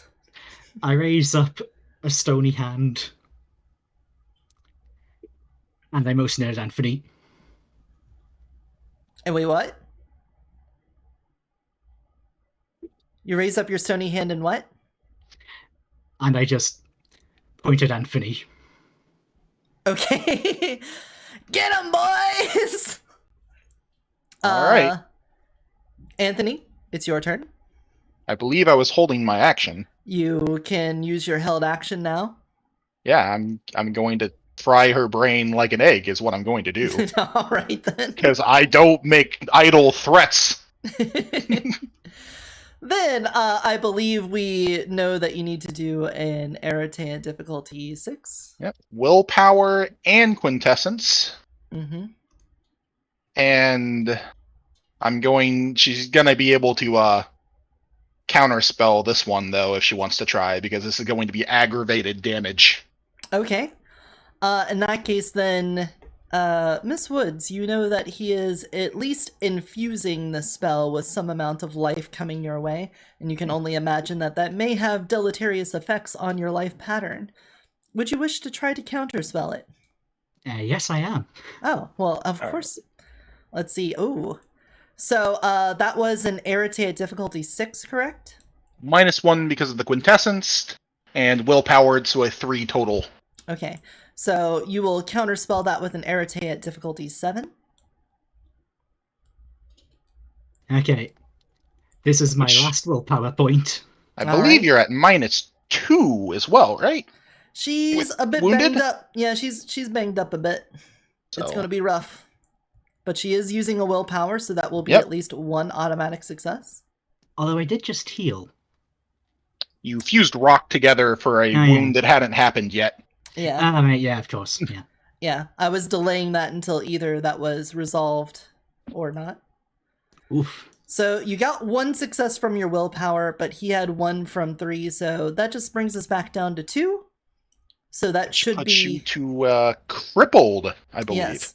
2 more bashing damage to your consciousness as aggravated damage. Aggravated damage. Oh yes, it is aggravated. So sorry, up here we'll do that. That does still push her into crippled. Yeah. Mm-hmm. But the images of Snuggly's horrible death continue to rattle around in your slowly cooking, less gushy brain. Mm-hmm. Yeah. Right. I already know what I'm doing next turn. I'm going to try and run away while the wolves cover me. Mm-hmm. Anthony, it's your turn. They were ordered to attack all of us? Pointed at you. She pointed at you. Me? Yeah. Oh. Why me? I don't I know. didn't kill a bird. You cut her knife in half. Yeah. We've all kind of started to do meat. actions. I have that a were meat best- cleaver. It's a good point. If I had a hammer and chisel, I would have gone after the statue, but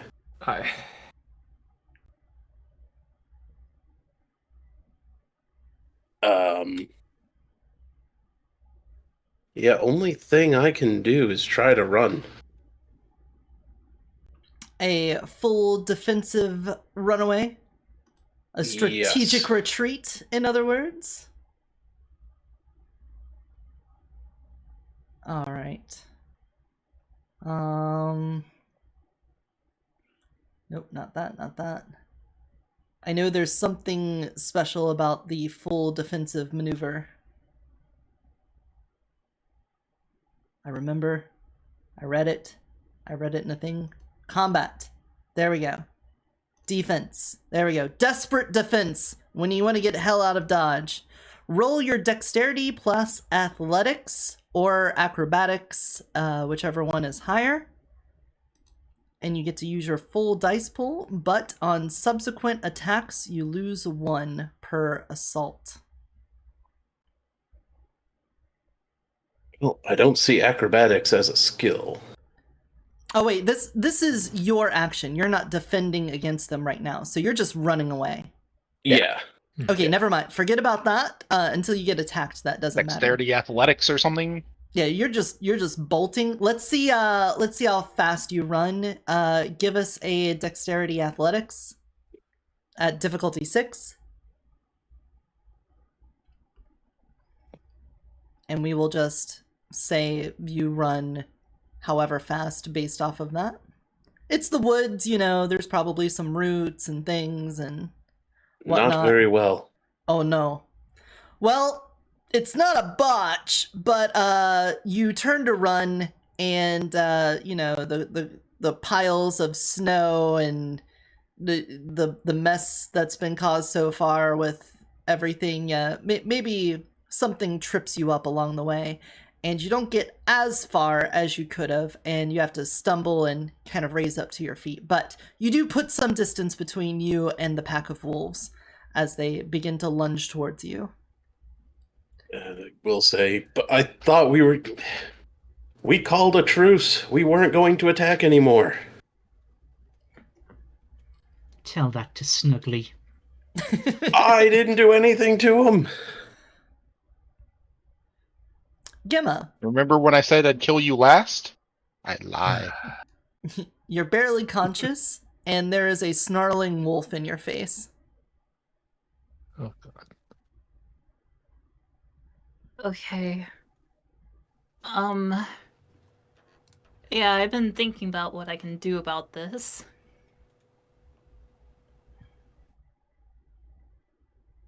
You boop it on the snoot and say, bad. That Damn, boy. generally works with a lot of things.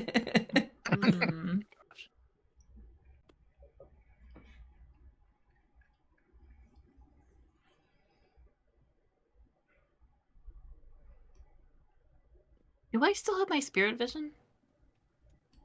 I guess I wouldn't. Yeah. Would I think a while ago when you put your rosary on, I think you put your book away. Yeah, I did. Especially to do a maneuver that requires both of your hands.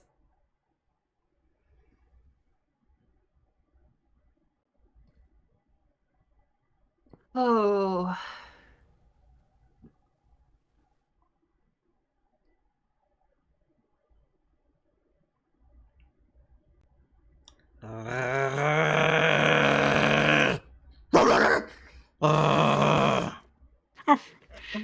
Boy,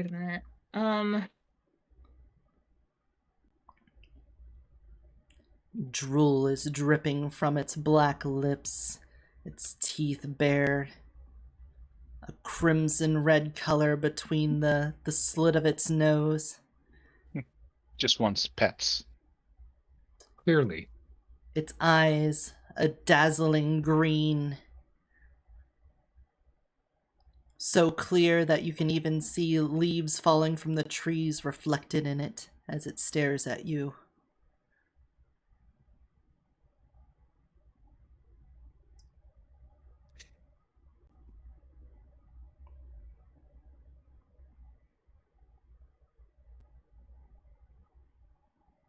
We tried negotiations, so the Yeah. only thing I can think of to do is Obliterate. Gemma is going to try to muster up as much strength as she can. Because I assume right now Gemma is on the ground, right? Yeah, you're on your ground. I was thinking on your butt. Yeah. You that's what are I was still kinda hulked thinking. out from your previous spell. True. So Gemma is just gonna do kind of a rising uppercut right under the chin. All right. That's the only thing I can think of right now. Give us a strength brawl at difficulty 6 then. Oh, that's not my martial arts. It isn't. Ugh, You want to grapple right. it? I never got the chance to actually improve my brawl.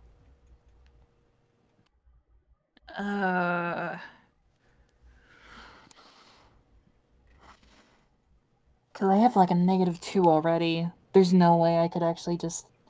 Mm-hmm. Yeah, I'm gonna have to wrestle it then. Okay. Yeah.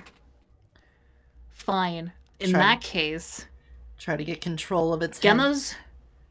Gemma's gonna do the same maneuver she did with Morgan's wrist, but this time around the snoot of the wolf. With one hand, and then the other is gonna come down onto the side, and Gemma's gonna try to roll herself onto the wolf and try to pin it down. Ah, okay. I gotcha. Then go ahead and roll your dexterity martial arts. Okay. -2 on this. You don't have to include it. It should automatically do that at difficulty 6. Oh, it should? Okay, then. Yeah. I'll take a look at that because Thank God. you had 4 and then your martial arts is 5, so that should be 9 total. And it did 1, 2, 3, 4, 5, 6, 7. Yeah.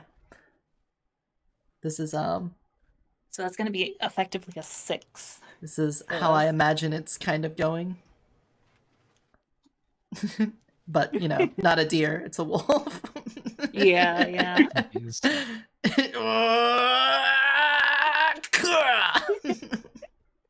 Oh my god. The wolf will try to do its own evasion with its own dexterity athletics. We'll see how that goes. Just move all of these out of the way. It will reduce that by 4. 1, 2, 3, 4. Yeah, so you still succeed. You have pinned the wolf, and it cannot bite you, and it's snarling and trying to move and shake you. It's trying to get its hind legs to scrape you off of it, but you're clutched onto its back and holding tightly. Okay.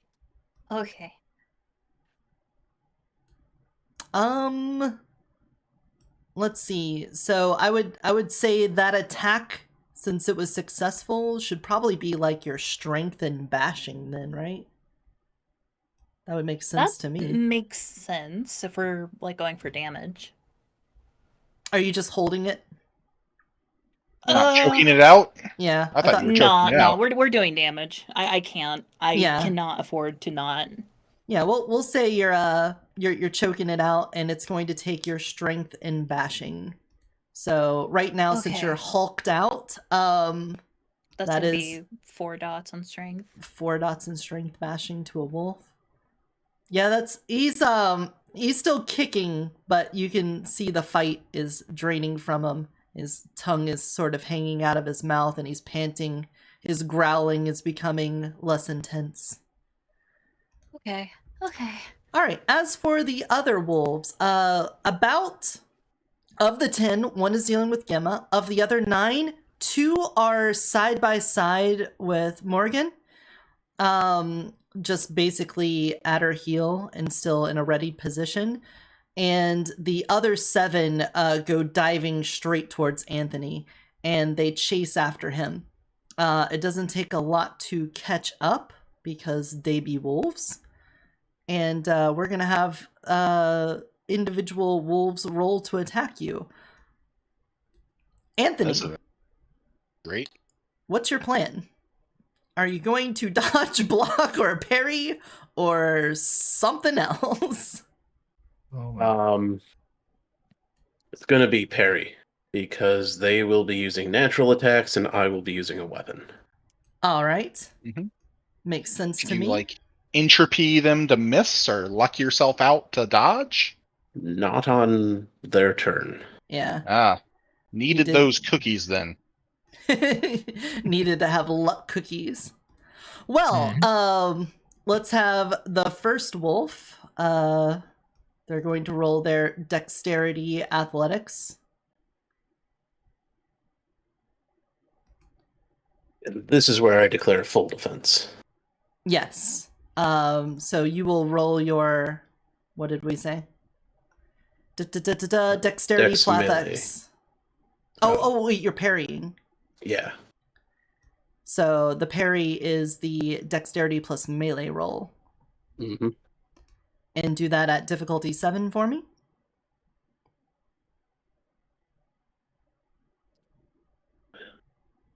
Let's see, how much do I have? Yeah, let's spend another willpower. All right. You get yourself an automatic success on there.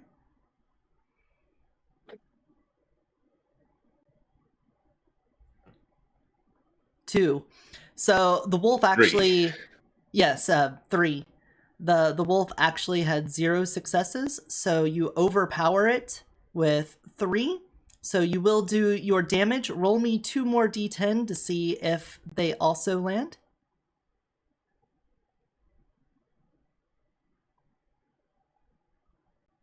No.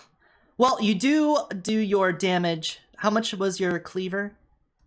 I don't know. I think I put it on your sheet when I was updating everyone's inventory. Let me try to find yours again. No. Did I clean it up? Anthony. No, I did not. Well, it should be the same as basically a dagger, right? Or should cleavers be different? I mean... Let's see. Mm-hmm. Melee weapons. A hatchet, maybe? Yeah, that sounds about right. Let's see. A knife is strength plus 1 lethal. So is a hatchet. Which is strength plus 1. Well, oh man, that seems stupid. About fair. Well, I'm looking. Cleaver. A hatchet is a difficulty 6 with a conceal of jacket, whereas a knife is a difficulty 4 with a conceal pocket, but they do the same amount of damage. Harder to use a hatchet than it is to use a knife to stab something. Yeah, but you get why no would you ever mechanical pick benefit. a hatchet is the point. Like, there's no benefit to it. Yeah, you should pick a tomahawk. It's the same thing, only slightly stronger. Well, why not a short sword then? Because then it's only a difficulty 5, but a strength 2 lethal. Yeah. Because it's better against trees. All right. Well, let's go with the strength plus 1 lethal because that seems to be the theme here. Then 2 damage. 2 lethal damage to the wolf. So it jumps at you to sink its teeth in, but you're able to slash it right in its paw. As it reaches its paw up, you just like cut right down deep into those toe beans.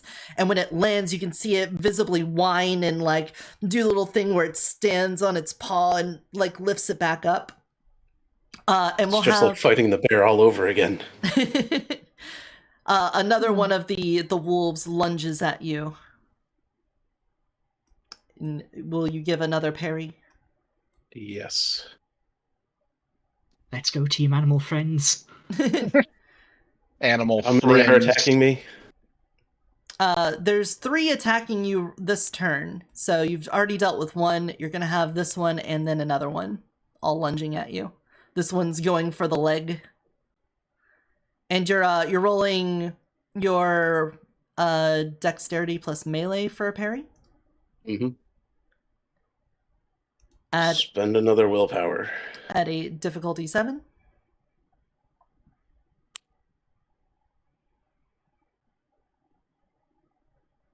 It's purple. Okay, a 2. 3. Yes, 3. That does overpower it by 1. So you will get 1 damage to that one as well. So, you know, don't let me fill this in. Tell me what you do to this wolf when it lunges at you and tries to bite your leg. When it tries to lunge at me and bite my leg, I'm just going to reposition my cleaver downward towards its face. Trying to hit its jaw before it can actually bite me. All right. Your cleaver hacks into its jaw, and it cuts like a flap open between the upper and lower part of its lip, causing some pink saliva to start drooling out of it as the blood mixes with the mouth juices. And it also whines and backs off a bit. And then the third one lunges at you, trying to bite a hold of your hand that's been flailing around. The same thing. Yep. Willpower again. This time difficulty 8.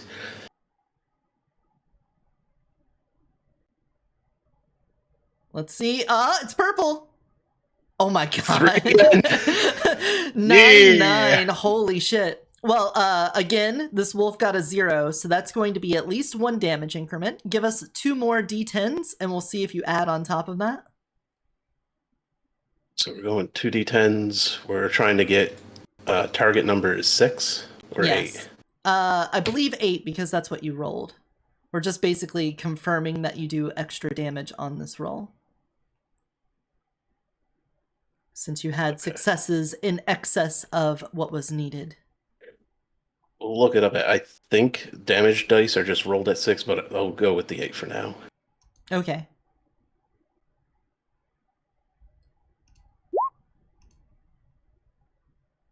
Got another success. Oh, you did.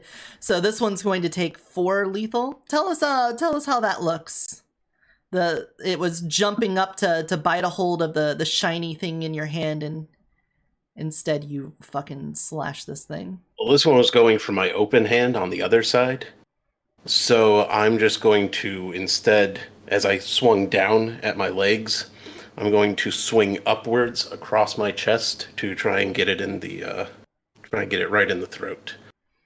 Well, you do exactly that. The cleaver hits the wolf right in the throat, and its tough skin offers some resistance.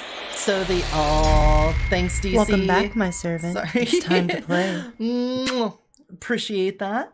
The cleaver gets stuck in the throat, but then when you rip it out, blood starts spilling from the wolf, and you can hear it panting and trying to make some sort of noise, but it's only seconds before it sort of falls back on its haunches and then just rolls over into the grass and stops moving.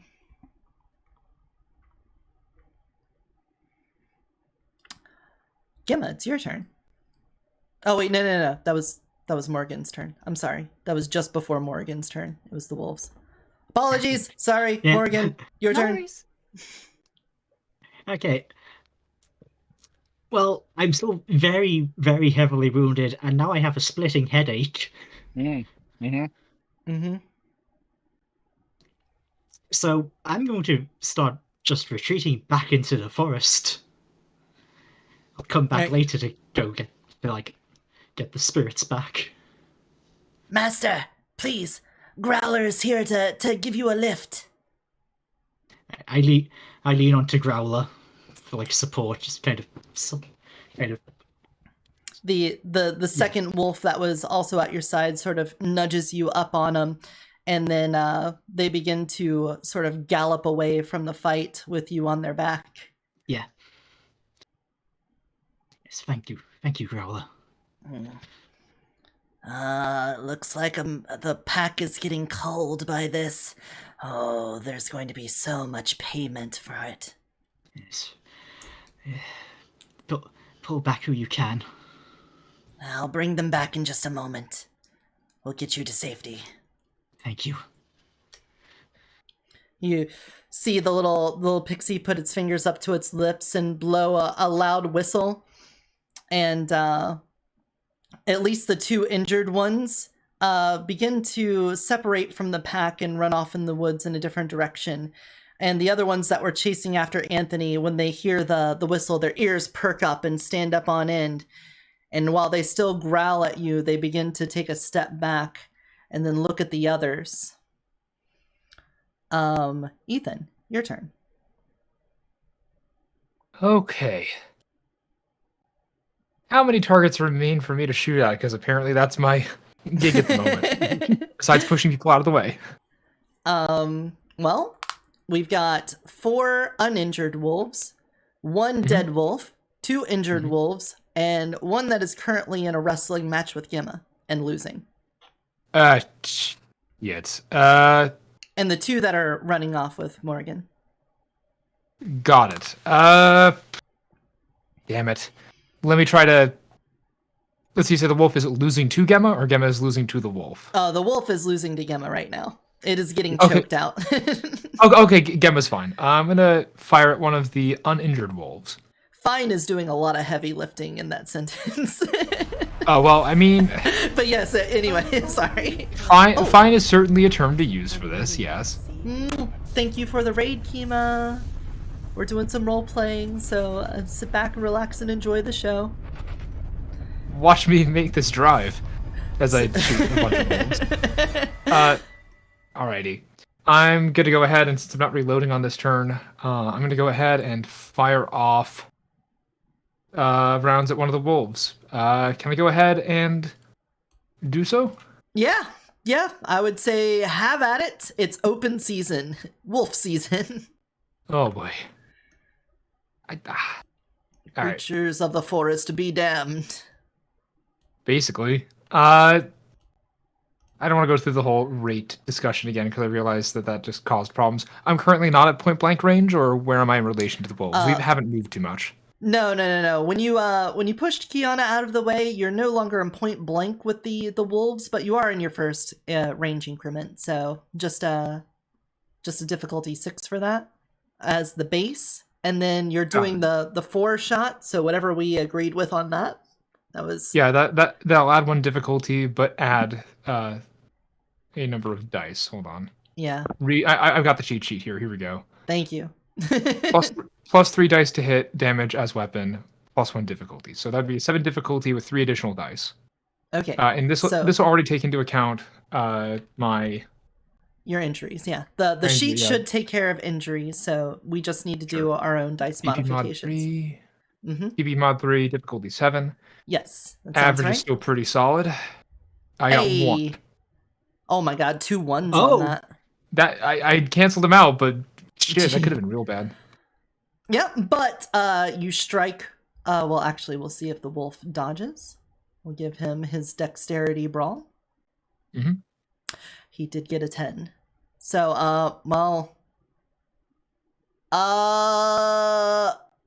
that was how many shots? That was 4 shots? That's 4 oh, sorry, hold on. Double checking. It does say it's a 3-round burst. Is that... Yeah, it's 3 rounds. Okay, we'll say the first 2 shots were very close to it, but when it realized it was getting shot at, it sort of like jumped out of the way, and when the 1 shot that would have hit it, it just barely grazes and a bit of fur gets hit. Ah, shit. But with the blap blap sound of the gun, all the dog's ears turn towards you. Shit.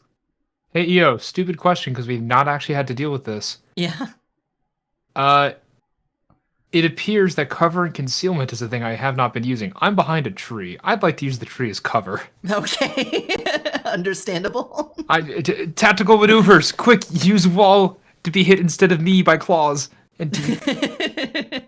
Okay. I mean, until they just move around Yeah, it. they can just go around. Cover is really good against bullets. Range attacks in general. Yeah, I think it's just for ranged. Is it? Sure. I don't even know. Yeah. Sure, but it doesn't hurt. It doesn't do a negative. Point overall is Ethan is attempting to get some sort of edge because he's realizing a bunch of actual fucking wolves are trying to attack him now. This situation has changed quite a bit. Just parry with your cleaver. It works great. What cleaver? That was your first. Don't you dare say, what do you mean no cleaver? You didn't get one? Because I'm going to scream. Alright, yeah, Ethan's going to take those shots and then hide behind cover. Nicholas, it's your turn. Is Miss Woods out of sight? She's not out of sight, nor out of mind. She is very tempted to just kill her now, but mm-hmm. Given that the wolves were backing off, I'm also afraid that killing her is going to make them all attack us again. I'd rather not do that. Most of the other things I want to do, I need mind or life 4, which is really sad that I didn't get a chance for that.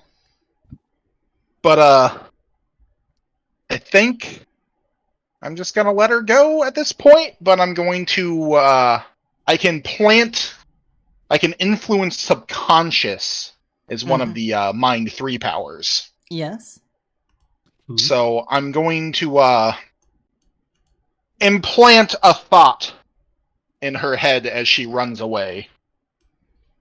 Okay.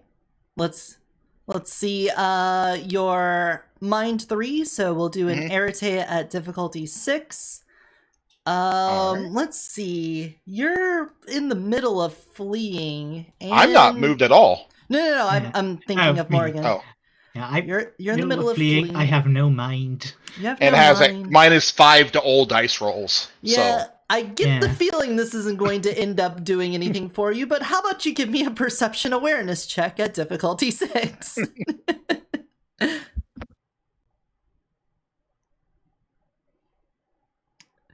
Your perception is 3, your awareness is 0.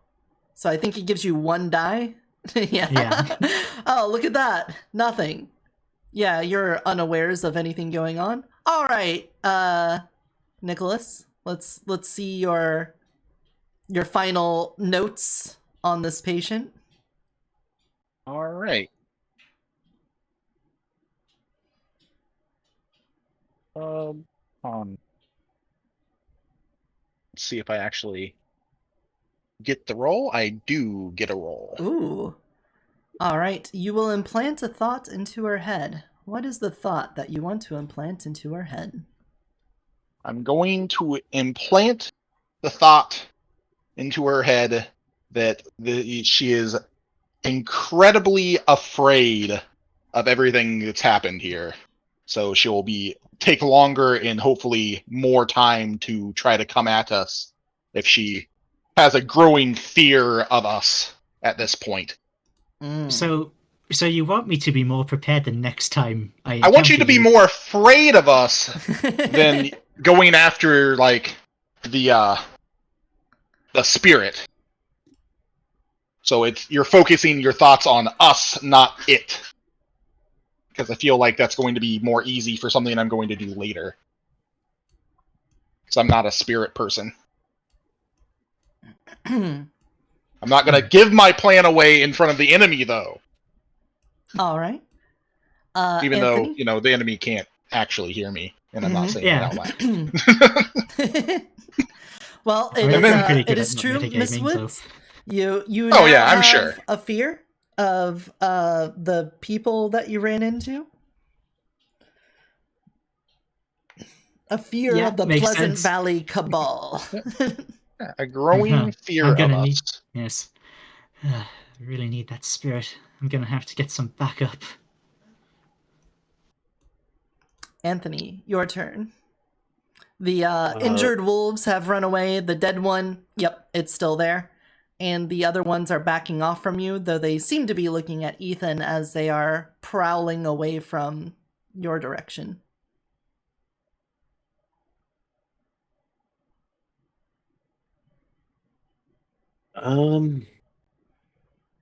We're parked in a parking lot that's actually very public. Mm-hmm. That's too bad. This meat's gonna go to waste.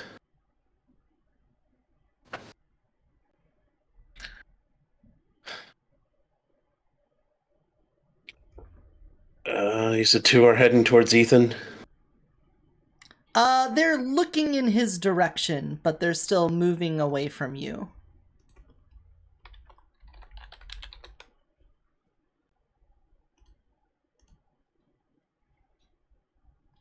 Because, you know, he shot a gun at them, so it was loud and they were perked up and looking at him.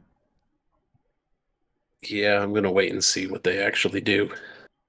Be moving more towards the parking lot, though. I need to get out of here. Understandable. Have a nice day. Gemma, you're choking out a wolf. You're going to finish the job? I sure am. Does the wolf... Okay, question. This is a very weird question. Does it look like the wolf is more interested in attacking me or running off? Since it's called. It is solely focused on trying to break out of your hold right now. It's hard to discern anything else outside of its panic state of not getting choked out by some hulked out emo girl. Understandable. I am going to do a possibly very dumb move. Okay. I'm going to slowly let go of the wolf. Okay. You let go of the wolf. It sort of gasps for air really quickly and then kicks off of you and bolts away. And after putting about 20 feet between you and it, its dash sort of goes into a trot, a little gait, and then it turns around and looks at you. What kind of face are you making? Very tired, but not necessarily angry at it face. Just kind of give a soft nod as she just leans back against the car now. The wolf's tail wags a couple times and its ears go back, and then it points back in the direction of Miss Woods and starts running to catch up with the rest of them. Okay. As for the pack of wolves, the injured ones have cleared out into the woods. The other four slowly trotted away while looking in Ethan's direction and have basically gotten about 20 to 30 feet away from you all. And they seem to be in full retreat now. And the one that was on Gemma is now lost in the tree line. There's still 4 visible ones. Morgan, anything else before you exit stage left? No, I can't think of any good parting shots. In that case, then, everyone, I would like to thank Spoonie Hudson for the role of Morgan Woods in today's thrilling episode, as she will now be exiting the scene, and the combat shall come to a conclusion. Oh, Thank you, Spoonie. Thank you. Thank you, Spoonie. I'm sorry for shooting your bird. It's okay. I'm not sorry for frying your mind. You should be. You will be. I'll catch you next time, mages. Next time. I swear, if she growled out, "I'll get you next time," I would go after and finish it. I'm not leaving that hanging in there. I don't even know what your fucking motivation was. You didn't tell us. I just wanted teacup. Why? Reasons. Yeah, exactly. God damn it. Feel free if you want to stay in the voice chat. That is okay. That's fine with me. But we will be... About this time, Harry comes up and puts the phone in his pocket. What the hell just happened? I shot a bird. Who's Harry addressing right now? Because I'm fairly far from the rest of the group. Fair enough. Harry walked up to the other ones that are still in the general area you all were standing in. A crazy mage showed up, tried to kidnap one of our companion spirits, and then summoned a bunch of crows and wolves to attack us, and ran away. Oh, sorry. I was focused on the call. You can smell the vodka coming off of him as he has finished the entire bottle. For a split second, I thought you were actually hiccuping, and I felt bad for a sec. No, he just got drunk. All right. Oh, God. I'm going to accidentally force myself to, though. Yeah, careful there. You don't know what happened. They'll never stop 20 years later. The same Harry. hiccups. You seem like you could use another drink. Here, why don't you take this, and I'll hand him a bottle. Oh, hell yeah, brother. Bring it on over. When he drinks it, I'm going to cure his being drunk. All right. Oh my god. Give me an Arete at difficulty 6 then. I'm assuming you're fixing his life pattern with that then, and it's not some sort of alchemical thing. Yeah, I don't have an actual cure. It's just my stuff is done via magic, via, science-y medicine. Yes. He takes a drink of that. Oh. Wow. What the hell was that? Ain't no drink I ever had before. Oh, just a little concoction of my own. Now, I believe we should get out of here before anything else happens. Right on. I'll explain everything in the car. Right. Can you where's the little lady? Sense spirits? Well, yes, I can. That's pretty much my best forte. Can you see if there's a bunch of spirits around? Can I point off particularly in that direction at where she was running away from? Oh, well, I'm gonna need a little more to drink to do that. Kinda just, ruin that possibility. Good to know. Well, where is Gemma? I'll be approaching the group again. I think she was wrestling a wolf. Mm-hmm. Wrestling a wolf? That girl got a lot of spunk in her. I'll be wiping my cleaver off on the wolf that I killed. Damn. I heard you shooting that gun off over there. I'll be honest, I was kind of expected initially to be, amazing or something, but I just kind of feel sick. Understandable. I would give you a drink, but... Yeah, no, I know. He just points over at the dock. I do agree we need to be getting out of here pretty quickly. If Gemma's okay, we should see if she can see spirits if they're following us. With gunshots going off and this close to a public area, police might be called in. That's right. Gemma's hurt. We should probably take care of that. Oh, yeah, no. Let's at least get in the car. Yeah. Here. Harry walks over to Gemma as she's limping towards the group, and he's just gonna pick you up and put you over his shoulder. Okay.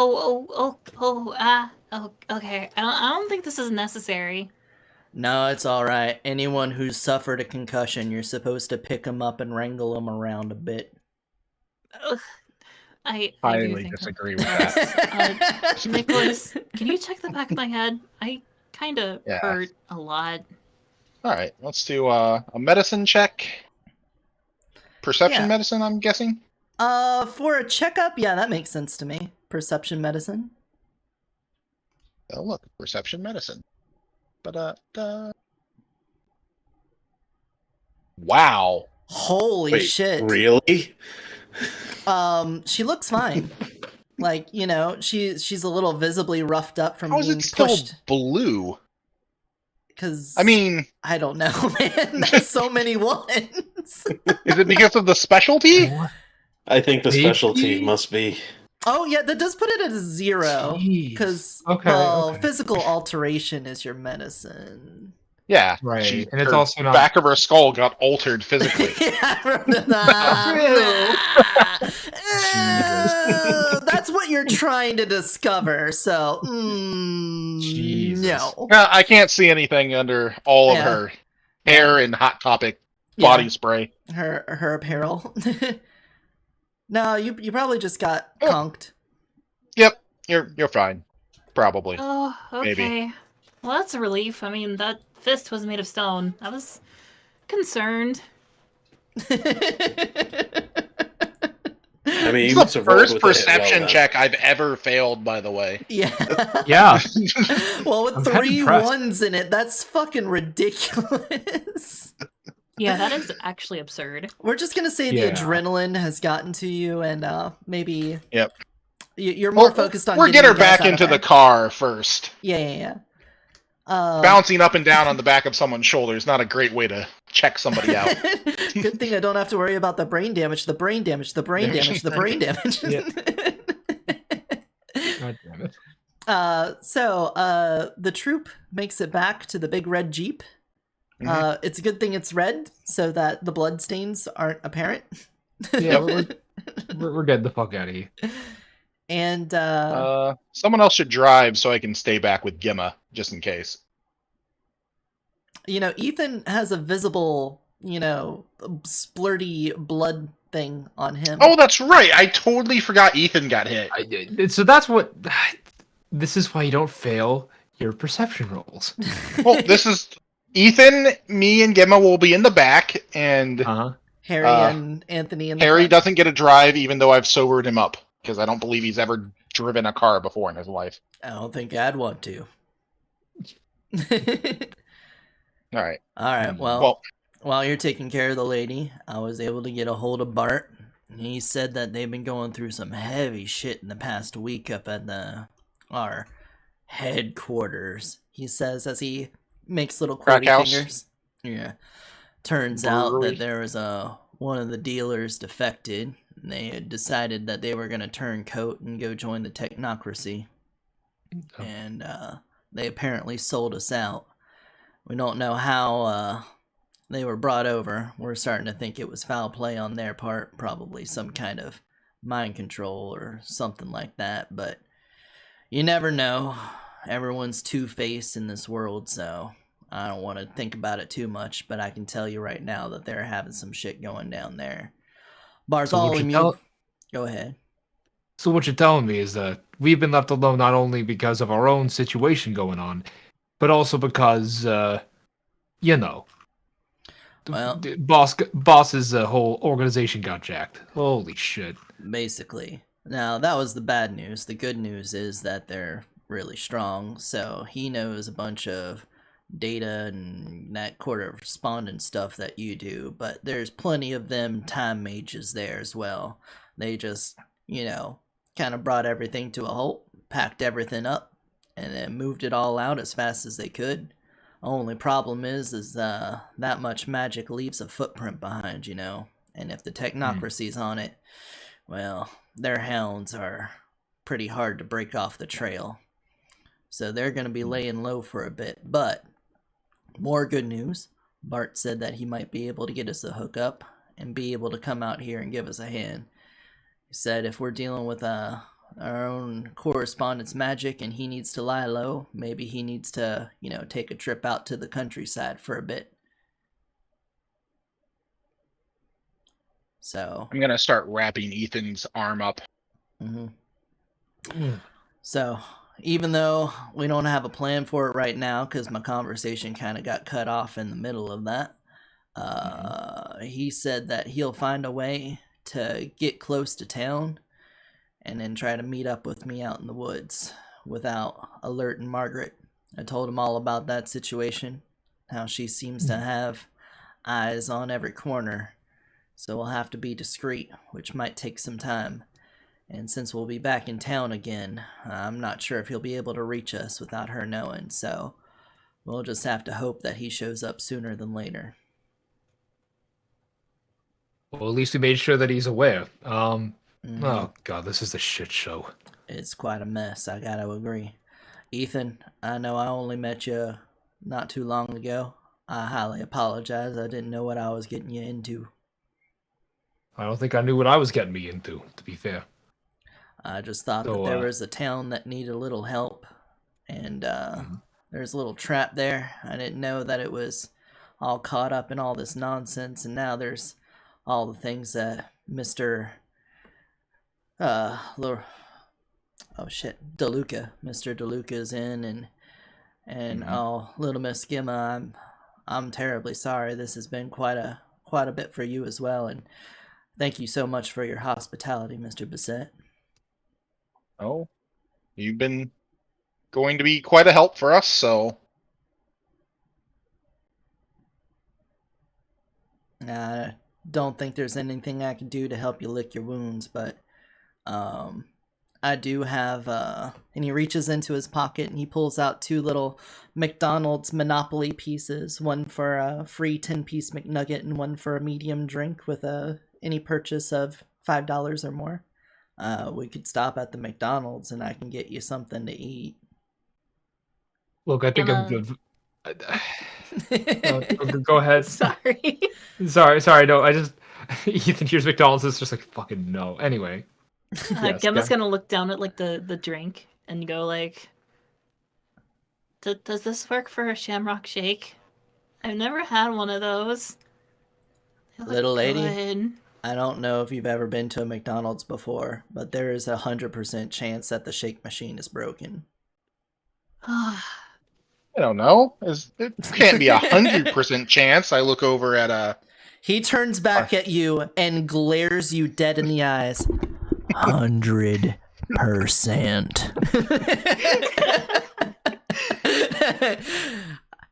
You don't know McDonald's like I do. Oh my god. The tales of McFlurries and shakes is just a myth to get people to show up. Is this the birds aren't real of this universe? McFlurries aren't real? Jeez. Alright, with that though, he turns off the phone again and then slides it into one of his mini pockets.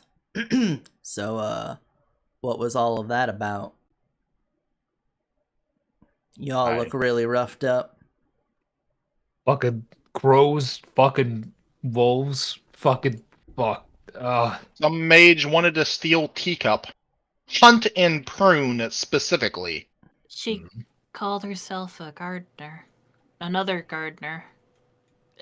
Harry, is there some sort of like gardener like malice towards each other or something?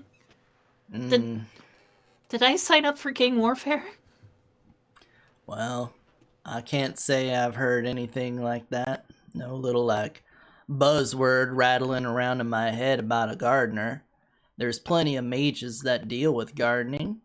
Probably them verbena people. Verbena? No, I think they're like addressing like, cause the little tree spirits, whenever they spent a night at the cabin, they called me a gardener.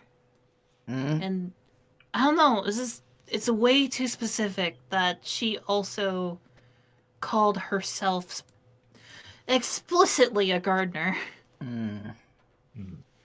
Well, I can't say that I reckon I've run into anything like that before. Not in my experience. It might be something local to the area. Perhaps the spirits around here, long ago, maybe they worked with people and they called themselves gardeners. Little guys like to latch on to things like that. Gives them importance, give them a name, something like that. They'll hold on to that for their entire existence. I see. Harry, could you do me a favor? Oh, wait. Of course, no, little you can't. lady. Wait. Can you still do spirit magic? No, you can't, can you? Not until we stop at a liquor store. Okay. When we do, I mean, I do it myself, but I don't know. My brain hurt. You know what? I'm gonna look at her with life sight at this point. Okay. Maybe they did some sort of magic to her brain. Tell us about this ritual, this life sight ritual. I mean, it's using my bag. Mm-hmm. I'll pull out my tools to like check her heart and like look into her eyes and stuff like that.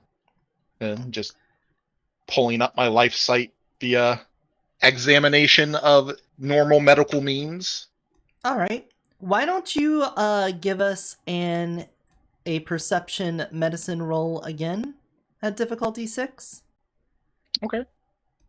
Cancel that. Click this button. Oh my god. Yeah. And then why don't you then roll your Arete at difficulty 4 and add those successes to it? As that practice enhanced your vision. Yeah, so you can see very clearly Everything? Forever? all the At problems. 11 successes? You can see oh my god, what can you not see? But yes, everyone in the car, kind of tertiarily to this effect, you can see theirs, but you can see that her skull is fractured. The back of her skull has been cracked open, and right now there's not inflammation, but with your medical knowledge, you know that if she goes to bed tonight, there's a good chance she'll go into a coma unless something can be done about this. Yeah. Well, let's get her back to the lab first, because I'm not going to do this on in a car. Mm-hmm. We'll have to wait to get you alcohol, Harry. I need to get her to the operating room. This is quite bad. Don't worry about me. I got a stash back in the woods. I can just go grab some then. No, for your help, I'll give you a good bottle of scotch we have back at the house. God damn, son. All right, I ain't gonna argue against that. But you can also see that the damage to Ethan's life pattern that you were bandaging up has some element to it that is magical. You can tell that the little intersecting vectors around his pattern has been breached not by purely physical means. And I don't think, Anthony, you didn't take any damage, right? I took no damage. Yeah. Yeah, that's what I thought. Gimma's was purely physical, and then you also didn't take any damage. Man, I could have had this site up for like a year at that number of successes.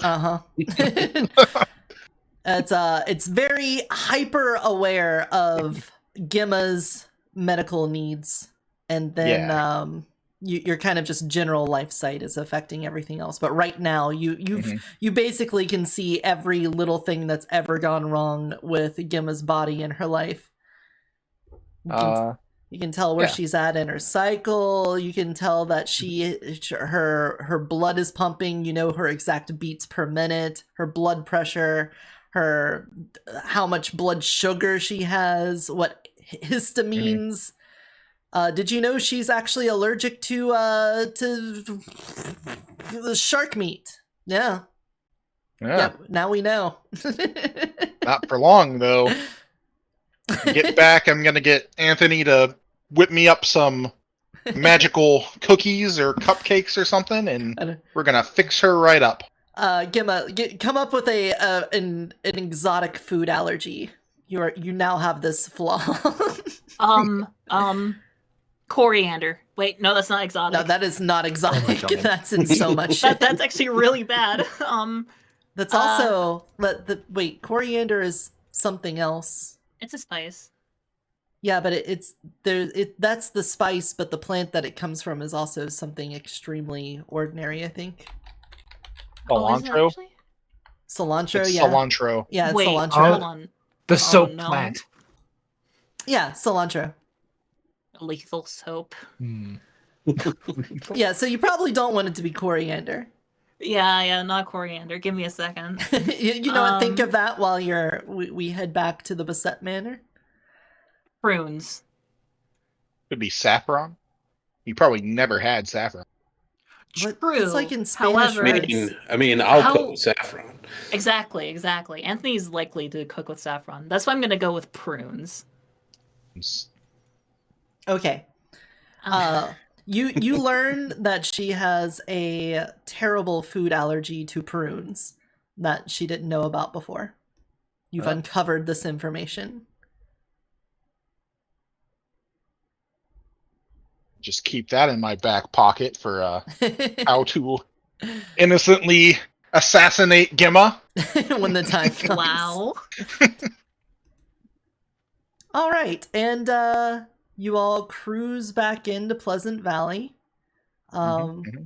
Despite the harrowing events of the day, the town is calm, and it's once again a picturesque autumn evening as the sun hangs low on the horizon. It's probably about well, actually, you guys went out pretty early in the morning. Let's just say it's noon. Yeah. It's noon. You weren't gone that long. The sun is high in this autumn evening. Yeah. Time magic, everyone. Time magic. Is there anything you guys want to do outside of medical attention for Gemma? I mean, I would like Anthony to bake me magic cookies so I can have better medical attention to Gemma and also to Ethan.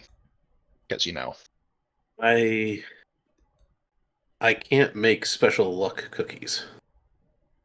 Are you sure? Yes. Why not?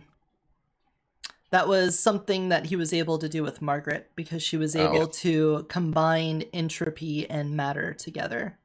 Well, that's fine. You can just, you know, if you want to work together, yeah, I can combine my magic with yours.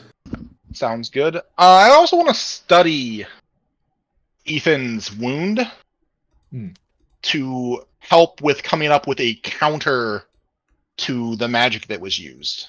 Ah. That'd be kind of dope. I'd be more than willing to help you with that. Actually, all this talk of research and how this stuff works and combining our efforts, I got a couple fun ideas if we can make one's mojo work with the other one's mojo, make something good work. I mean, I'm not a good cook, but I can figure out something. So, some big old multi-person rituals. Yeah. Oh, shit. All right, well, tell me what you guys want to do first so we can start doing those rolls. Save Gemma? Well, yeah, that's kind of important first. I need a place to put something that it can't be scryed upon. I mean, my sink, my operating room. Okay. My sanctum. Mm-hmm. Which I'm definitely going to upgrade as soon as we get some downtime. Anthony, I just had... when you reach into your pocket, you find that you have it's returned back to its original state. I was wondering how long that was going to take. But there's still, of course, only half of it. It still should have a connection, is my thought. Mm-hmm. Reasonable. And that's why I need to put it in a place that makes it difficult to scry upon. Because they have the other half. All right. And Nicholas, who's going to join you in this healing ritual? I think Gemma can, because she's got life. No.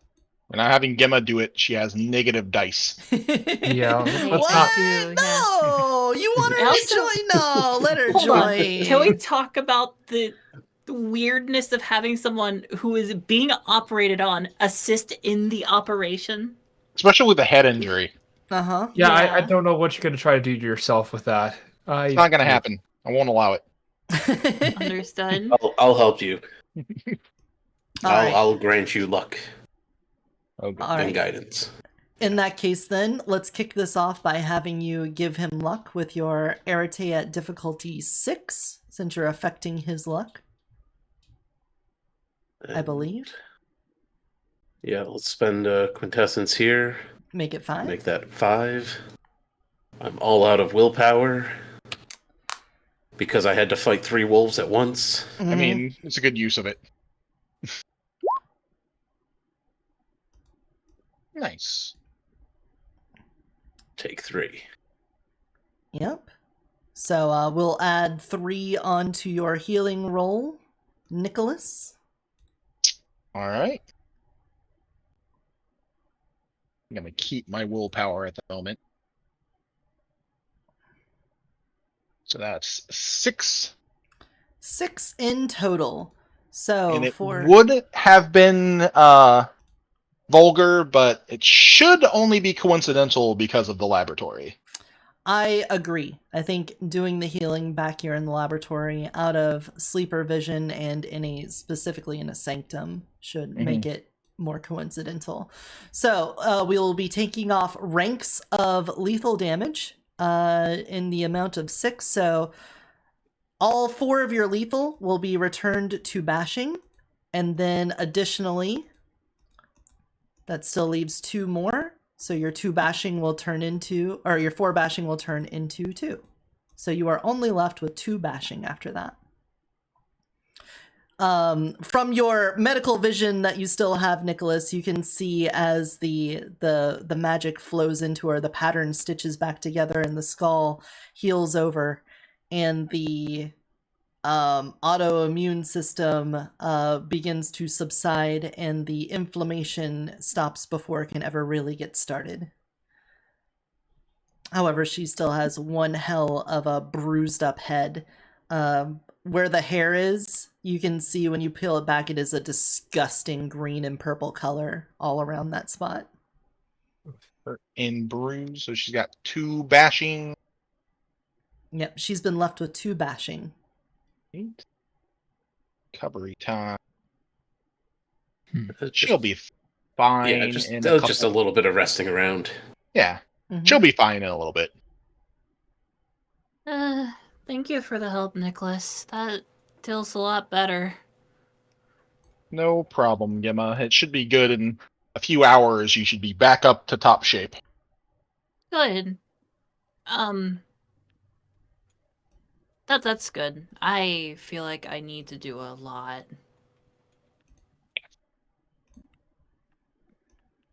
All right, and Yes. now, as for the next spells, what's up on the docket now? Well, we've still got Ethan's wound that we need to first figure out exactly how the magic worked, hopefully, and then before we heal it. Oh, I got something that might help with that. Oh? I'll pull the half of the knife out of my pocket. Ah. The half of the meat. It's not meat anymore. Oh, good. Oh. Yeah, that could help. Definitely seemed to be part of a ritual. Does it still have, like, traces of life magic or anything on it?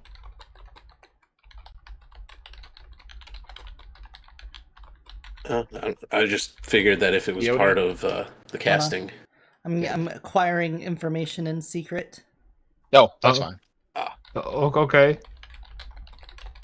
That's not ominous or anything. I mean, Yeah. what we can piece together is we saw Miss Wood slice herself with the knife and then go after people. And then we saw the transfer of the wound from her to Ethan. Mm-hmm. So we need to figure out if it's a property of the knife, if it's a property of life magic, if it's like life and something else most likely. Yeah, like I said, I just figured it was a foci, and if we could determine what sphere the foci belongs to. Hey, Nicholas? Yes, Gemma? Do we have to talk to Margaret about this? No, but we probably should. I'll say kind of. That was going to be my second question. We don't need to talk to her at all. Technically, yes, that is true. However, we barely got out of that well. I'm not the only one who thought that then. Yes, but we have some advantages. We gave her far too many chances that she took advantage of. We could have very easily taken her out if we had wanted to. But I know that I, at least, would rather have that come to a peaceful conclusion. I'm sure you all feel the same. I would have rather have not had to actually shoot fucking anything, honestly. I mean, I was thinking that until, I didn't visibly do anything towards her, and she told 3 wolves to attack me. I'm not really on the side of peaceful resolution. Not anymore, no. I could have finished her off, but I was afraid it would set her wolf and crow allies to hound us forever, and I'd rather not have done that in the state that everybody was in. I think you did the right thing. I didn't use any magic to boost me in my defense. I just got extremely lucky. I might not be here if that was not the case. And we'll have to prepare. Okay. I'm ready for the ritual now. Right. Oh, well, I was looking at it at Life Site, since I assumed I still had that up. Yes. We should use Prime. Well, I had it up at the time, so I was wondering if it had, like, traces of life on it still. You can tell that the effect did use life weaving, or unweaving, basically, as part of its cast. And when you're close to the wound, it gives off this sort of earthy smell to it. Almost like someone had rubbed dirt into his wound or something, though it seems to be cleaned from your doctor work. Your medical practicing. Well, we know that she had life, likely spirit, since she was after and could see spirits.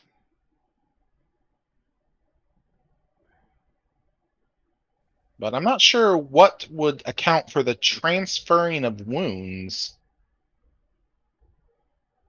Does anyone else have a thought?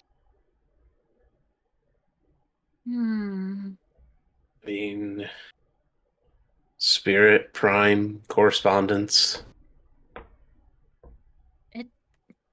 Anthony, you may realize that entropy could play a part in something like that. And entropy, even, there's. Can you see if entropy magic is still lingering on the blade as well, then? Yeah. Let's take a look at this. Yeah, give me an Arete at difficulty 4 and tell us about your entropy site ritual.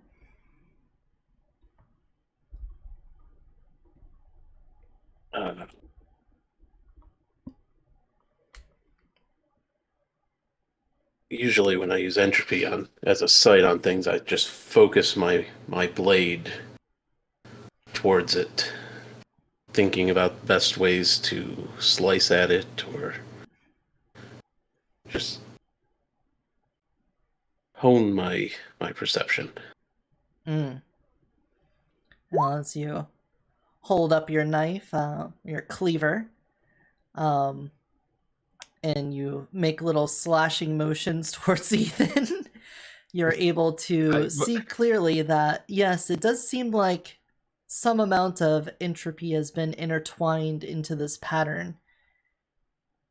Looks like both life and entropy were part of making this wound appear. Yeah. Entropy is present here on this blade and was used as part of it, the casting. So a mix of life and entropy. Mm-hmm. Neat. Which means the two of us working together could possibly accomplish this. And the little weave of pattern that's been trimmed, let's say, for you, Nicholas, you see things in vectors in their prime form. The normal color, the hue that you have for them, where it's frayed, you can see it's like doing an RGB sort of color rotation. Crusader, you see things as fire, right? In prime sight. Yes. Yeah. That's their like primal form. Yeah. Well, the little tethers of decay that seem to be blossoming from the pattern here are also sort of roletting through their colors. How many? It's like a rainbow, sort of just So, going a through lot the of colors. Yeah, it's very colorful.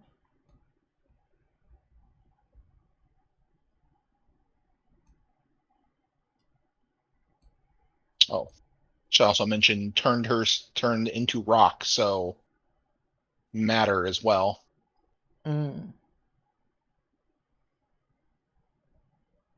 Life, entropy, and matter and spirit. It's a very powerful mage we've somehow upset. We didn't Yes. even do anything. Well, initially. And then gun to Burb. You know, we could set Margaret on her. Margaret dislikes all these spirits wandering into the valley, and she's after the spirits, which seems to say that she's at least, where they're coming from. My concern about that is that if we... You'd end up working with Margaret? I'm afraid that, Margaret would just purge the spirits further and just hand them over, if anything. I don't know if she'd hand them over. No, I could see her being like, oh, you want to take them away from here? Sure, here you go. Yeah. If all they want is just to take the spirits, then... Well, I doubt all they want is to take the spirits. They seem to have some sort of plan with them. Did you figure anything out about that?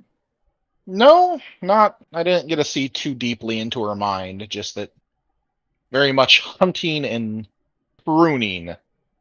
So I assume from that she's going around and killing the spirits. That's what it sounds like to me. Pruning... Yeah. Or possibly, if they're pruning, maybe she's cutting some part away from the spirit and using it for her own power, perhaps? Or pruning could just be removing mages that are taking the spirits away.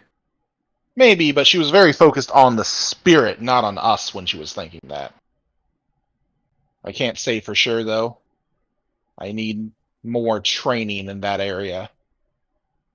Perhaps that's how she was controlling so many animals? Taking spirits and cutting them to pieces to put into animals to control? Maybe. I don't know anything about spirit magic, unfortunately. I don't know anything about anything like that, at least. Either way, if we can come up with a solution to her wound transference magic and a solution to all the animal companions she has, I believe it will be a while before she comes after us. Her wounds will not be very easy to heal. Not to mention she's going to be more likely focused on being afraid of us than wanting specifically revenge or the spirit. So she'll likely come after us specifically, which will let us set up a good situation for when that happens. I'm somewhat concerned because she now knows about Teacup, Indeed. but what about the spirits in the cabin? Well, I doubt she'll be coming into the valley without Margaret finding out about it. Especially if she uses spirits. That does make sense. Margaret would know the instant that she arrived.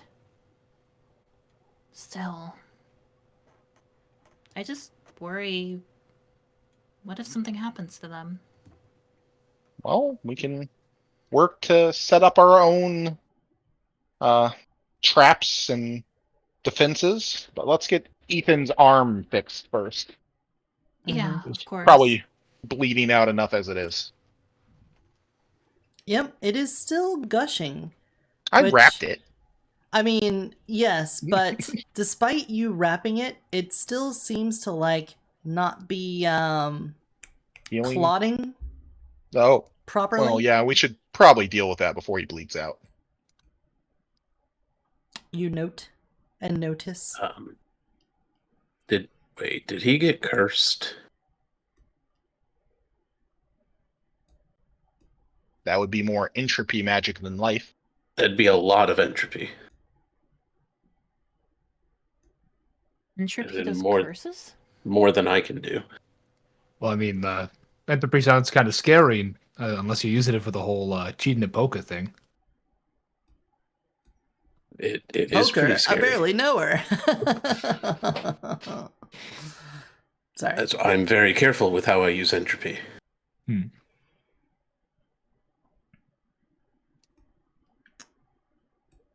Well, so is it time? Time to unweave this? Yep, time to unweave this magic. Yeah. Alright. Yeah, could you like make sure I'm not like bleeding out or something? You'll be fine. I can at least replenish the blood in your body as it comes out. I was gonna say other than replenish the blood, until we unweave this, we can't actually stop you from bleeding out. I don't know about that. Well, I mean, like I said, replenishing the blood, so that he doesn't actually, but like, apparently we can't stop it from bleeding. Well, I couldn't stop it from bleeding with regular mundane medicine. I haven't tried fixing his weave directly yet. Yeah. We'll see if she can pit her magic at this distance against the combination of ours and come out on top. And if the answer is yes, then I've got at least 3 backup plans.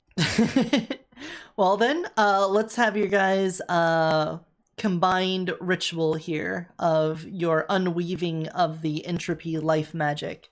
Does Gemma want to help this time, now that she's not suffering from terrible head wounds? Yes, I'd be willing to help. Tell us about this combined ritual that you all are performing on Ethan together.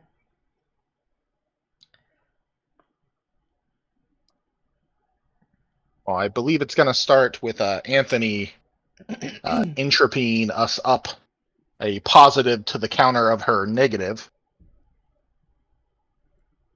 And then I assume Kiana and me are going to combine the scientific healing and like dumping holy water on everything versions of healing.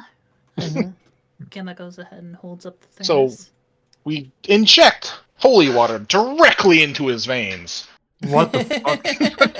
I'm pretty sure that would just give. Wouldn't that just give me like a heart attack or something? Like, I mean, you have bad. syringes with saline going into your veins. Yeah, no, but I know, but time, it's a saline drip. It's not a saline dump. You just have to do it slowly. I've seen this before. No, not holy water, not saline. You put bleach in him. You just clean him up with bleach. So we go get the Flex Seal and wrap his wound up that way. See if he can bleed out through the power of Flex Seal. Yes. Yeah, nothing's Yeah, going through that. Yeah, we'll go ahead and somehow put the sunlight in my body. That'll fix it. Yeah, here we go. You know, we could actually do that. Yeah, Gemma could probably do that. Yeah.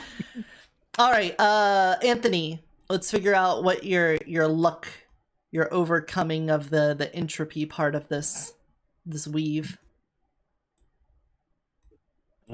Yeah, because I gotta do that before anything else. Mm-hmm. Yup. Unentropy my ass, please. Thank you.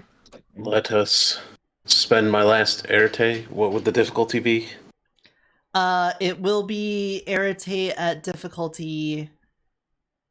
Well, One higher than hers? it needs not one higher. It needs to meet or exceed. So that just depends on. No, it's how many successes. It's just how many. Oh, here, let me just look up unweaving real fast. Unweave near the bottom with use. You would definitely make that something on the table. You wouldn't make me unity. Nope, it goes from unmutual to vampires. Yeah, we're staying away from vampires this game. Yeah, this game, we definitely don't have to worry about that. Book of Magic. Book of Magic. I'm out of the room for 1 second and I hear vampires. No, we're not doing this. No, not today. Curses, gateways, wards, trigger spells, story runs, blah blah blah. It's page 343. If it's been in place for a long time,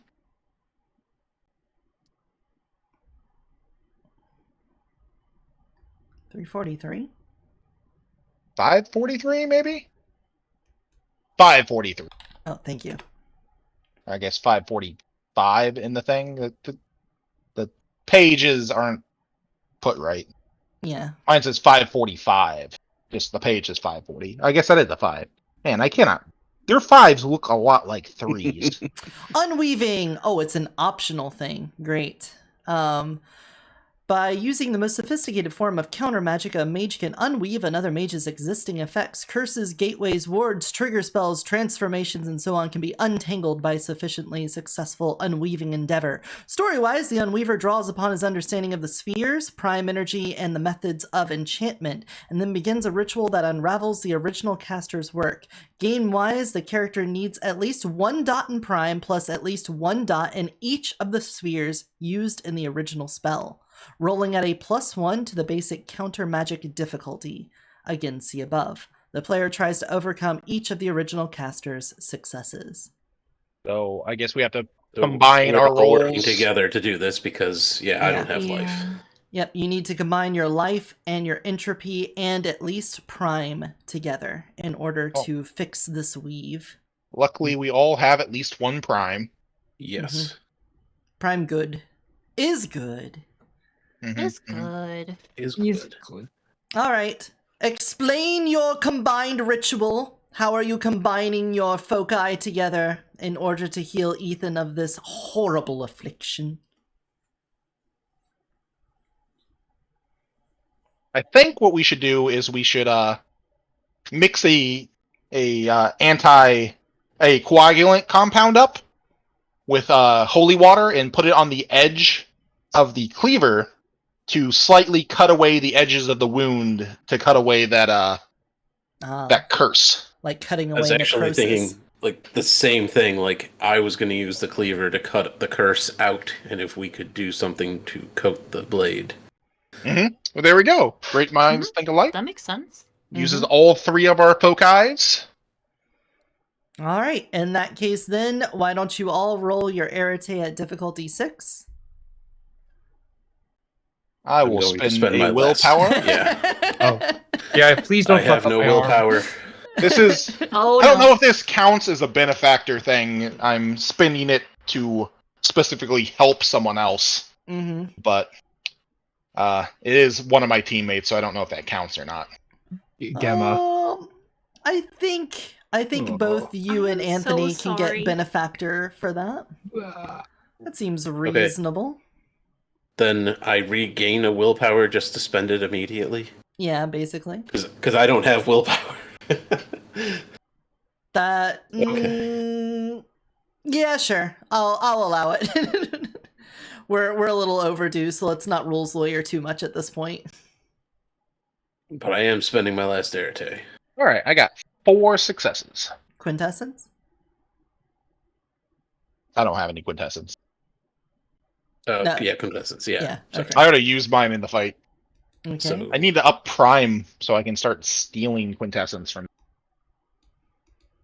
Okay. With For your combined efforts, you hack away at the somewhat cursed skin and flesh, and the holy water enters into it, and you can see the pattern begin to weave back together. The sort of rainbow colored fringes of the ropes tying his life together are bound once again, and though you can see this slight scar left behind, he seems to be almost entirely fixed. Ethan, go ahead and get rid of the rest of the damage on your track. Oh, okay. Oh, well, nope, yep, click it multiple times. Okay, I was like, oh no, aggro damage. Oh god, it made worse. There we go. All right.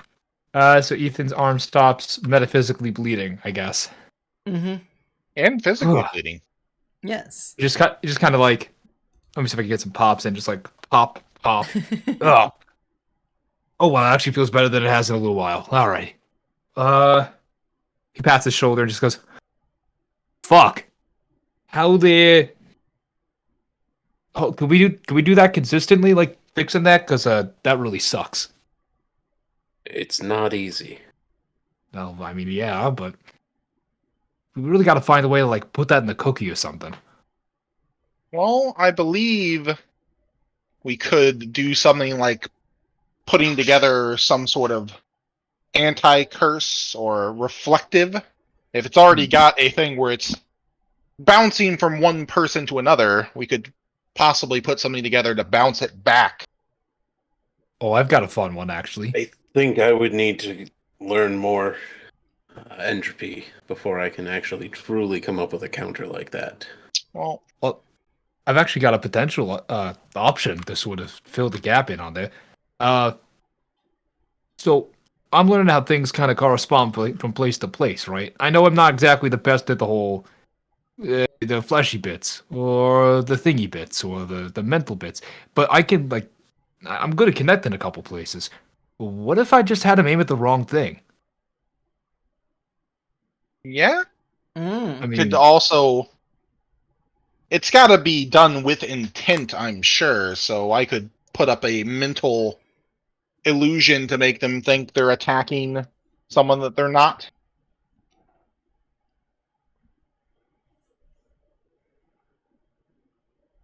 We could put that together, actually. Yeah, we could probably figure out some sort of a ongoing effect of some kind. You know, transferring wounds reminds me of a thing I read about, which I've got points in esoterica, right? So, what if we made voodoo dolls of each of us that would take the curse for us? Oh, you mean like the quantum entanglement thingy? I read about that on Google once. Yeah. Actually, no, he wouldn't say that. He's not that much of a boomer. I read about that on like Yahoo News.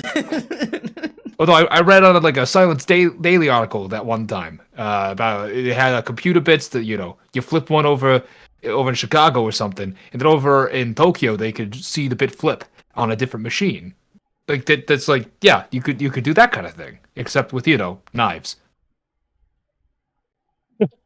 Knives. Well, we'll put it on the list of things to do. We still need to take care of that cave as soon as possible. And I don't believe Miss Woods will be able to come back at us anytime quickly.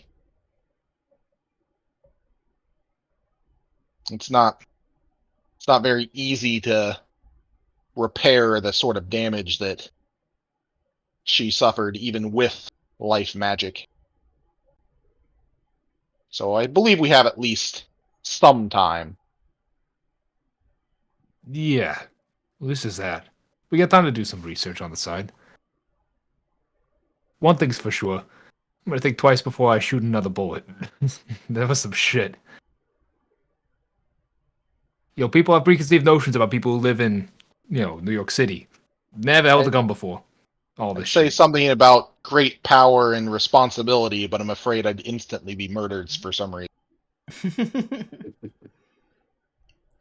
Well, with that, I'm going to pan the camera out of the Beset Manor, and it will fly over the trees to the woods. And, Spoonie, are you still there? Yeah, I'm still here. Yay, Spoony. The wolves carry you far away from where you were and into a familiar orchard before you're dropped off. Your stone form begins to fade, and with it the paradoxical effect. The meat clothing becomes clothing again, and your stone flesh turns back to just flesh. Right.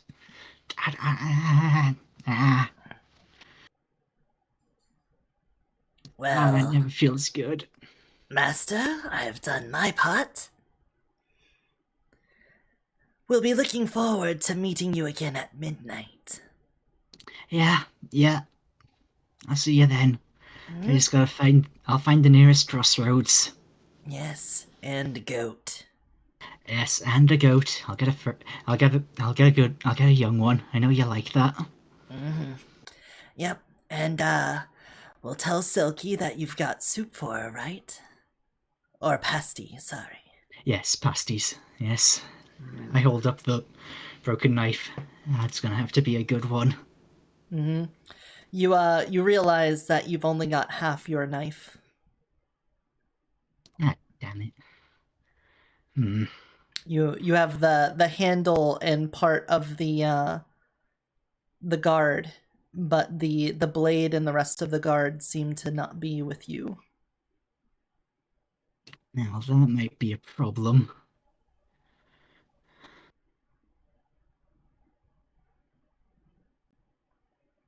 As you lay there, the wolves give you a little lick on the face and then trot back off into the forest. I give them all a little stretch behind the ears as they lick before they go. And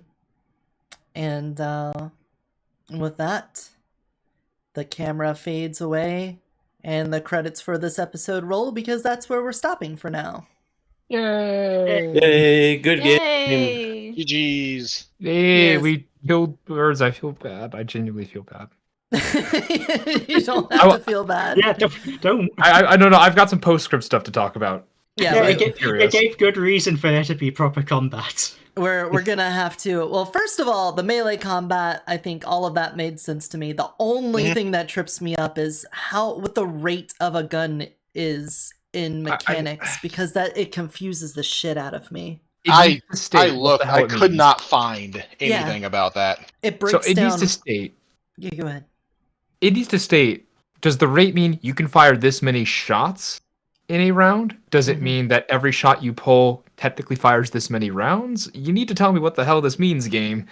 Oh no, it does. It does say that the rate is the number of shots you can take. Yeah. Yeah. Maximum number of bullets you can fire in a single turn. Right. Or 3-round bursts. So you're telling me that technically speaking, I could stand in place, pivot, and John Wick 4 shots out of it? Well, okay, so there is another thing. Have, bad aim doing that. There's another thing that's not being taken into consideration here. That does not mean you can actually shoot off all of that just at one time. But then why the is it 3-round burst there? makes sense because that is a maneuver itself that can be done. But you're still missing out on that fourth and final bullet.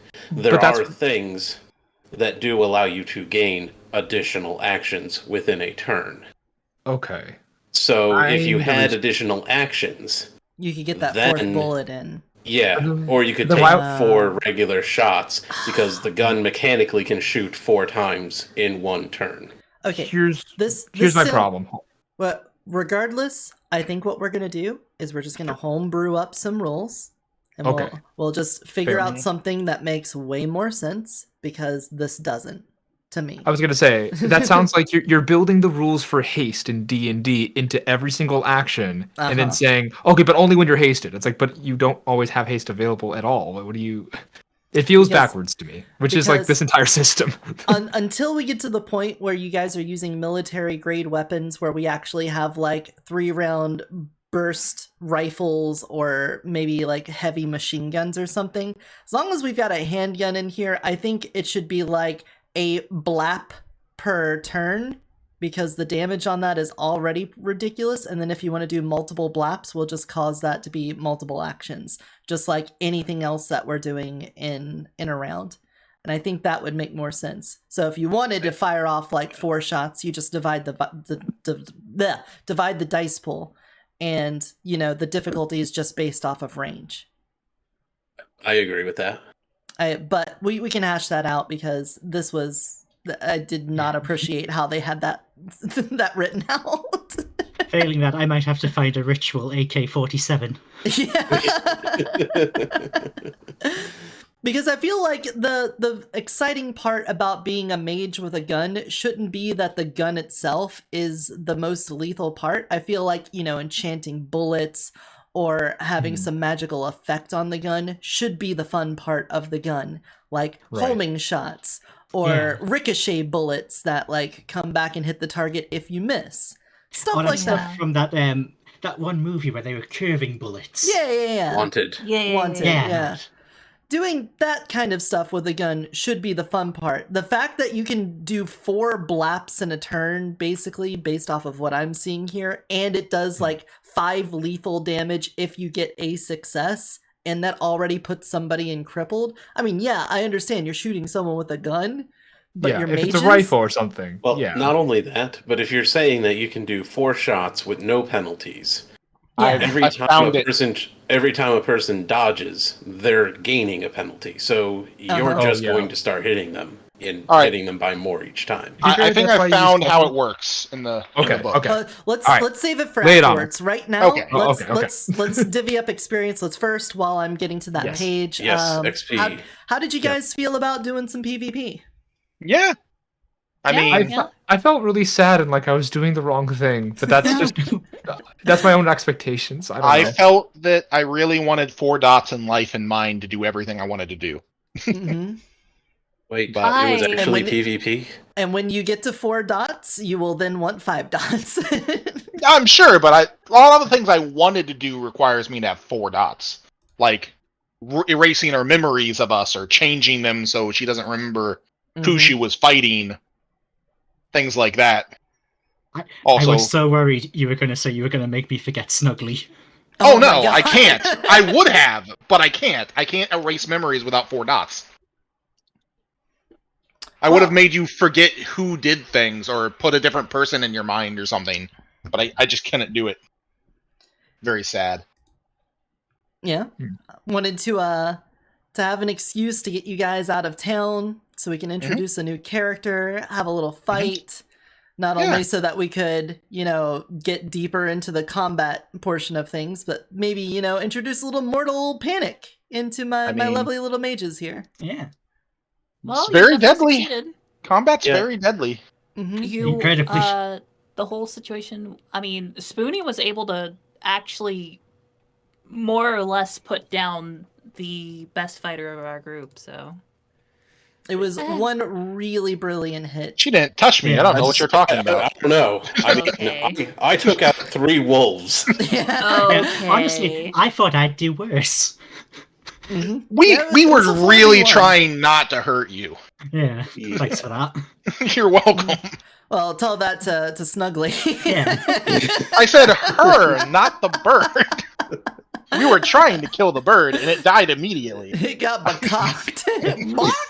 I've had Snuggly since an egg.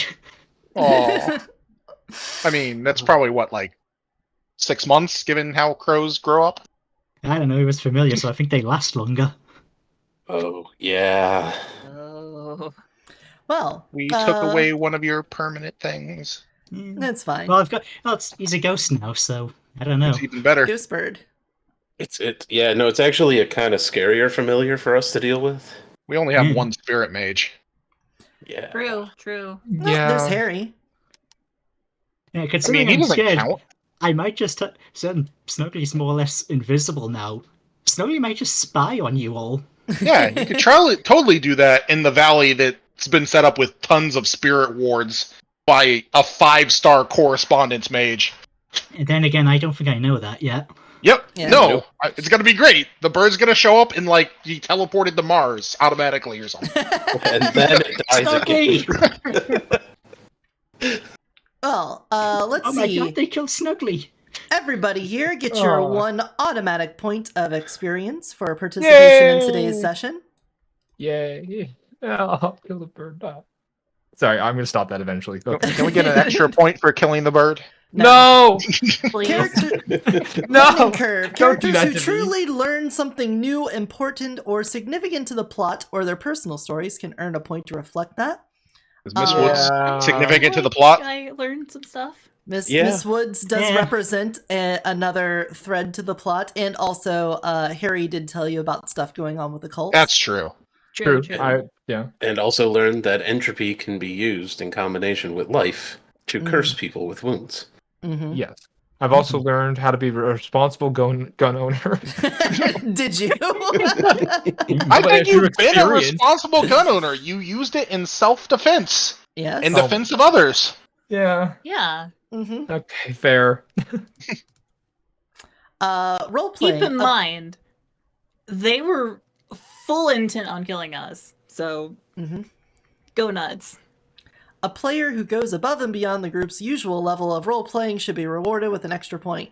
I think you all did fantastic today. Just get your points. Yay. All right. Yay. Go ahead and get another point for focus too, because everyone was very ritually today. Hey. Wonderful. Mhm. Heroism. A character who faces incredible odds to perform some memorable act of sacrifice or risk ought to be rewarded for stepping up courageously and doing what needed to be done. Morgan, I think out of anyone, doing a 4v1 fight to get your quest done was pretty heroic and sacrificial. Yeah, definitely sacrificial. The bird should get the point. It was Yes, sacrificial. give it to the bird. Snuggly gets a posthumanus. Posthumanus? What is that? Humorous. Posthumorous, thank you. I'm like, what's the past tense of that? Experience point. They can put that into whatever they want. Oh gosh. As for heroism for the rest of you, I feel like you just kind of did what needed to be done. I tried really hard not to kill her. I would, I don't know how I would heroic say- that is, but I know at least Nicholas and I both had ways. If we wanted Morrigan dead from the start, we could have killed Morrigan. We Especially showed a because I have lot of the- restraint. the only apparent thing that she doesn't have to counterspell. I would like to say that I risked myself to pick up that dagger at her feet. True. Fair. And Ethan heroically Ethan- shot a gun. Yeah. And He also- pushed Gemma out of the way. Yeah, got Gimmo Yeah, the to push safe button. Ethan, to the safety of the woods where the wolves were coming from. I will say, Ethan probably saved me. Well, keep in mind, like, I wound up I in a did kick you out of car. the way then. And Yeah. I think because of that, there was only one wolf to deal with. If it wasn't for that, I think there might have been more. All right, then get a heroism point for everyone. You've convinced me. Yay. Aw. Yay. Also, that I'm helped. going to say you all get an extra point for drama, because that was nice. a That was very dramatic dramatic. game. Very yes. Yes. A lot of damage was dealt and unexpected twists and turns along the way.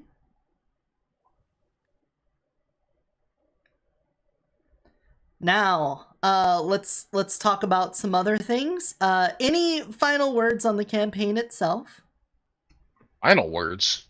Final. for this session episode? Oh, okay. Final session. And that was the end. Damn, I really should have just killed everyone.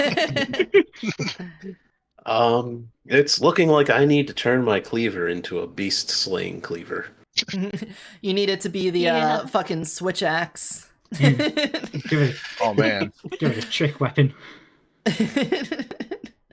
Just swag axe, or what's the thing from Bloodborne that can like Yeah. rip Yeah, out? trick Trick weapons. Yeah. weapons. Yeah, okay. Okay. Yeah. God. What were you saying? Personally, I feel like Gemma needs to go off and have a very long, well, not very long, but very intense training montage.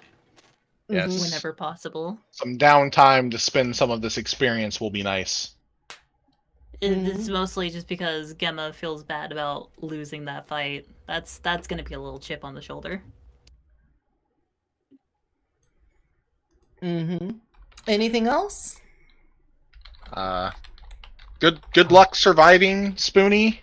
I don't know what you're supposed to be doing at midnight, but you're not able to move more than a yard around at the moment.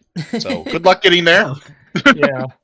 You are very injured, and it's also, you said you were out of quintessence, so you can't even heal it. Because aggravated requires quintessence spin to heal. Yep. Well, she could take a nap. If she gets a good sleep in the next 8 hours, she can get a willpower and her avatar can give quintessence back. Yep. As long as she does that before whatever crossroads she's supposed to be at with a goat by midnight. Yep. Yeah, well. We'll see. Good luck. Like I said, good luck. Yeah, good luck with that. Also, making the roll with a -5. Come back. Could be problems.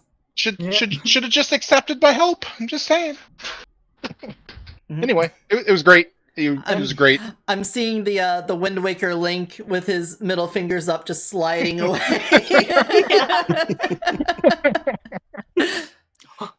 Gosh, I feel that. All right. Well, let's see. What do we have going on this week, Karadur? I have a swearing-in ceremony that's going to be delayed because the packet they sent me hasn't gotten here in the mail yet. Oh no. So, well, salute to you, President Karadur, for taking up your office. Yeah, my office of census worker. Yay. What are you sensing? Yay. Funnily enough, the crime and violence survey. So, really good for this session. Yeah, talking to all of us about the knife wounds and the dead birds. And but other than that, I don't think I have anything really planned. Hopefully getting a new pair of shoes and taking a puppy on a walk if the weather gets good. Oh, yeah. All right. How about you, Crusader? What do you have going on this week? This week, I don't really have a lot planned. Thursday, I'm not sure if I'm going to keep playing DC Universe Online, although it seemed to do well last week. If I don't do that, I will be playing Wulong, although that gave me difficulties today. Was it crashing on you?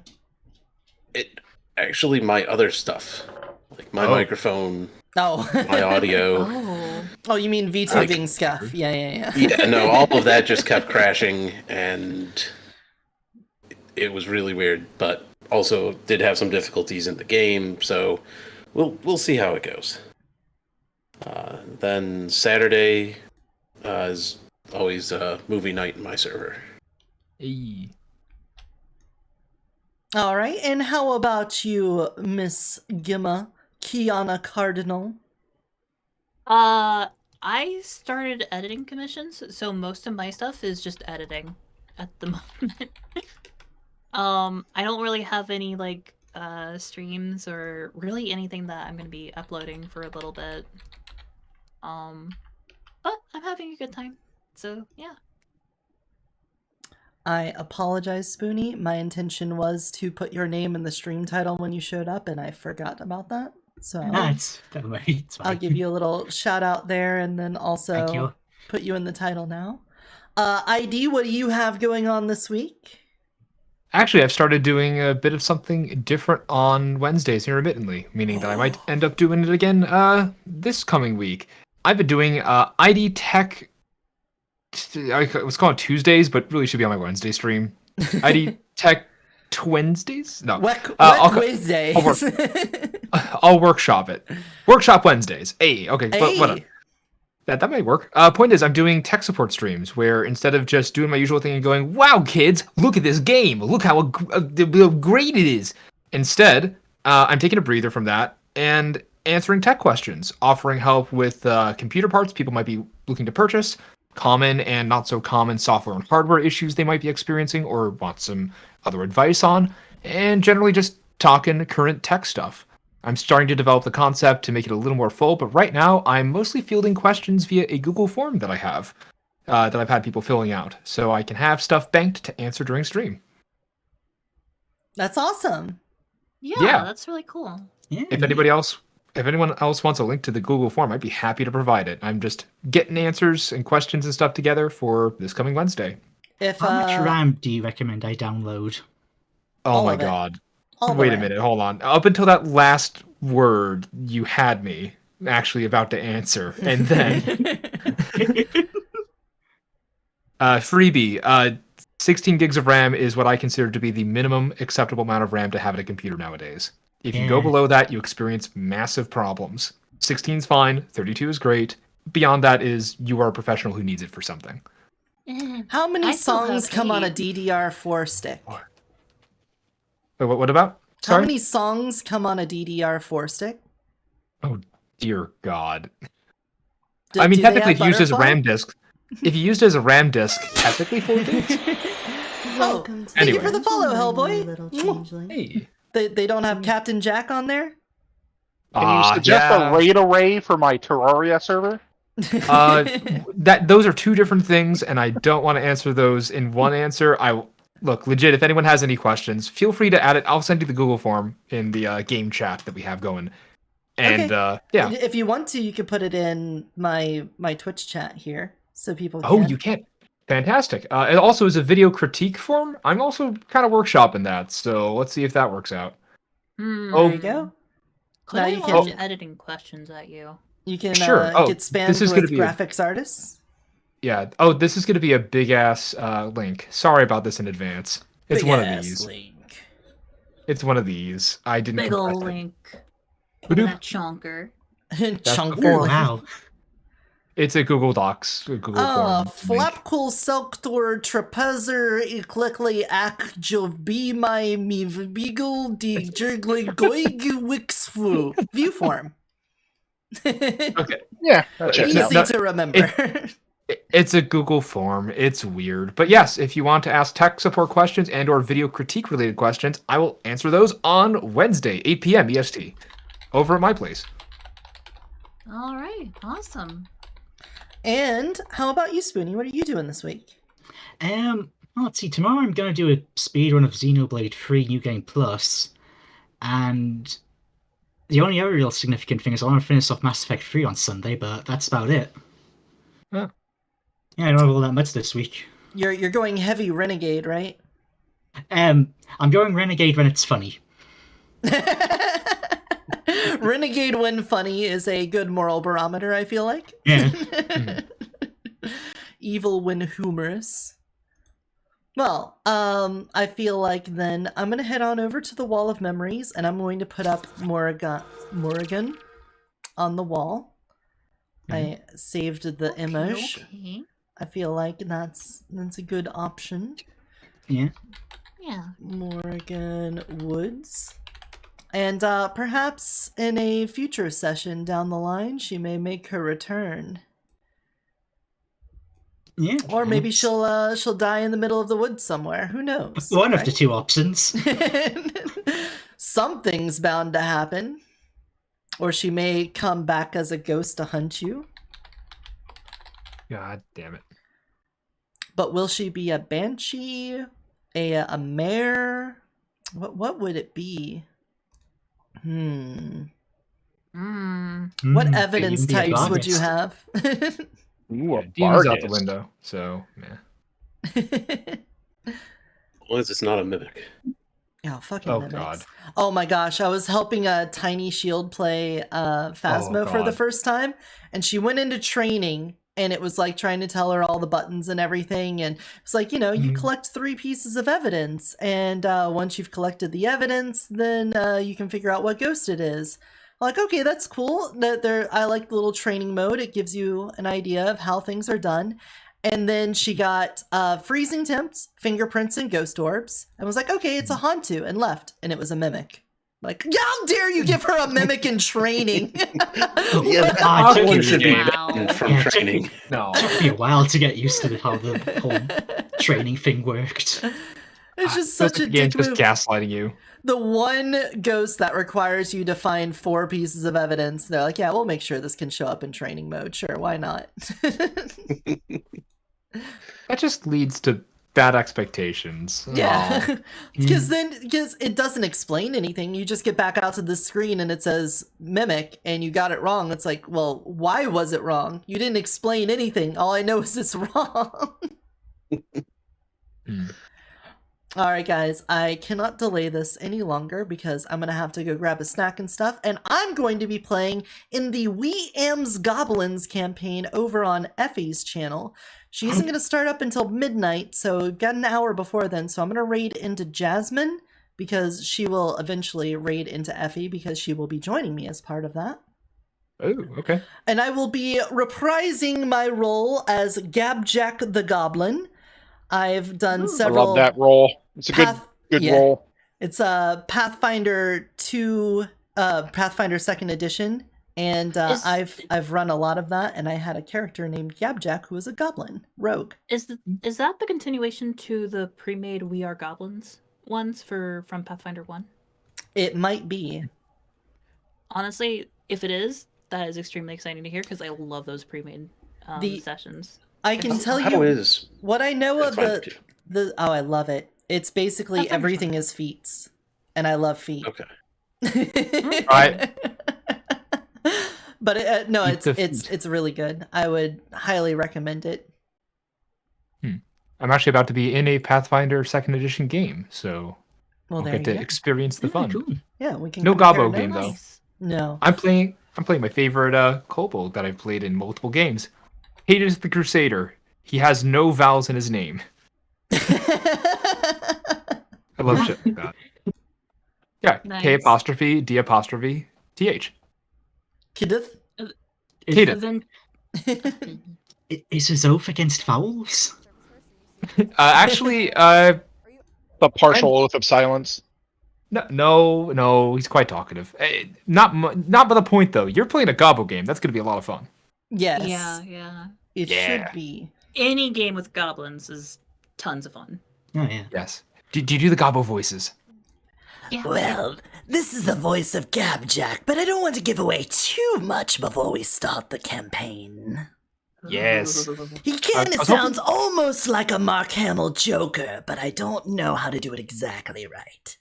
You're pretty much there. Honestly, I was expecting Skaven, like yes, kill, kind of stuff.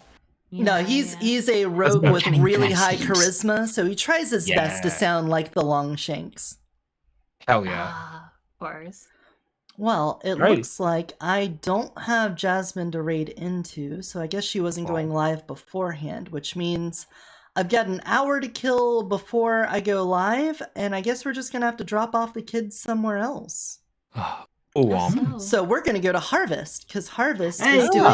That's Yes, right. Harvest Yes. is streaming right now. Yeah, get Harvest some Please, more. please support Harvest. Yes, Yes. she's currently doing her birthday stream week. It's Mhm, day mhm. 1. She's currently doing Overcooked with Gothic Valkyrie and Cecil Alexis. I love Oh my God. all of them beans. Yo. Oh my Yeah. god. I have to apologize. I'm so sorry. I can't believe I forgot this. I'm actually going to be doing something with Harvest this week. I completely forgot about that. Oh, yeah, I so am am I. sorry. We're doing Yeah, I Among might be Us dropping on that one. Thursday. Among Us and Gardic Phone on Thursday. Yeah, I'm also Yes. wanting to do that Among with her. Mm-hmm. Well, I'm glad I brought that up. Although the weird question is, I'm pretty sure we're in the same time zone, so I'm not sure why she scheduled it all for 1 a.m.